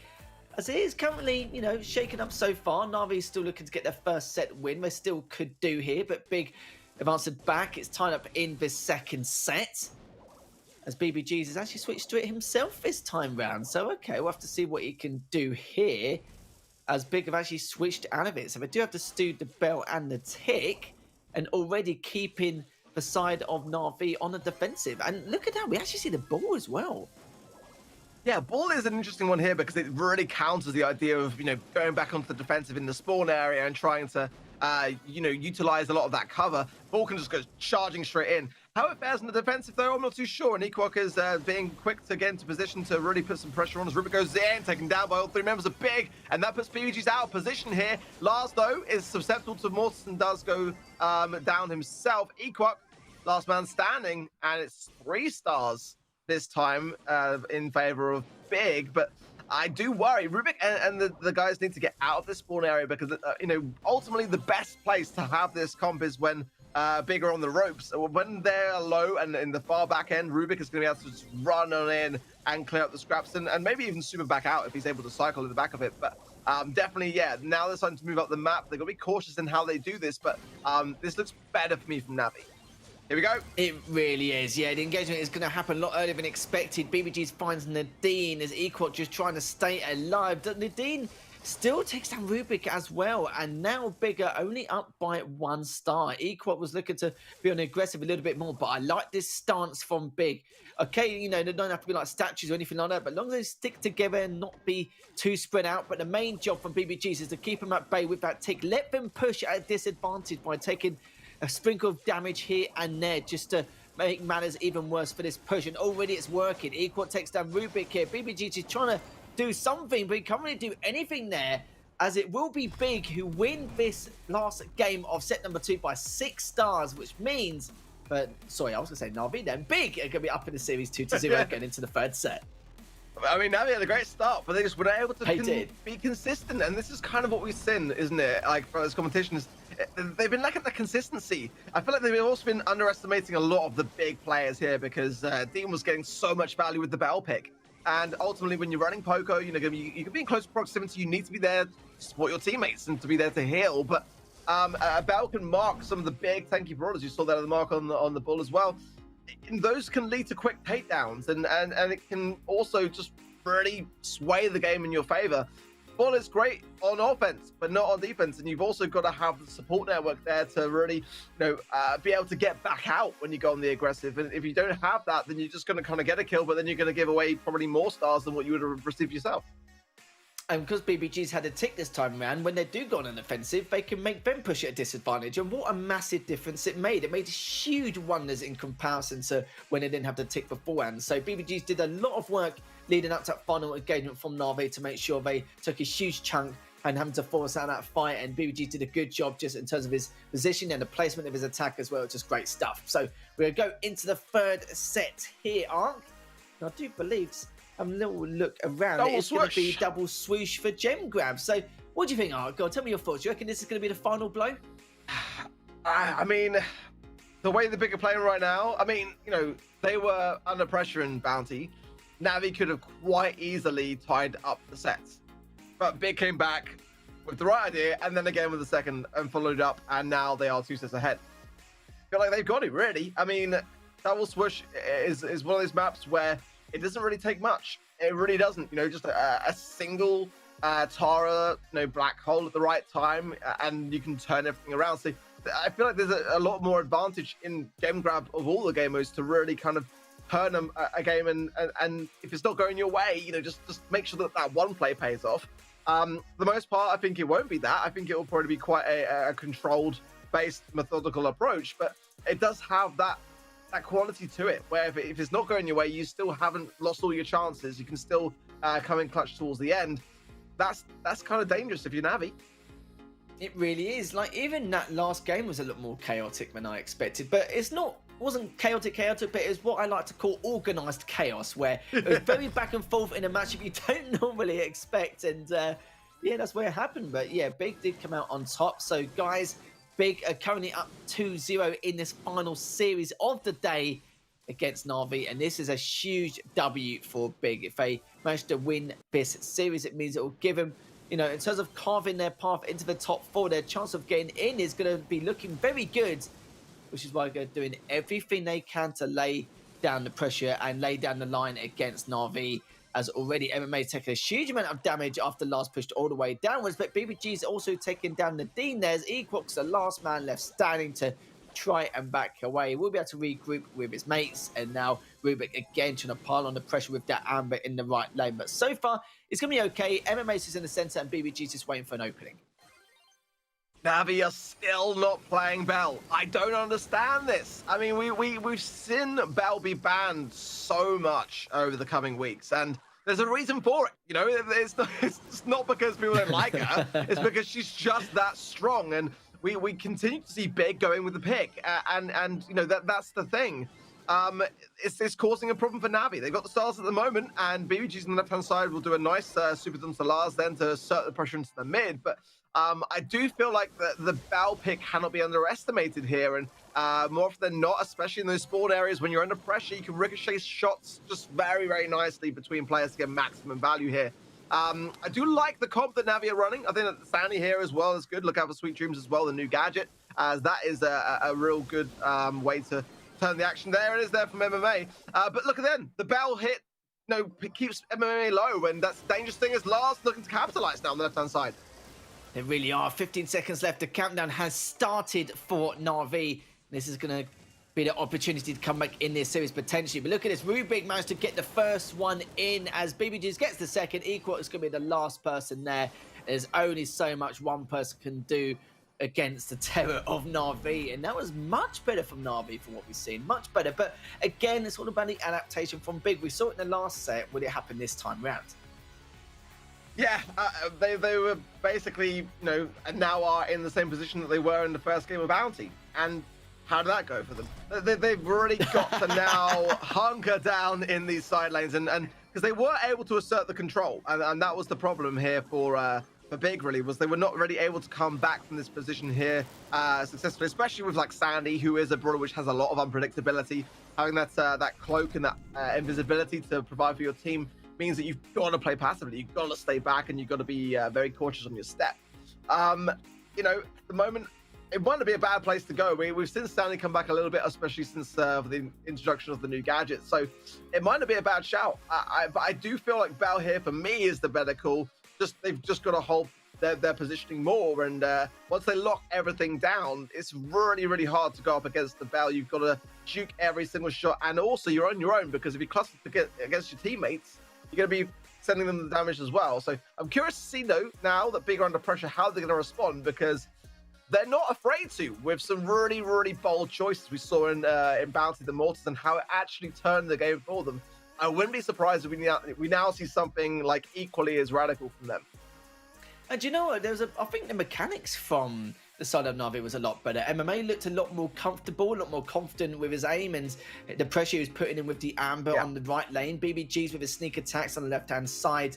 It was good at the first half, but it had to be stopped due to a lot of the debris actually being destroyed by them. But it made use of it at the get-go anyway. But I must say, this is much, much better than what we previously saw here, as Nadine's going to be continuing with the belt in that right lane. As you can see, Rubik now just trying to keep Nadine at bay. But then again, not really too much of a damage trade, as Rubik's actually taken quite a lot this time around, but so has Nadine. And neither player wants to trade each other off due to the risk, but BBG's managed to sneak around once again and take that one of the players a big.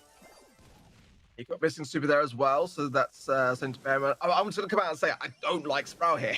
I don't like it. I don't just see why. Say how you feel. I don't hold back. You know that. And yeah, I don't like it. I don't see how it's going to provide any kind of aggression, which realistically was what Navi did. As Dean is tapping on this right-hand side, gets the takedown as well. And this is what I was saying. If they have control now, like, they've got a control-based brawler, but in this far back in the spawn, it's going to be really difficult, as Rubik does place a good wall there to come back in here, but I don't know. I'm still not convinced. Let's see what happens now as we do and start to see a little bit of fight still left in Navi, but this spell still is tapping.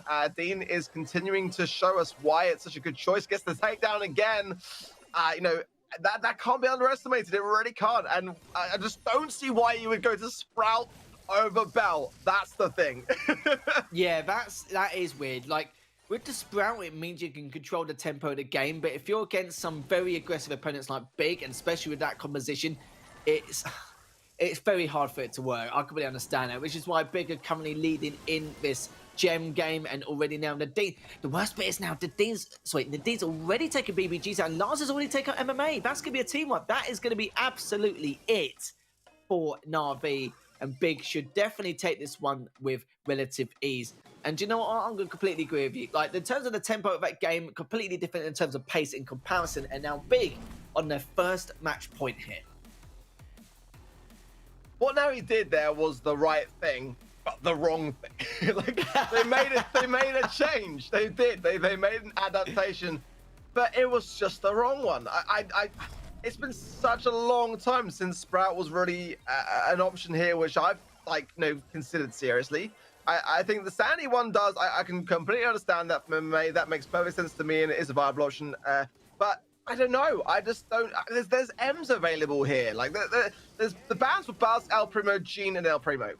So it's really like the Gene that's the big player. Buzz could have been potentially here an option as well. But M's, you know, Bell, and you pick Sprout. I don't understand it. I'm just gonna be brutally honest. I don't get it.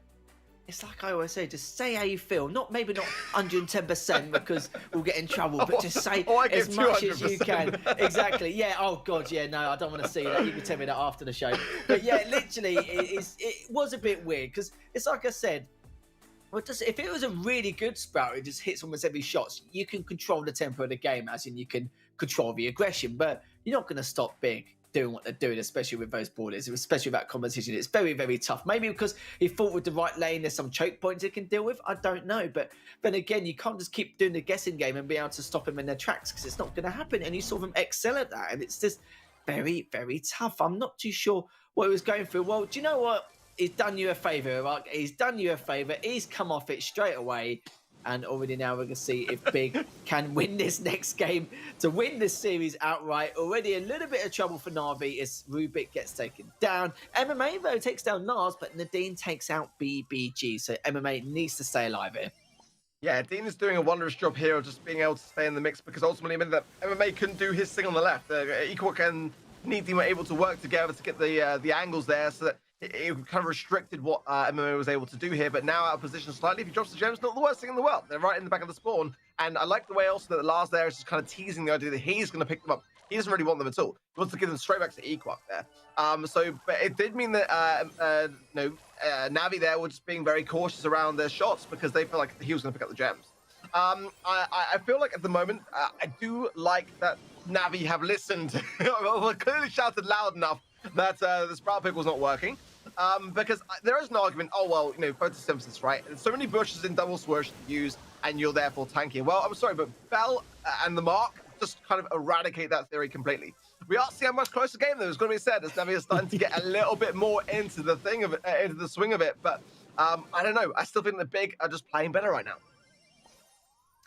Yeah, I think they are as well, just overall. MMA, got to be careful. He's got the 6 gems and he's on the front line, but he needs to make this work. Just needs to be a little bit more on the defensive. Not, of course, fully defensive, that you're on the back line, not helping. But, he understands where I'm coming from. Just needs to add a little bit of pressure, but not too much. Don't get overzealous as still tied up in gems. But the engagement comes in. BBG takes down Lars.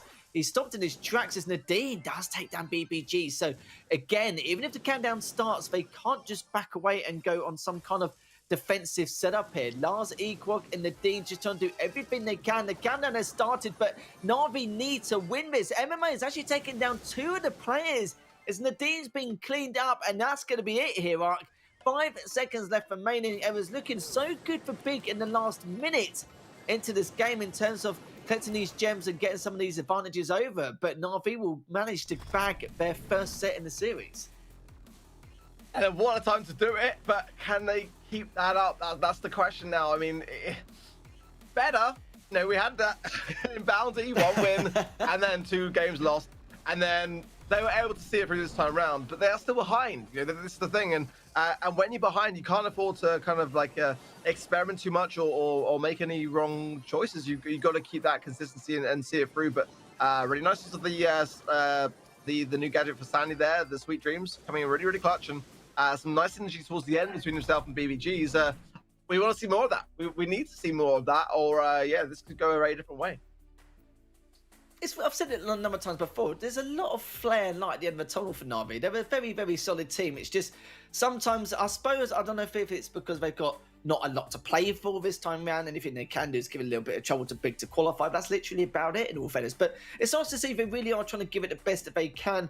I think Rubik has done very well for the team so far. Like, I'm not too sure about one of the picks, like the Sprout picks earlier on, but we'll see. Hopefully there wasn't any more too dodgier compositions going forward. So that was double swoosh. We're going to go to some assembly required for a little bit of siege. I'm interested to know your thoughts going into this. Thoughts are that ultimately, I think it's probably good that Buzz was banned here because ultimately that we're seeing, already today as, I mean, again, this is the first competitive matches that I've really seen like Buzz be playable. So kind of interesting to see that he would have been really, really solid here as a brawler that can go and grab that gem, that vault first. I think for that reason that he is banned, we might see some Carl because I think that the first push cannot be underestimated in Siege. Ultimately, that gives you so much pressure from the outset to be able to stay in position, make your opposition more likely to make an error or mistake or overcommit on those side lanes and mids. I feel like this is probably a game where Big will thrive. They do like some of the bigger, tankier brawlers, and we know what they can do on a big push. So I don't know. I mean, let's see. But I do feel like, we also cast at the gates. Rico for me is in a great spot now. And we to be honest, since the introduction of Bouncy Castle, I have yet to not see Rico on some assembly required now. It's kind of been like now the go-to. And Barley seems to be the flavor of the day to match with that particular brawler. Yeah, we've seen a bit more Barley this time round in comparison. MMA takes down Equok there. The first bot will be in the hands of Navi heading down. Sorry, in the hands of Navi? What am I speaking of, Mark? We'll be going to Big heading to Navi here. As they're defending still pretty well so far, but at the same time, you know, you've got to remember they're still taking 21%. And Big do have that map control. BBG's looking to try and push around that left lane, but he's already taken a little bit of damage there from Lars. Having to walk through a lot of it here, but does take him out. That was good aggression there. Good offensive approach from BBG's. Might be able to get another. Has to take two. And he gets the bolt. But if Nadine takes him out beforehand, then it could be a different story. As BBG's, like, just in that one approach alone, did so much work in that left lane and could actually either tie or win him this next spot. It looks like it probably will be a tie. Yes, it will. So it's all going to come down to this last and final bot. You see, it could be a good thing, or it could be the nail in the coffin, actually, for Navi, especially if Big are able to establish control here. Navi might have been in a better spot without it. Let's see how it goes, but that is a really good result for them. They'll be able to bank this bolt. This will surely be a push for them, as long as they can just get a few more seconds of time invested in this final round here, and a few more bolts for that. It will be a push for them, and they are behind a little bit on the damage, but I do feel like 21% is far more than doable with at least a 20 bot, which looks like it's going to be coming in for Big to defend. 18 bolts, 19. They're literally collecting men at this point. They're trying to have their own garage, aren't they, really? Like, you know, just to fix cars and all that stuff. I don't know what's going on. Like, Rubik just in that right lane, just doing so much work. And this is it. This is a beefy boy here, right? This is a beefy lad coming in towards Big. Have fun trying to stop that, guys, because you are definitely not going to have any chance to be able to defend that, even with your lives. And there we have it. Navi, again, a good first game from them coming into this set. Yeah, I mean, this is looking better. This is looking much, much better. We're seeing less of the kind of like odd brawler choices, more what we'd expect to see and what we have seen already today in some assembly required under the circumstances, and just better control. This might be the chance for Navi to be able to tie up this set. I mean, I don't want to speak too soon, and ultimately Siege can go either way. You know, it depends very much on that early game and the aggression that you bring into it. So I don't want to speak for them too soon, but looking like they're starting to gain some momentum. Big have got to shut this down, and quick. Yeah, they really are. God, that was a beefy guy coming up there. There was no way they were stopping him for any chance. They could have cushioned the blow, but they just couldn't. They just got outslayed quite hard there, even considering the start. Like, I will say, BBG's made some really key plays with gave him that win condition. That one approach he made to get that first kill in that left lane, to then collect those couple bolts and be able to get away with his life at the exact same time to tie the siege up. It could have gone completely pear-shaped if it didn't, because considering the start they had as well, I'm surprised. As you know, BBG's, I don't really give him enough love, but I'm trying to give him enough love now, as that was definitely a very good, well, an amazing play in terms of individual performance from BBG's. Yeah, like I said, it's either going to go for them or against them, and it definitely went for them in the end. But that's the thing in Siege, you know, sometimes it is better to give a round. It is better to, I don't have to use the word throw, but to kind of like, you know, give the round to your opposition, I guess is the best way to put it, because it can come full circle. You get that one out of the way with a good solid defense, then come back with a really, really solid collection of bolts for an even stronger offense. That's why I love Siege a lot. It has a lot of those back and forth mechanics to it, and when it looks bleak, you can come out with a cracking defense, and it's all good at the end of the day.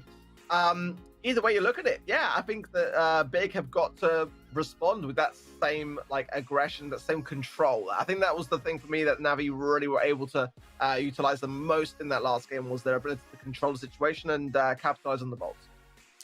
Yeah, there's a lot of strategic elements to Siege. You know, sometimes it can be a tactician's dream. But then again, on some occasions, it's just common sense, purely just common sense. It's like, well, do I want to tie the Siege, or do I want a one-bolt lead, get the bot, and then lose out on the fact that it's only a level 6 Siege bot heading towards them? Then there's not really much point. I can understand why they would rather risk it and go for a bulkier bot and then go into the final one knowing that they've solidified that W going towards the end. Unless you're planning to jump it with the, you know, low-level Siege bot, then it's, you know, that's completely different. BBG's continuing with this, you know, incredible individual plays back and forth, and you can see equal they're trying to do the damage onto Rubik, which he had done, but it's finally been cleaned up, as the first one will be a tied Siege. But then again, Navi with those 2 bolts, bit of headway here going into this next start of the Siege. Equark trying to pressurize the situation. I think Rubik may have missed the gadget there. I have to look back and see, but I think he didn't bounce the shots needed for the bouncy cast to really pay off. dividends to see now as MMA comes into the mid with some nice heals as well. Putting the pressure onto Equark, but yeah, Equark really too low to contest that. So look at this already. Like, there's 10 bolts. This is looking like a really solid push coming in for Navi. Not a single bolt yet. Banked by Big. And that's got to be worrying, right? I mean, they can still defend and come back in the final round, but so far, this is Navi controlling this entire matchup so far. Looks like today's going to continue to be weird, as already another big lad coming his way. Level 14 bot now. Nadine and Lars are thinking, right, what are we going to do here? So already going to try and defend that. The bot's down to 40%, but look at the damage it's doing to the Ike at the moment. You can see manages to survive 24%. It might be good enough. It all depends on this next bot and depends how big it's going to be as well, because Navi do have an early lead with this. They can still pick up at least 7. But will it be big enough for them to be able to do anything here? Like, you know, that's going to be the next question. Of course, they're going to be jumping it towards the end, but I don't know how much more of a difference it's going to make, as already Navi down by 1 bolt. So it's like I said, they can cushion the blow if they don't be able to win up the center side of this map. And Equal managed to pick up another one. So Big looking a little bit better here. They do manage to get that level 7 siege bot. It's not as big as they would like it to be, as Navi did cushion the blow massively. And look how much damage is done to the bot already. Rubik just trying to get in the way ever so slightly, and at the same time trying to keep it off. But how much is it going to do? Still a fair amount of the bot left. And would it be able to clear it? Yes, they do. And with that 1 siege bot, even with the level count being 7, still managed to jump it and managed to get that game win as well. So it means another match point here for the side of Big. It's like history just keeps repeating itself with this series, right? It's always Navi to pick up the first game of the set, and it went their way. I think that now, if I'm not corrected, that it's Big's turn to see out the match point, right? But again, this was a really, really good final push. They could fully commit to it, so they've got to consider that next time going in, like, to make sure that that third and final push is theirs, no matter what they look at it. Definitely, they made the most of that moment. They had to. They were behind her, but you know, it's either going to be one of these two things. So it's either going to be Navi taking the 5th and final set to decide it all, or Big just kind of ending this and stopping it in its tracks and leaving Navi on 0 wins. Either way, it's going to be exciting to find out, because again, this is majorly impactful for Big's tournament journey here. So Navi have got a chance to really mess with that, and Big do not want to let that happen. They were slaying them out of their minds at one point, you know, especially when that level 13, 14 bot, they had a really great posture in terms of how they defended the central side, just in terms of their structured setup. And then all of a sudden, Big had an incredible counter-attack to bring it back. It was weird. Well, not weird. I've been saying weird and strange quite a lot, because that has been a very weird and strange day throughout the entire course of the day. But yeah, it's just a very, you know, crazy way to respond for Big, having managed to bring that back. And even with a level 7 siege, but gave himself some lead way. And don't get me wrong, like, Navi still cushioned the blow massively, and it did help to a certain extent. But yeah, when they all had to jump it, they knew there was nothing more they could do at this point apart from be able to put all their eggs in one basket. They managed to do it perfectly. So this is going to be another match point here for Big. I believe it's the 2nd match point going into this one. So we're going to see if Big can now be able to close out this series, or if Navi going to continue to cause some trouble. Definitely need to keep an eye on BBGs, because he's definitely been the difference maker on the odd occasion. But then again, Rubik has managed to get that first kill. Nadim will get cleaned up as well. And I talked about BBGs with that surge. He's managed to do it again, gets the 2nd kill over in that right lane. But we can't really do too much here, as now the level 2 siege, but will be in the hands of Navi to continue getting that map control. But Equal does manage to get one, but gets traded out instantly by MMA. Yeah, and dropping a bolt as well for good measure, which will be picked up by MMA and Bank. I do like the stew here, but ultimately it's definitely going to require some lane takedowns there from Equark, and you know, that's the first spot, 33%. I mean, that's not a bad start. Dean needs to consider Gadget here, I feel, to heal up, as I'm sure he'll be running Bouncy Castle, as it hasn't been it hasn't been anything else since it came out. But not going to do so, but gradually pushing. But at the moment, Navi are just coming out with all the aggression, all the control. It needs to be responded to. They can't push us individuals. They've got to push as a team. And right now, we are looking like we saw Navi performing in this first game of Siege, just locking everything down and just taking each player down one by one. No bolts still for Big. What is going on? One finally now, but it's the 2nd push already. this is what I'm talking about. They've got a very good defensive set up in the centre. BBGs gets another kill, and then BBGs gets another one again. You see what I mean? It's just been a reoccurrence every single time, and Navi managed to win that. So we are going to go to a 5th set. I believe this is the first 5-setter we've had today, considering the amount of matches we've seen played. Yeah, it is. And isn't it just kind of like, it's so bizarre to me. You have Reply Totem that beat SK, okay, 3-0 to start the day. And then Big are the team to beat Reply Totem. And then Navi might be the team to beat Big. And they haven't won a single series in this competition. Today it's just going from weirder to weirder.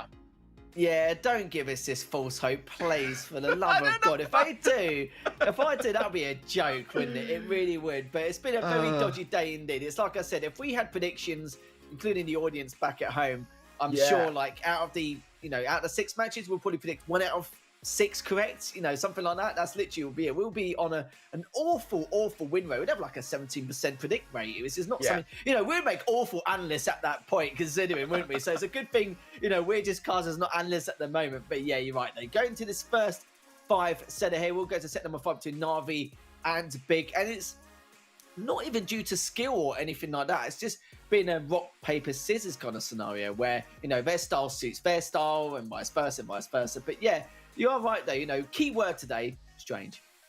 Strange. One thing that concerns me for Navi here is that we're going to the heist and safe zone next. And there's Bell, which hasn't been utilized by Navi. In fact, it's kind of almost been avoided actively by Navi. I had to double check the bans just to make sure that, Big weren't making any kind of errors or mistakes, because they just keep refusing to get it out. I just can't see Big not bringing in Bell in safe zone, and I can see Navi not, and that's concerning to me, as ultimately, it just has a lot of, don't get me started. Giving you nightmares. You'll wake up in a cold sweat thinking about that game. Just like, is it the right lane? In the right lane? Oh my God, I can't take it anymore. I'd wake up in a cold sweat about it, mate. Don't worry. If that makes you feel any better, I'll probably have some nightmares tonight, so it's fine. But hopefully, these nightmares won't occur anymore, because Big may actually be able to stop this one. I'm trying to think how many match points that Big had. It's at least 2. I know that for a fact, but I can't remember if they won the first game earlier on in that set earlier on. I was trying to think, what was it on that gem grab? I can't remember if it was 1 or 2, because I think Navi took it straight away and then Big responded in the second game. So yeah, I do believe they've had 2 match points to settle this series, and it could be a 3rd or 4th depending on the circumstance of how Big are doing. Like, don't get me wrong, like, Big are adapting well, but it seems like Navi seems to download them and get their number and everything in the 3rd and final game every single time in this set. So Navi are just not letting this go. Of all matches they're doing it in the one where Totem took out SK 3-0, Big took out Totem 3-1, and now Navi could win their first ever match over last month against a team that've done, all of those things. So it is absolutely balmy here, but we are going to go to the final set of the evening between Navi and Big and see if Navi can actually bag their first W of the ESL Mobile Challenge. Well, this is not what I was expecting. I mean, Colt, yeah, sure, Colette, sure. I was just certain of a Bell, but ultimately, I guess with Colt, you can break up in a lot of these sides, which does then allow people to spread out, and maybe you didn't get as much value with Bell with going in with that idea. Lars gets a nice little bit of damage, but staying alive on the right-hand side and staying well out of the way of MMA. Dean taking some damage as well. I do like the Piper pick here, I've got to say. Max is a bit of a weird one for me, just a little bit. I mean, not unviable and can play some pressure, but just one that's, for me, has dropped off a little bit, and I'm just unsure where really it lies in safe zone on heist. MMA gets the left-hand side cleared up, and that's going to put some pressure onto Dean in the middle here, but he does start really nicely with 1 tap, 2 tap, and bringing everyone back into the mix. Rubik, the only lone survivor on the right. Oh, I think they forgot a little bit about Rubik. I think they made the assumption he actually went back, but he actually didn't. It's not as Big safe has gone down to 48%. Equal giving him a little bit of help here as BBG trying to keep one of the players back. That could be Nadine on the back line on their side of the map, as Lars just needs to stay alive at this point. as all three members of Navi. This is the Navi I'd like to see. This is what we want to see more of. Okay, not that, but what we see earlier on, instead of charging together, coordinating really well. This is what I wanted to, see or expect from them, because this is what I'm used to seeing from Navi in the past. And now Equot does take down MMA here, but it's only 25 seconds left. This could be an open here as Equot gets another kill, but they're going to see how much pressure they're going to put on as Navi. It still need to find that 7%, but they're being very cautious about where MMA is going to go with that supers. Equot's tempted to go in here. BBGs is ready for it though. They know that Lars is going to be one of the prime targets here. But with 7 seconds left, if they down an MMA, they can give themselves some leadway. The super comes in, but MMA needs to get taken down before he gets supers in, and he does get in at the very last moment as Navi getting their first match point of the series. Who would have thought it, eh?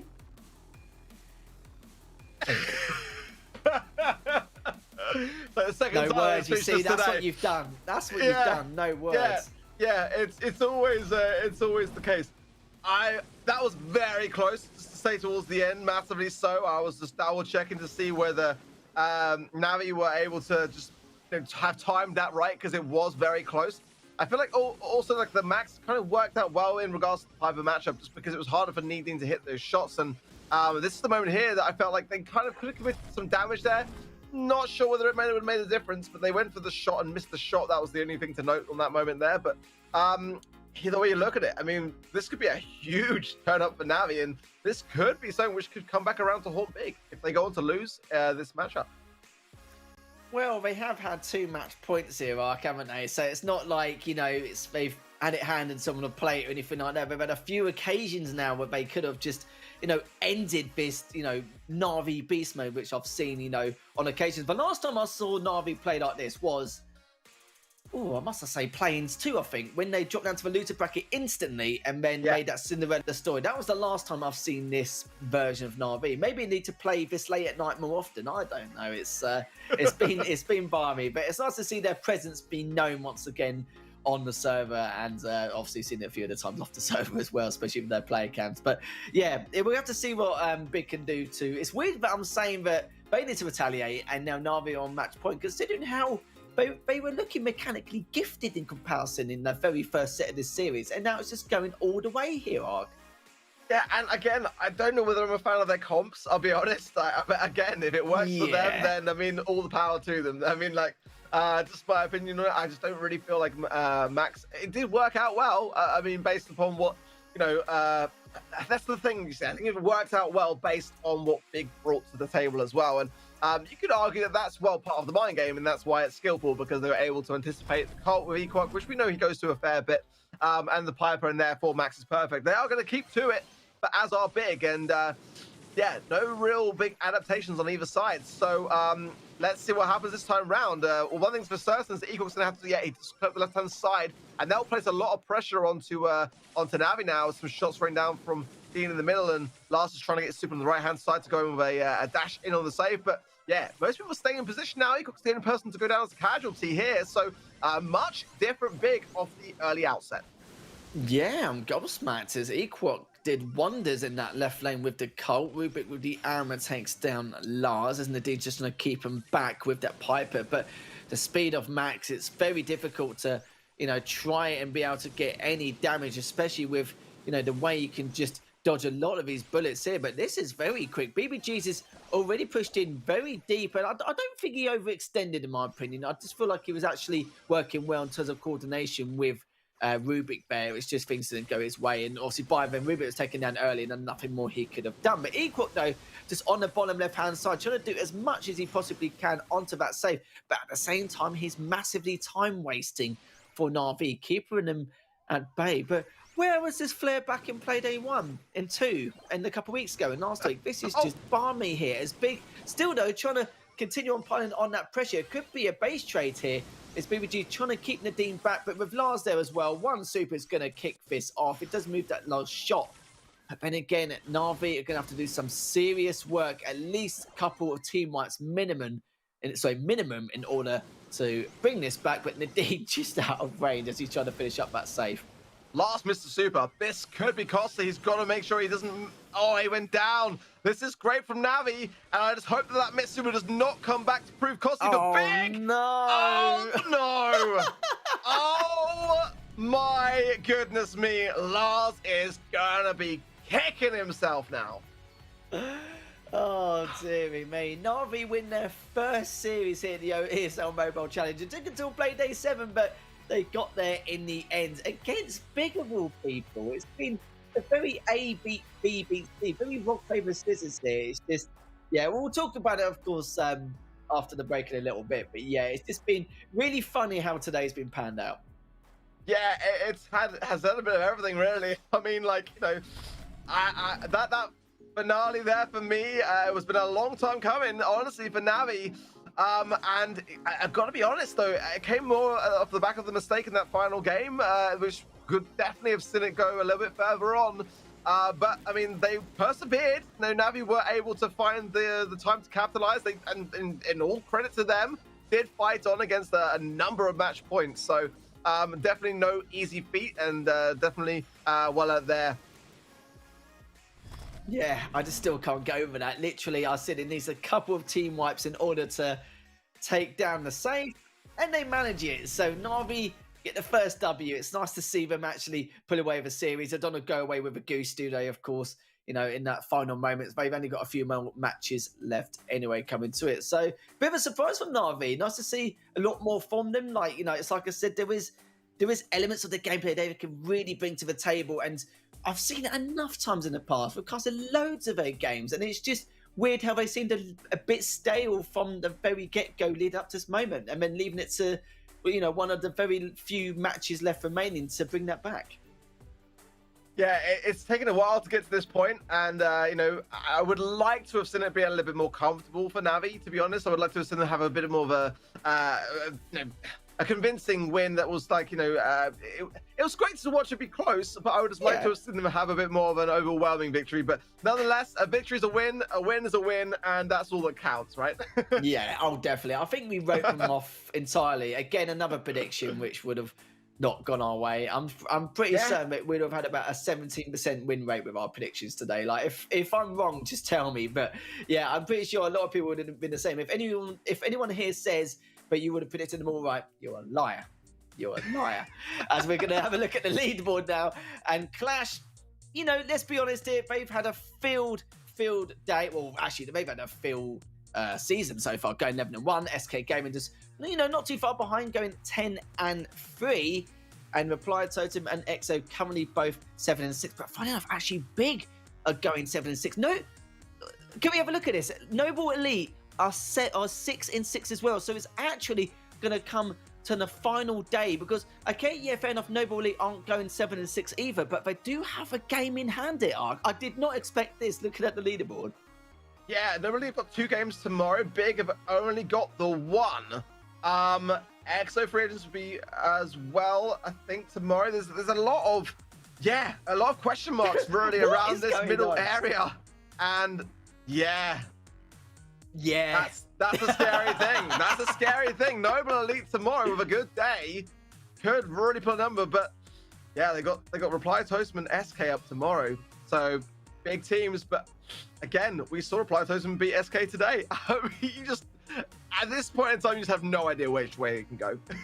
Yeah, I completely agree. Do you know what? From what I've seen on the stats in terms of the leaderboard, Clash and SK Gaming, they're fine. Like, you know, if we leave them out for the side, you know, the only thing we need to talk about them is in terms of who they're playing and who could stop them from qualifying. But imagine, just picture like Noble Elite, they've actually not got a game in hand. They've won their next match, for example. That means all 4 of them are tied up, and all 4 of them could still qualify. And it's the fact that it's taken them to the final play day in order to try and determine what's going to happen. Because normally by about, I don't know, play day 4 or 5 or halfway through, you're like, okay, we've got a bit of an indicator of what's going to happen here and who could maybe qualify, or in terms of percentile, what chance they do in order to be able to make that top 4. But it's still anybody's guess, because, you know, Noble Elite, they've got to play against Reply, Totem, and SK Gaming. That's going to be very tough. So that could be a bit of an indicator there. And even at the same time, though, you've got to look as well that, with Reply Totem, they've got to play against Snowball. So actually, for all of them, it is pretty much a must-win, and it's going to be very, very tough. And I hope they get a good night's rest tonight because they're going to need it leading into tomorrow. Yeah, I mean, this is the thing, a big playing clash. I mean, that's a daunting game. But then again, you've also got Nobly playing SK and Reply Totem, and it's going to come down to the final day, and I couldn't be more excited about that.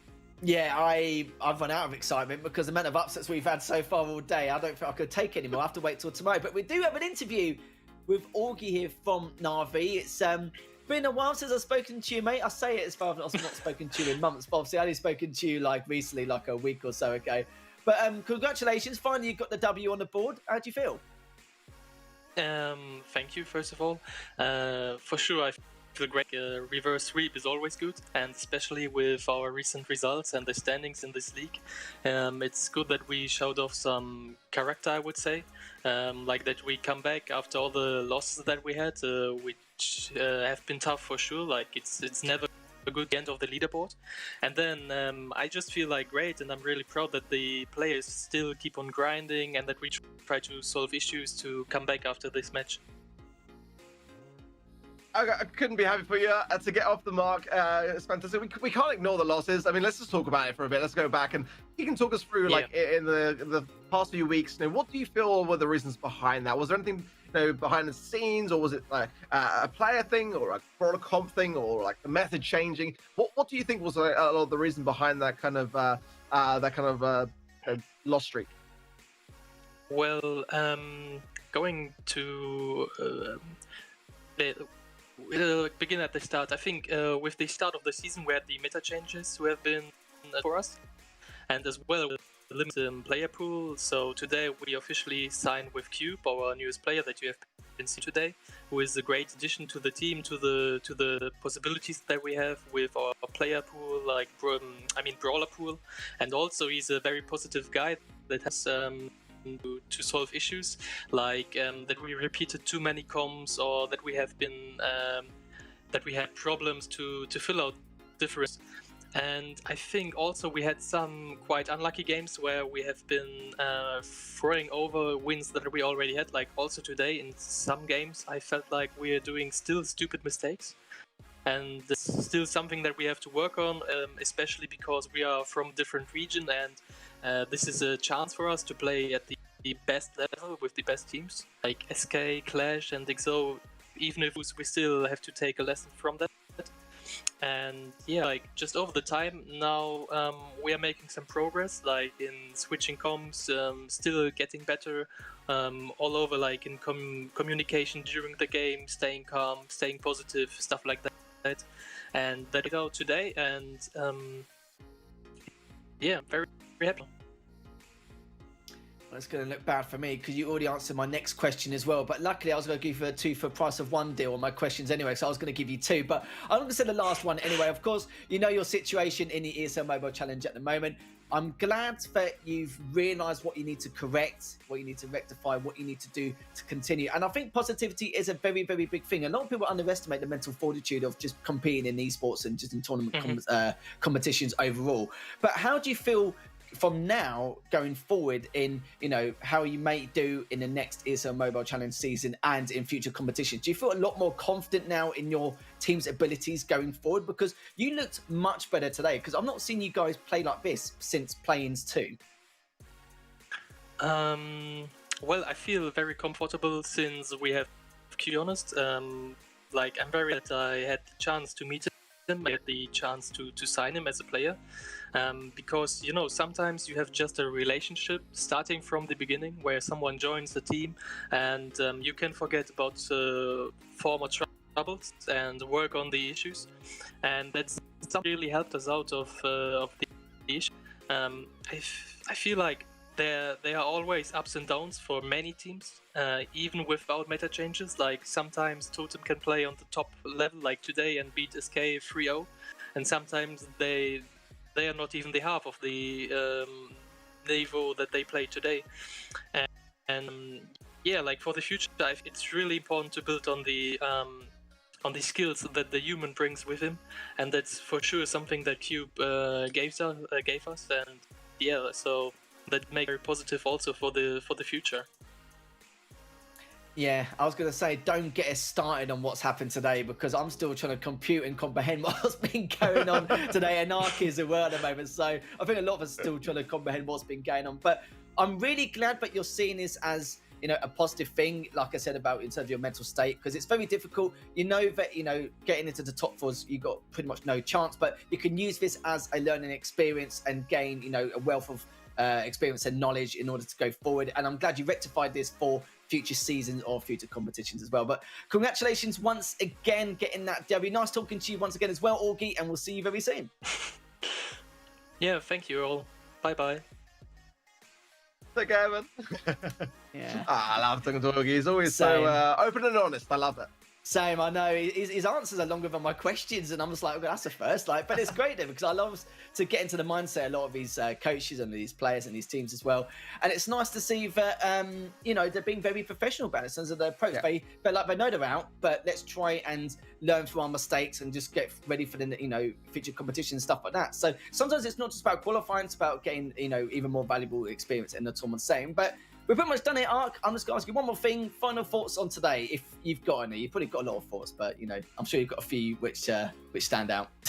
Yeah, I mean, expect the unexpected tomorrow because, again, you know, I mean, huge congrats to Reply and Totem. I think they performed so well today and gave us all a huge surprise at the start of the day. But a really great one. I think that tomorrow it's just all going to come down to who is going to have the better breakfast. Yeah, I don't, but honestly, like, you know, every player wakes up feeling a certain way, and I feel like, you know, it's gonna be the smallest of narrow margins tomorrow.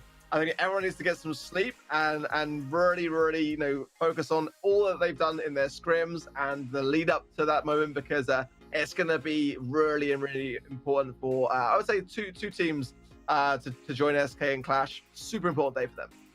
Yeah, and if you're a nocturnal kernel, make sure you get at least 6 hours prepared for it anyway. That's if you're just like me, that's all I'm going to say. But Ark, thank you once again. It's always a pleasure, mate. Always a pleasure. And of course, D-Man as well. I'm sure he's keeping up with the series and what's been going on. It's been absolute madness and craze today. But we don't change it any other way. But not only that, thanks to the production at ESL and you guys at home for watching. And we'll see you same time, same place again next week for tomorrow for a fantastic and exciting time for the final play day of the challenge.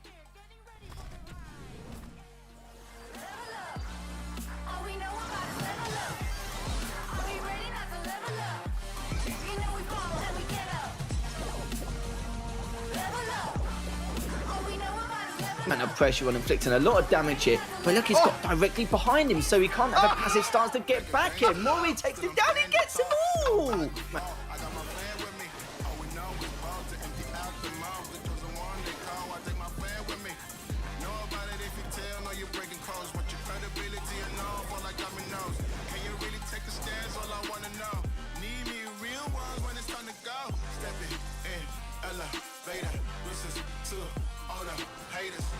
That's all we know when we level up. Yeah, that's all we know when we level up.